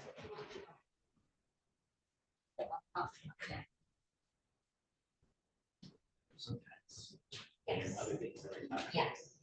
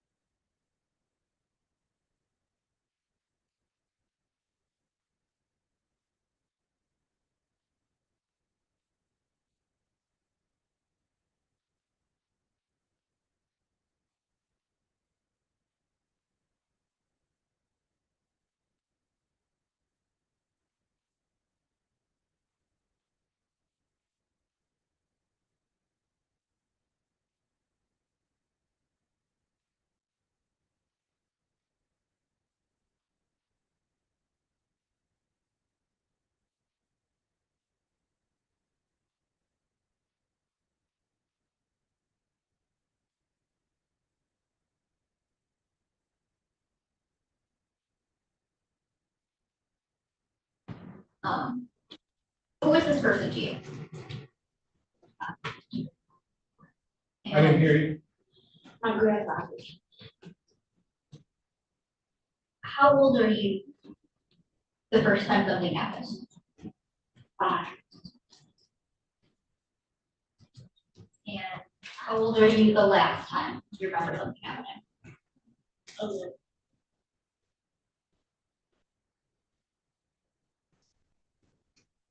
Does this happen in different places? Yes. Tell me about the first place that you remember something happening.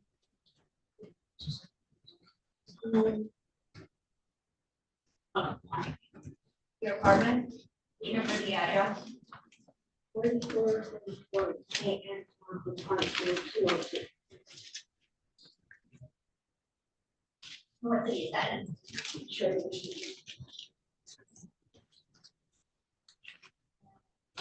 When you're at the apartment, what's the first thing you remember? Are you asking what happened or what? Yeah, what happened? I remember and putting my brother in her to go to sleep. And I remember he told us to go right. Mom was wrong. Like she was doing the book. And I went and I grabbed it. And I put it on. I came out to my room. And he said, no, go take everything out of the road. And put the road back on. He carried a handgun, so the handgun was on his back. So I looked at it and I got scared. So I did what I was told to do. I came. I'm gonna stop you right there for a second, okay? You said you put your brother in his room to go to sleep. He was already dozing off. So he was after just 5 minutes to sleep, so I put him in his room. How old was your brother? I don't know, he was little. Little. He's what, 2 years younger than me? He was not a baby, but a baby. And who was all home at the apartment at this time? Me, my brother, and my sister. So you come back out with your mom's robe on, with nothing under it. And you said that he carried a handgun and he had it on a bag. Yes. Where was this bag at? The way our apartment was set up, it's like really hard. It's like it was really small with 2 couches, and your bag was in front of the couch. So it's like really hard to explain, but it was in front of the couch. It was like really difficult to put the bag anywhere. Was it out where you could see where invisibly? Yes. And what happens when you come out the living room with nothing on under the robe?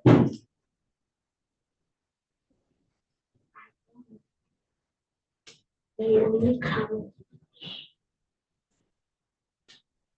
The first time that it happened was really weird because that was really the first time I was in it. So I can't really exactly tell you. I was just really stuck in that moment. I've been able to move.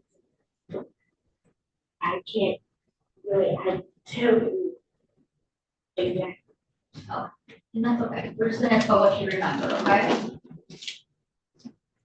So after you're laying on the couch, do you still have the robe on? Yes. And where's your grandfather at? The same couch that I'm. And what do you remember happening next? Just laying there.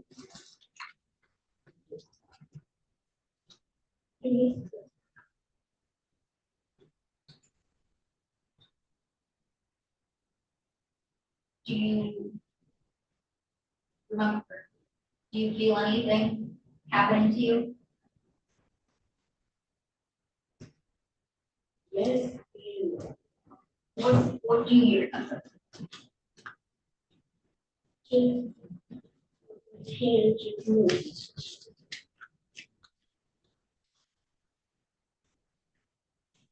Do you remember where at his hand was moving?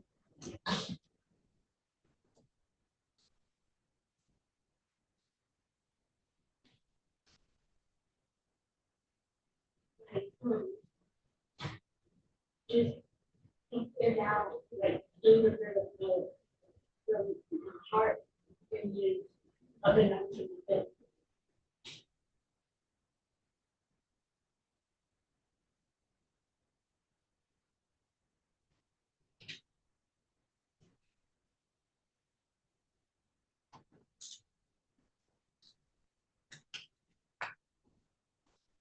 Do you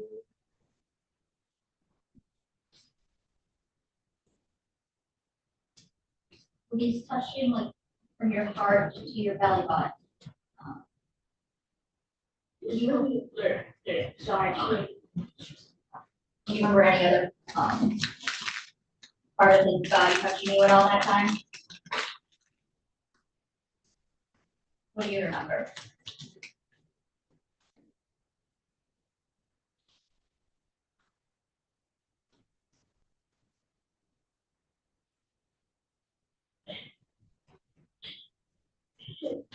Now, like different areas in my life. Different areas of your what? Like your body parts.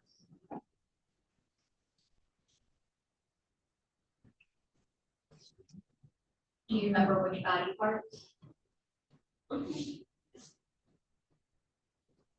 the no area.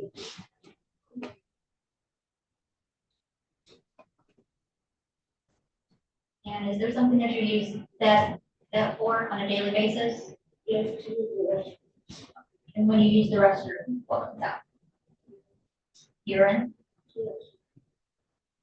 And is this mouth?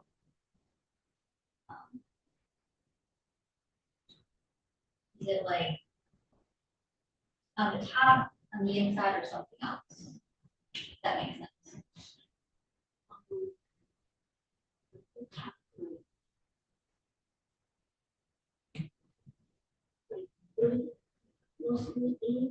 Mostly.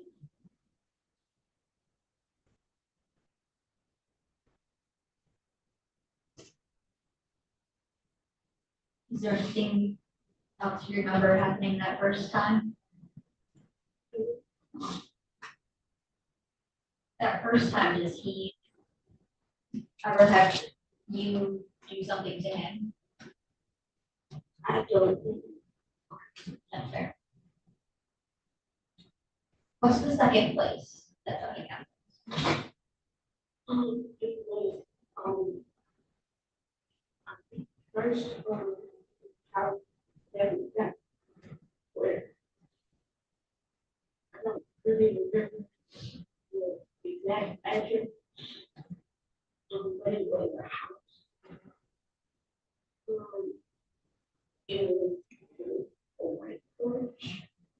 With a black, a whitish looking wood. With a black wood, like just brown. Do you know what city this house was in?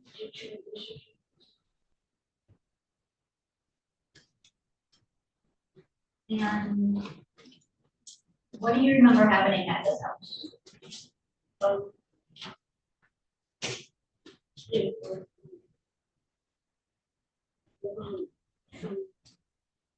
it got different from the first time that we did it. It wasn't really just him doing stuff to me. It started like him making me do stuff to him. So tell me about that. Tell me what happened. At this point, I was sharing a room with my step, and it was too big. And when she didn't come over, she didn't really come over, so she slept in one bed and I slept on the other. And from that period on, really getting back outside, that's when the bad thing happened. So when these things would happen, would anybody else be in the room? Would anybody else be in the house? Not really, my mom was at work.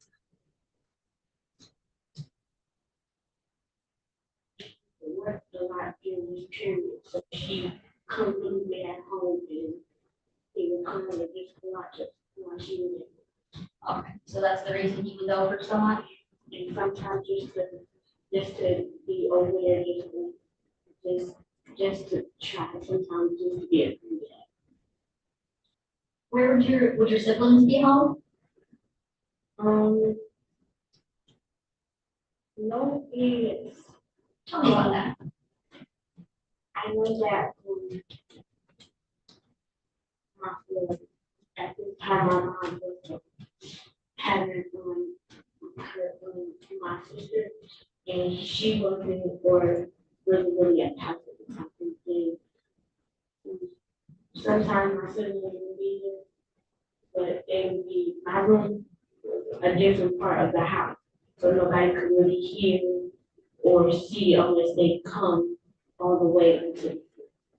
And they usually like really at the back of the house on a different side, so they really couldn't hear or see. And sleep.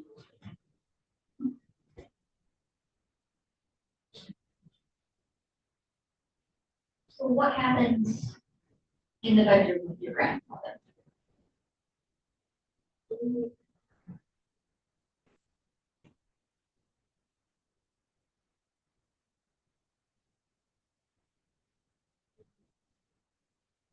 It's like different from the first time. So instead of him doing a lot to me, he made me do a lot to him. It was mostly telling him his balloons without everything where he was.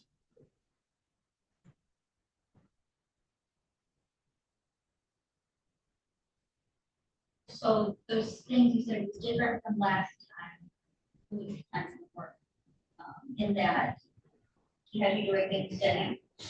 Would those other things happen too? Yes, but it would really mostly be me doing things.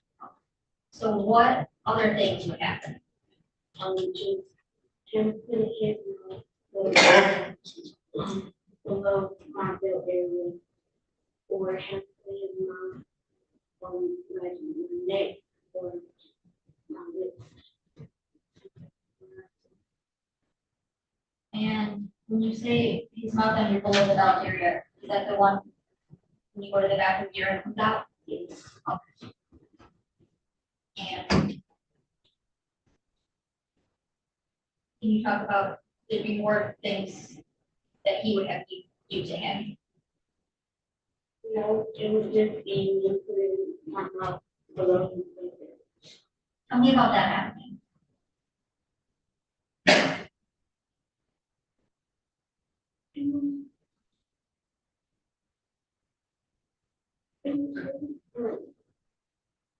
Ask a more specific question. Yes. his below the belt area, what does he use that for on a daily basis? And when he uses the restroom on top? And how would he have you put your mouth on his private part? Would he tell you how to do it? Tell me about that. It was mostly to do just I can't really explain. Can you remember the exact words that you said?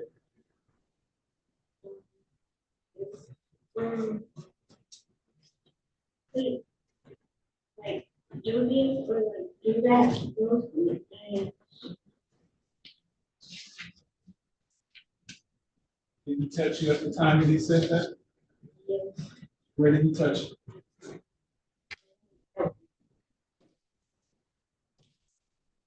So when he's having you, so his private part, is it at the outside or the inside of your mouth? Okay. And while he's having you do that, he's also touching you below your belt. And what is he using to touch you? What do you feel his hand doing?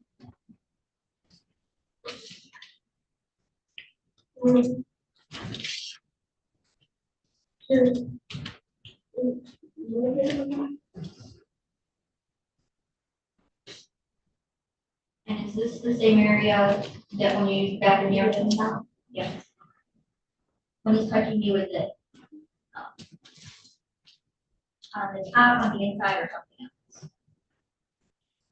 Inside? But not really inside, just like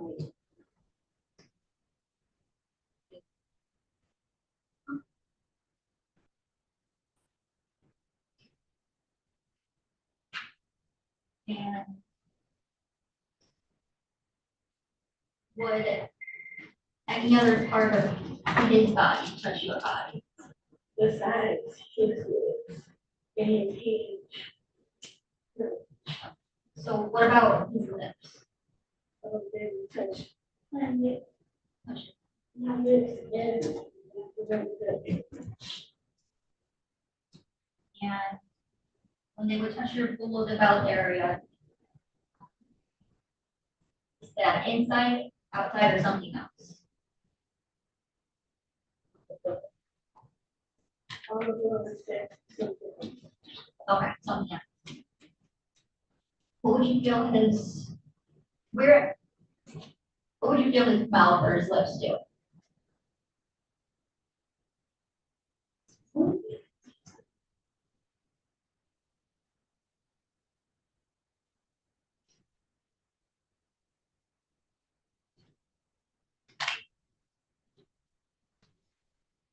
Is there anything else that happened at your first house that Oh, wait, yes. Tell me about that. There was an accusation against him and my older cousin. And I'm gonna object to any hearsay regarding other heads. Response. She's not saying that she was what anybody said. I would disagree. I mean, she's already raised that there's accusations about Let's try it again. Repeat the question. What, like, what else happened at the house? not really what I just said happened. It was just the time that it was kind of like I was being threatened to say anything. If that's what's clear. Who threatened? It wasn't really words that really came out. It was more so him having his hands on his bag and him looking at it and me and I looked and then he grabbed me on the shoulder to say. I see. And you say the handgun was on his back or bag? Bag. It was black. Bag that you said was in front of the couch? Yeah, and he just like them back over the years, and he would make his gun, take on top of his neck. Oh.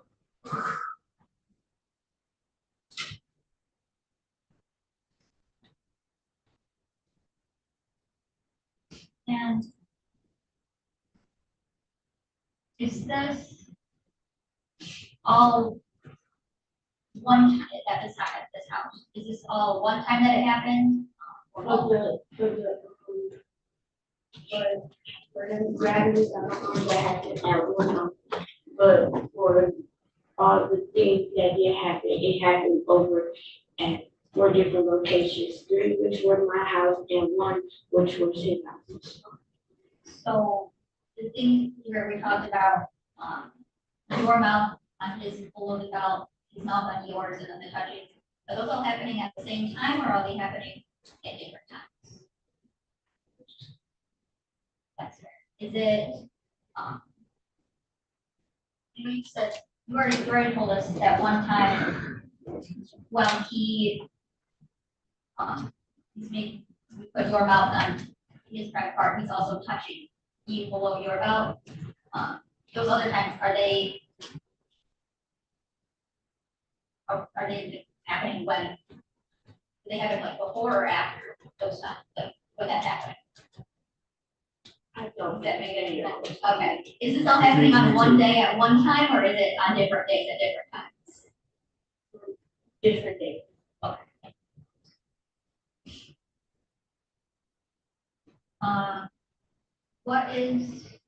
What's the third place that something happens? That is the third house, not really a house, but the third place that I used to live. What's that? 26, 72, St. Anton, Michigan. And who all lives there? For me, my 3 siblings and my mom. And what do you remember happening there? From what I told you that happened at the different locations, the same thing happened there. It just, when I started growing in different areas, that's where when he would like start touching me. You start touching different. And like I started to grow here. And for the record, you kind of got your hand around your chest area. Yes, I started to grow there, so he would like starting to touch there too. Okay.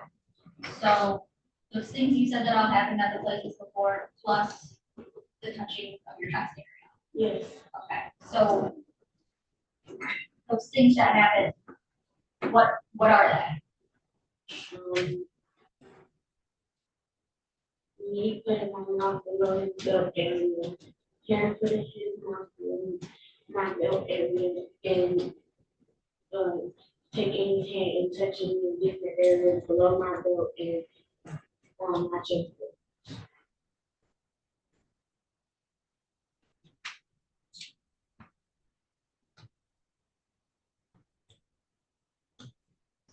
So I'm just gonna be sure I got it. So your mouth to his below the belt area. His mouth to your below the belt area. His hand to your below the belt area. And his hand to your chest area.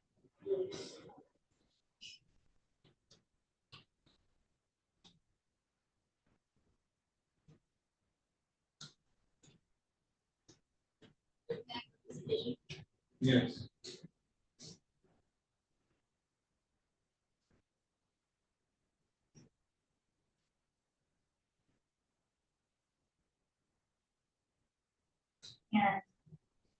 And I'm sorry, we have to go through this. When you say your mouth to his below the belt area, is that the same below the belt area that he uses to go and urine comes out? Yes. Okay. And that go in your mouth, outside your mouth, or something else? Would that be inside your mouth, outside your mouth, or something else?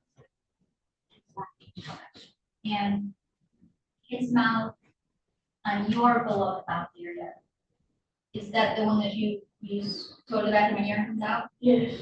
And would that be inside, outside, or something else?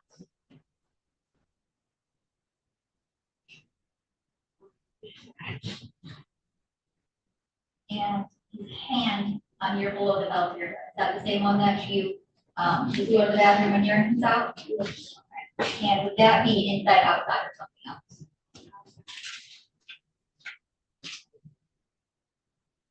And your touch area would be his hand? Yes. Okay. And where would that happen at in this other house, the 4672 St. Antoine? The living room and my brother.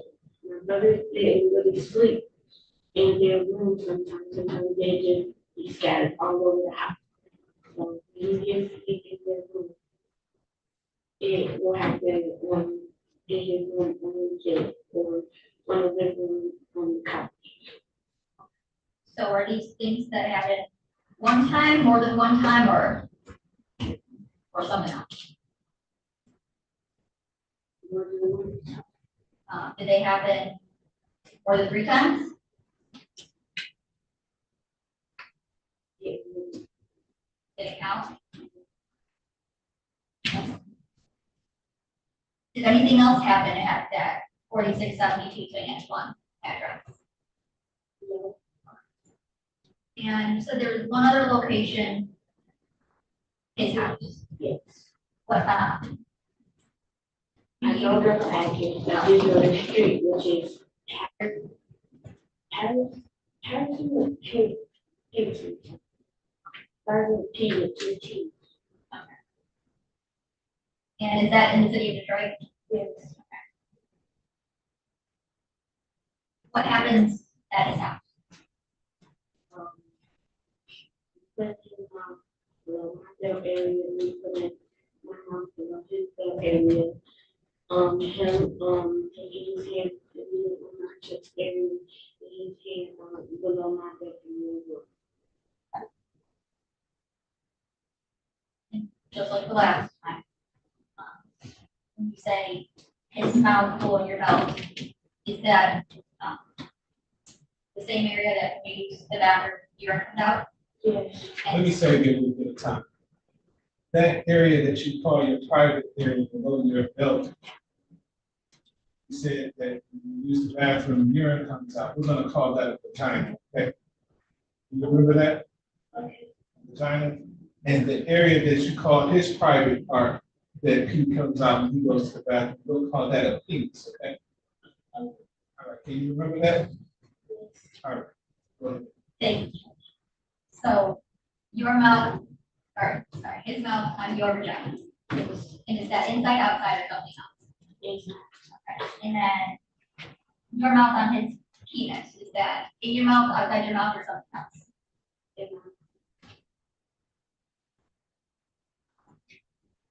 His hand on your vagina, is that inside, outside, or something else? Outside. And on his hand on your chest?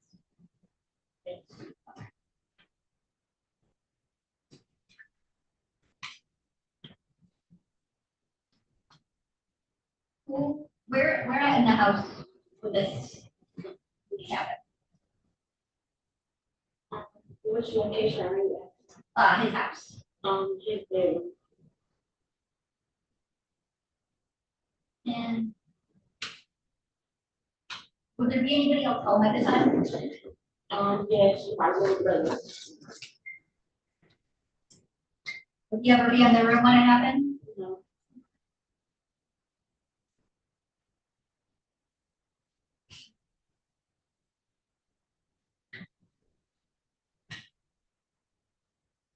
Does it?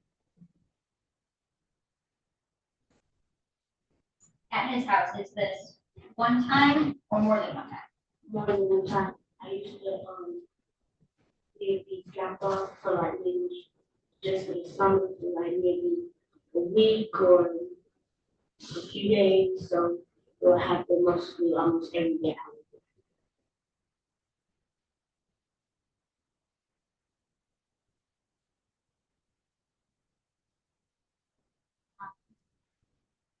Is there anything else you remember happening at his house?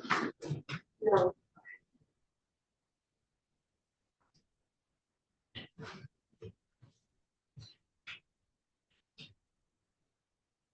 And so this started when you were 5 and it ended when you were 11?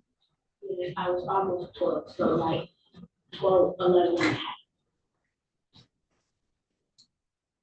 Is there any other time that you remember this happening? At any of these locations? Yes, I was 11. Yes, I was 11, and he had just had surgery for something regarding his chest or something, and he couldn't really move his arms a lot. So he was in my mom's room, and he made me put my mouth on his penis. You said you were at your mom's room. Do you remember which address this was at? 46 46. And when you put your mouth on his penis, is that inside, outside, or something?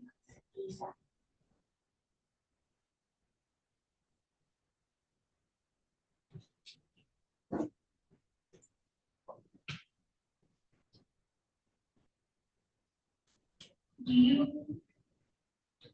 tell anybody about what's happening when it's happening?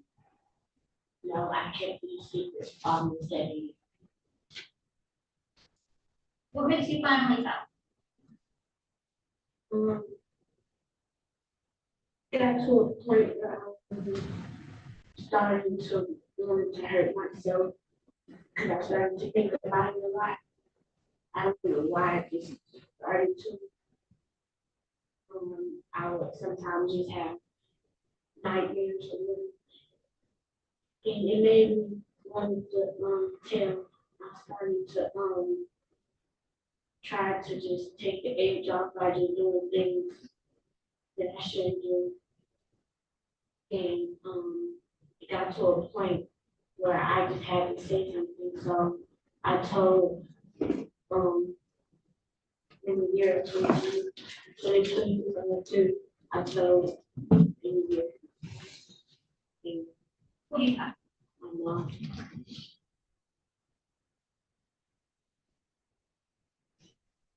She's the first person you told about this? No. No. Who's the first person? The person I told was my friend / my sister. I asked her, what should I asked her, like, had she ever had anyone say that to her? And what should I do? And every time we were having some financial problems, so I didn't know if I should say anything or just keep my mouth closed. Do you remember how old you were when you told your friend?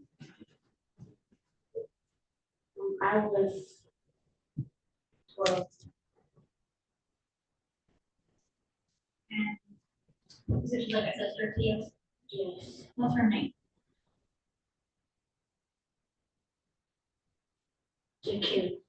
Jakira? I don't know her. Jakira? No, not possibly, Jakira. She was a lot older than me. She was like 15, maybe 16. I think she turned 16. She's turning 16. Yes.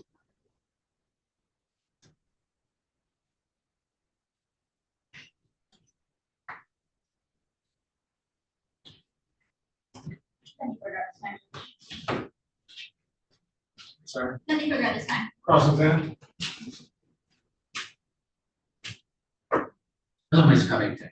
Hi. My name is James Schwab, I'm an attorney.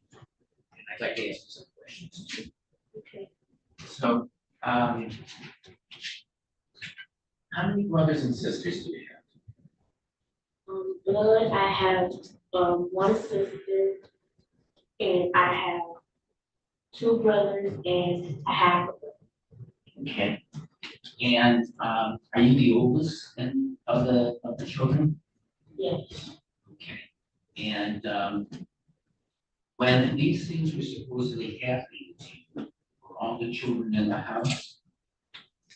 For the first location that I did get for the apartment, it was just me and my little brother, which is the second oldest.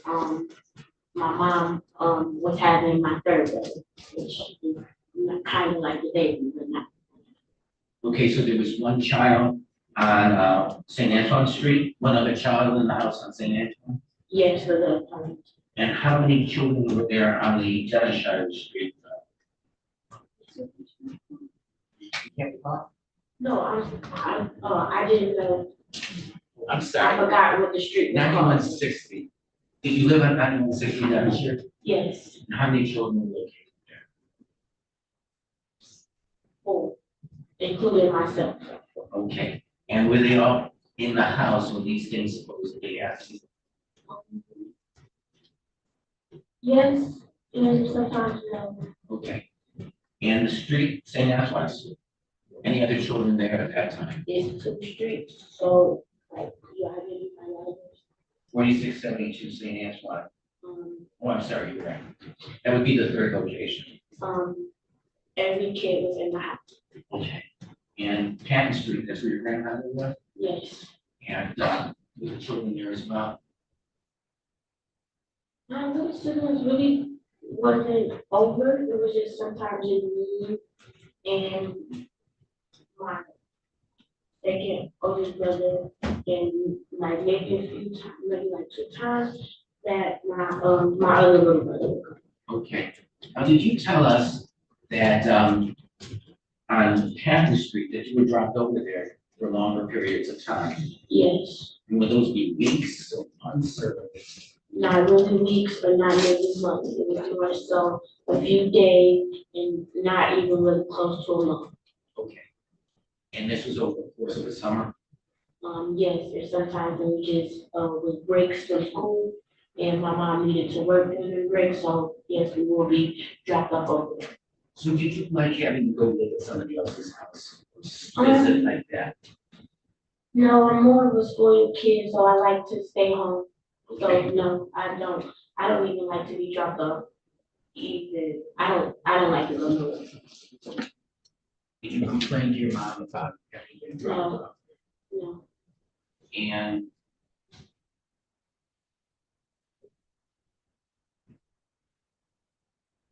were your siblings, your brothers and sisters present on any of these occasions, present in any of these occasions? Were No. these touching supposedly took place? No. Were they asleep or were they awake? Asleep. They were all asleep. Yes. Now, you didn't complain to your mother about any of these touchings before the one you described to us. You were 11 years old? Is that how old you were when you were? When I came out and said something? To your mom, yeah. Yes, I was 12. 12, I'm sorry. And what made you decide to do that? As I told the prosecutor, I was starting to feel overwhelmed and wanted to hurt myself. And was having different nightmares about it, about other people letting him just watching and letting him hurt me, like type of nightmares I was having. And I asked my sister, my friend, I asked her, what should I do? She felt sorry for me, so she told me that I should just say something because it's not, even if I just keep it in and keep letting it happen, it's gonna get worse than it. Okay. Now, did you tell your mommy that you wanted to see a therapist? Yes. How long have you been seeing a therapist?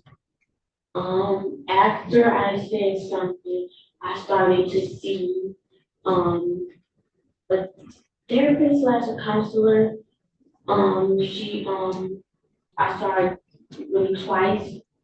Because I only saw her twice because I felt like I needed to have some in-person encounter with someone because I feel like someone wasn't really wanting to help. I understand. So I understand further. Did you ask, you've seen a therapist before, finally told you? No. Okay. So it was only after you told you? Yes. Also saw kind of school counseling. Okay. I saw like mom had told her what happened just in case I do start to act out in school. She told her like if I do ever needed to talk, I can. So it was school counseling. Were you having some problems at school before you told them about it? You know, I was acting normal. So your grandfather, Calvin Spencer, he was acting as your babysitter for the most part, is that correct? Yes. And, Not really as quarterly as babysitter, more so as grandfather should help. but your mom wasn't there, is that correct? No. She had somebody in there around you while she was away at work. Yes. So, did you dislike having a babysitter or somebody having to watch you? No, I understood because as a parent, you have to do what it is to provide for the kids that you have. So I did understand, as for her to have to work, but I never really complained to her and tell her anything because I already knew it was hard enough for her to ask anybody for help. Were there some other relations that would come over to the house? Or the apartments and houses? No, not really. Sometimes it was just supposed to be my friends, so I could come outside or just to hang out. But kids weren't like girls my age or just wasn't allowed to come over while he was watching. Yeah. During the years that this was supposedly happening, did was your grandmother, was Mr. Spencer married? No, he wasn't married to my grandmother, and he wasn't married to anybody I know. So your grandmother's on the other side of the family, is that what you're saying? No, she's on this side of the family, but they were together, but they wasn't married or really on talking period. I understand. So did she come over a lot? No, we really didn't see her. She was not really a part.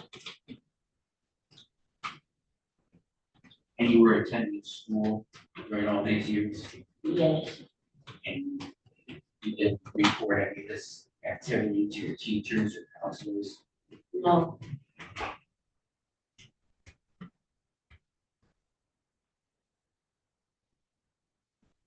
I recently started to act out and just get in trouble for just those things, but other than that, I wasn't really showing any signs that I was being hurt. Okay. So how much younger is your brother than you? 2 years, did you say? Which one? One. That's is after me? Yeah. Directly. As of right now, he's 11. Okay. And he wasn't in the room when any of this was happening? No. And I stayed before everyone, all my siblings that were in the house were asleep or in different rooms. But at the moment, I did share a room with my little sister.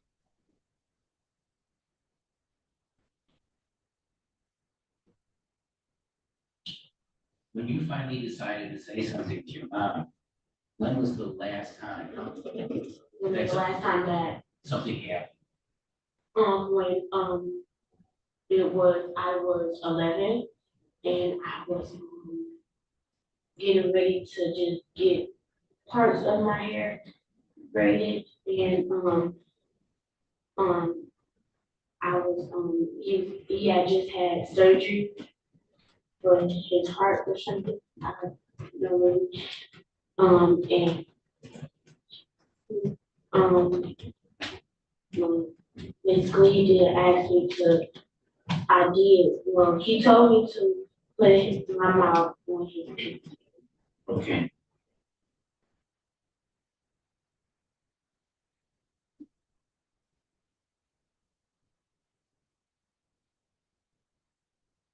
All right. Can you redirect? Okay. Thank you. You may stay.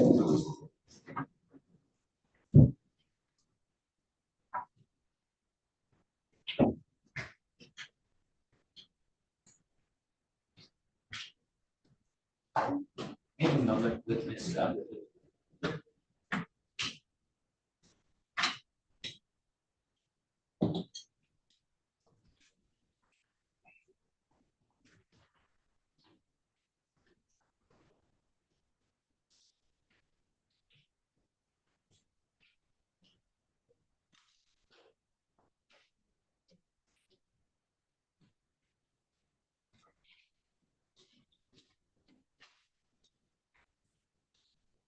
Any other witnesses for the people? No, Judge. Any witnesses for the defendant? People?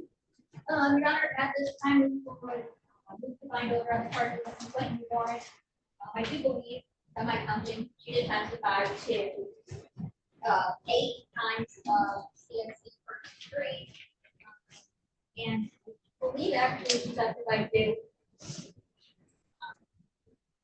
at least 4 times of CNC 2 that I counted. So I would have to have 1 more count of CNC 2. Well, no, I need to question of fact as for the one more count.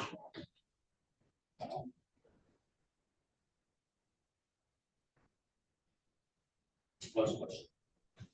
I agree, it is a question of fact. The court is satisfied that people met their burden of probable cause as it relates to the charges contained in the complaint warrant. Court finds those charges were committed in the city of Detroit. The court finds probable cause to believe this has been committed. That is the original charges as well as one additional count of sexual conduct in the second degree.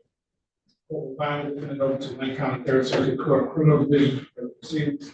His arraignment on the information, date and time would be March 29th at 8:30.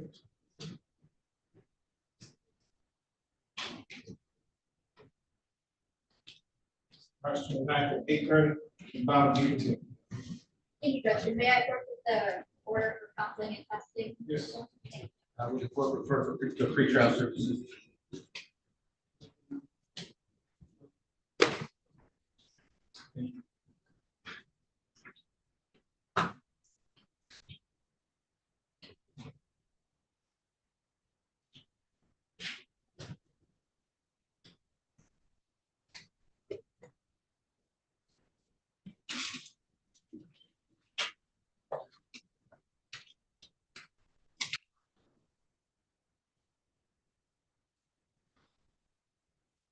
Bound to continue. Thank you. For the next date. Thank you as well.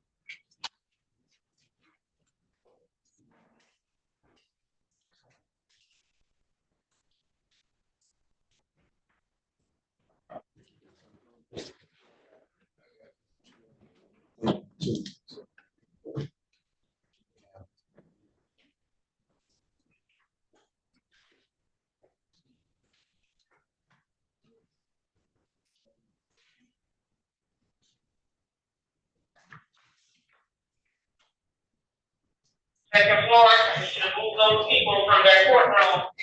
Move to the other end of the hallway.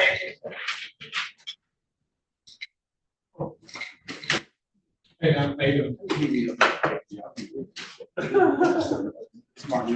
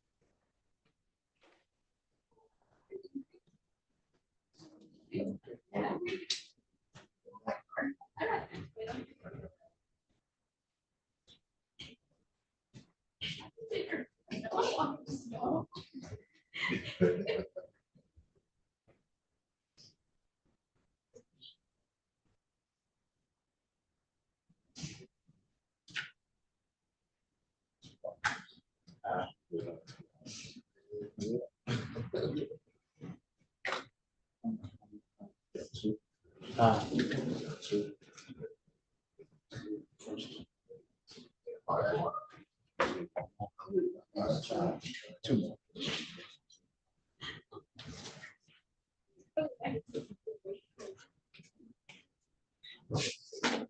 So that concludes the docket for the week, folks. Hope to see you Monday, same bat station, same bat time. Have a good weekend. It's done.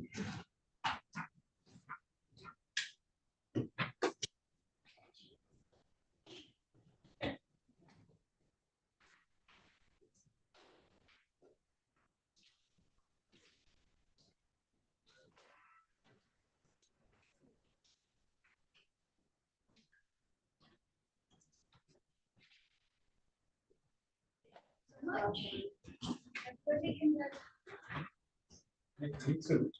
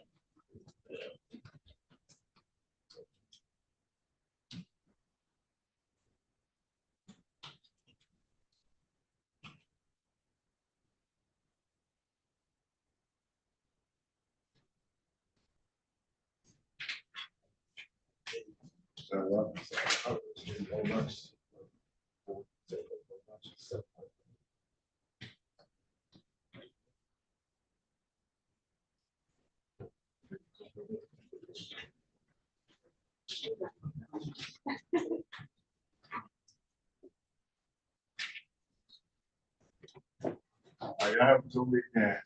Thank you, you too now. I appreciate you.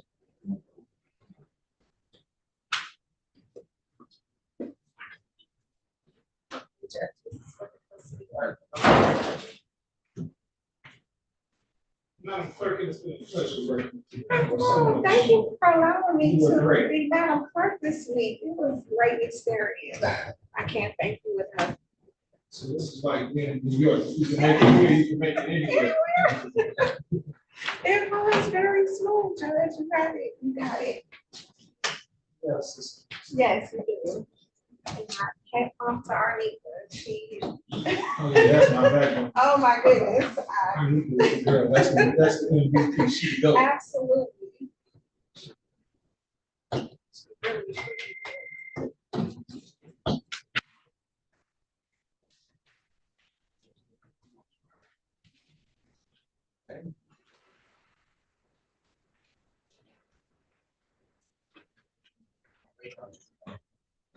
Thank you.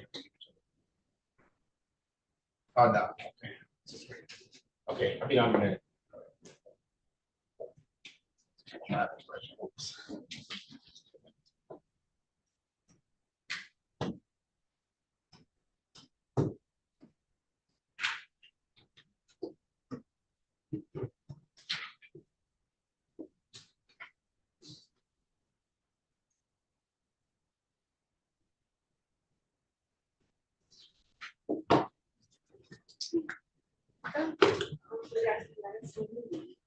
Kimball.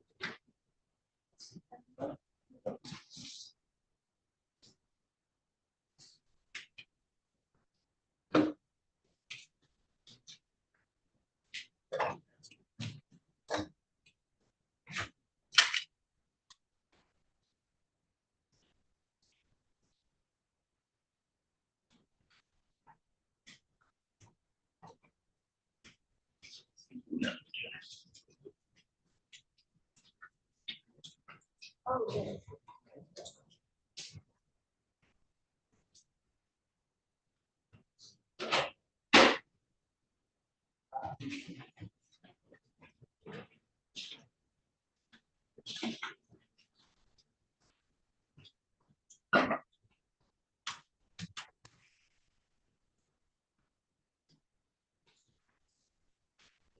last one more.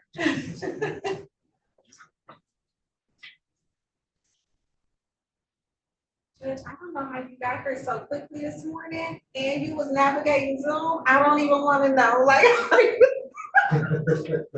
I'm not even gonna ask.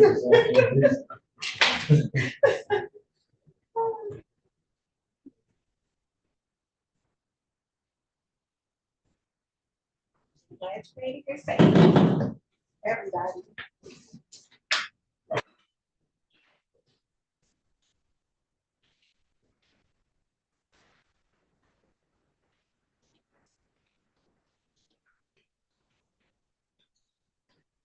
Got any watching those games yesterday?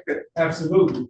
I had to watch the tape of Michigan State. They did the thing. Yeah, Oakland won too. They beat Kentucky. Oh, yeah, I watched the Oakland game too. That boy was raining threes, wasn't he? He was. I was like, wow. Where that come from? I know. So Purdue plays tonight. Oh, okay. Who they playing tonight? Northwestern won, Purdue got some chumps. Okay. Yeah. Because you know they're the number one seed. Right. 16 seed. Okay.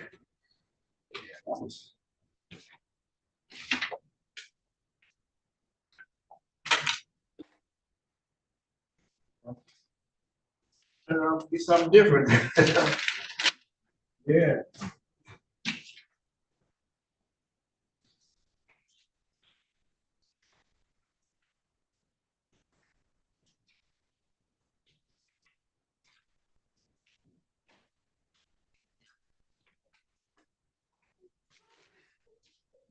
Hello there. How are you? Doing good. How are you? Pretty good.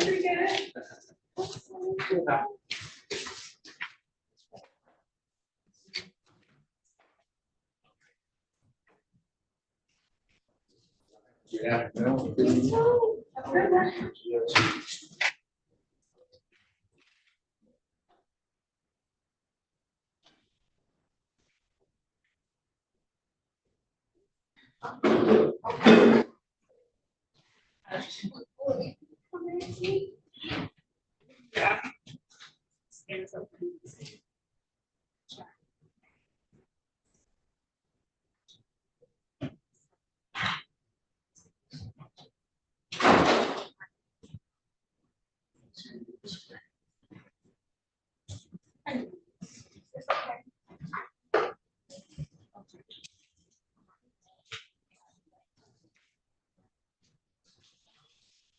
He's looking pretty good though.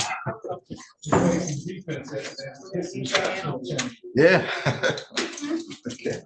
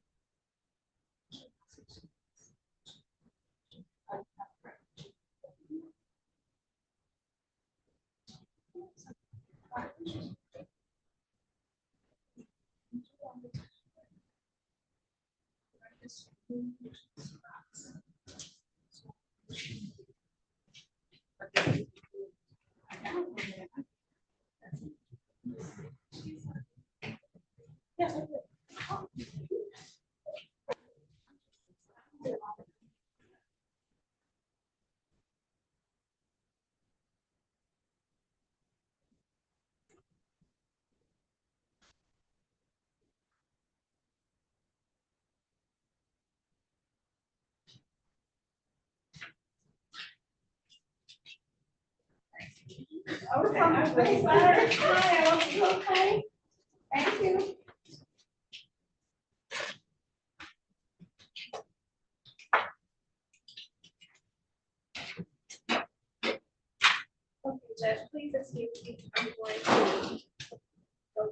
together. All right. Maybe Thank you. I'm together, thank you. Get back.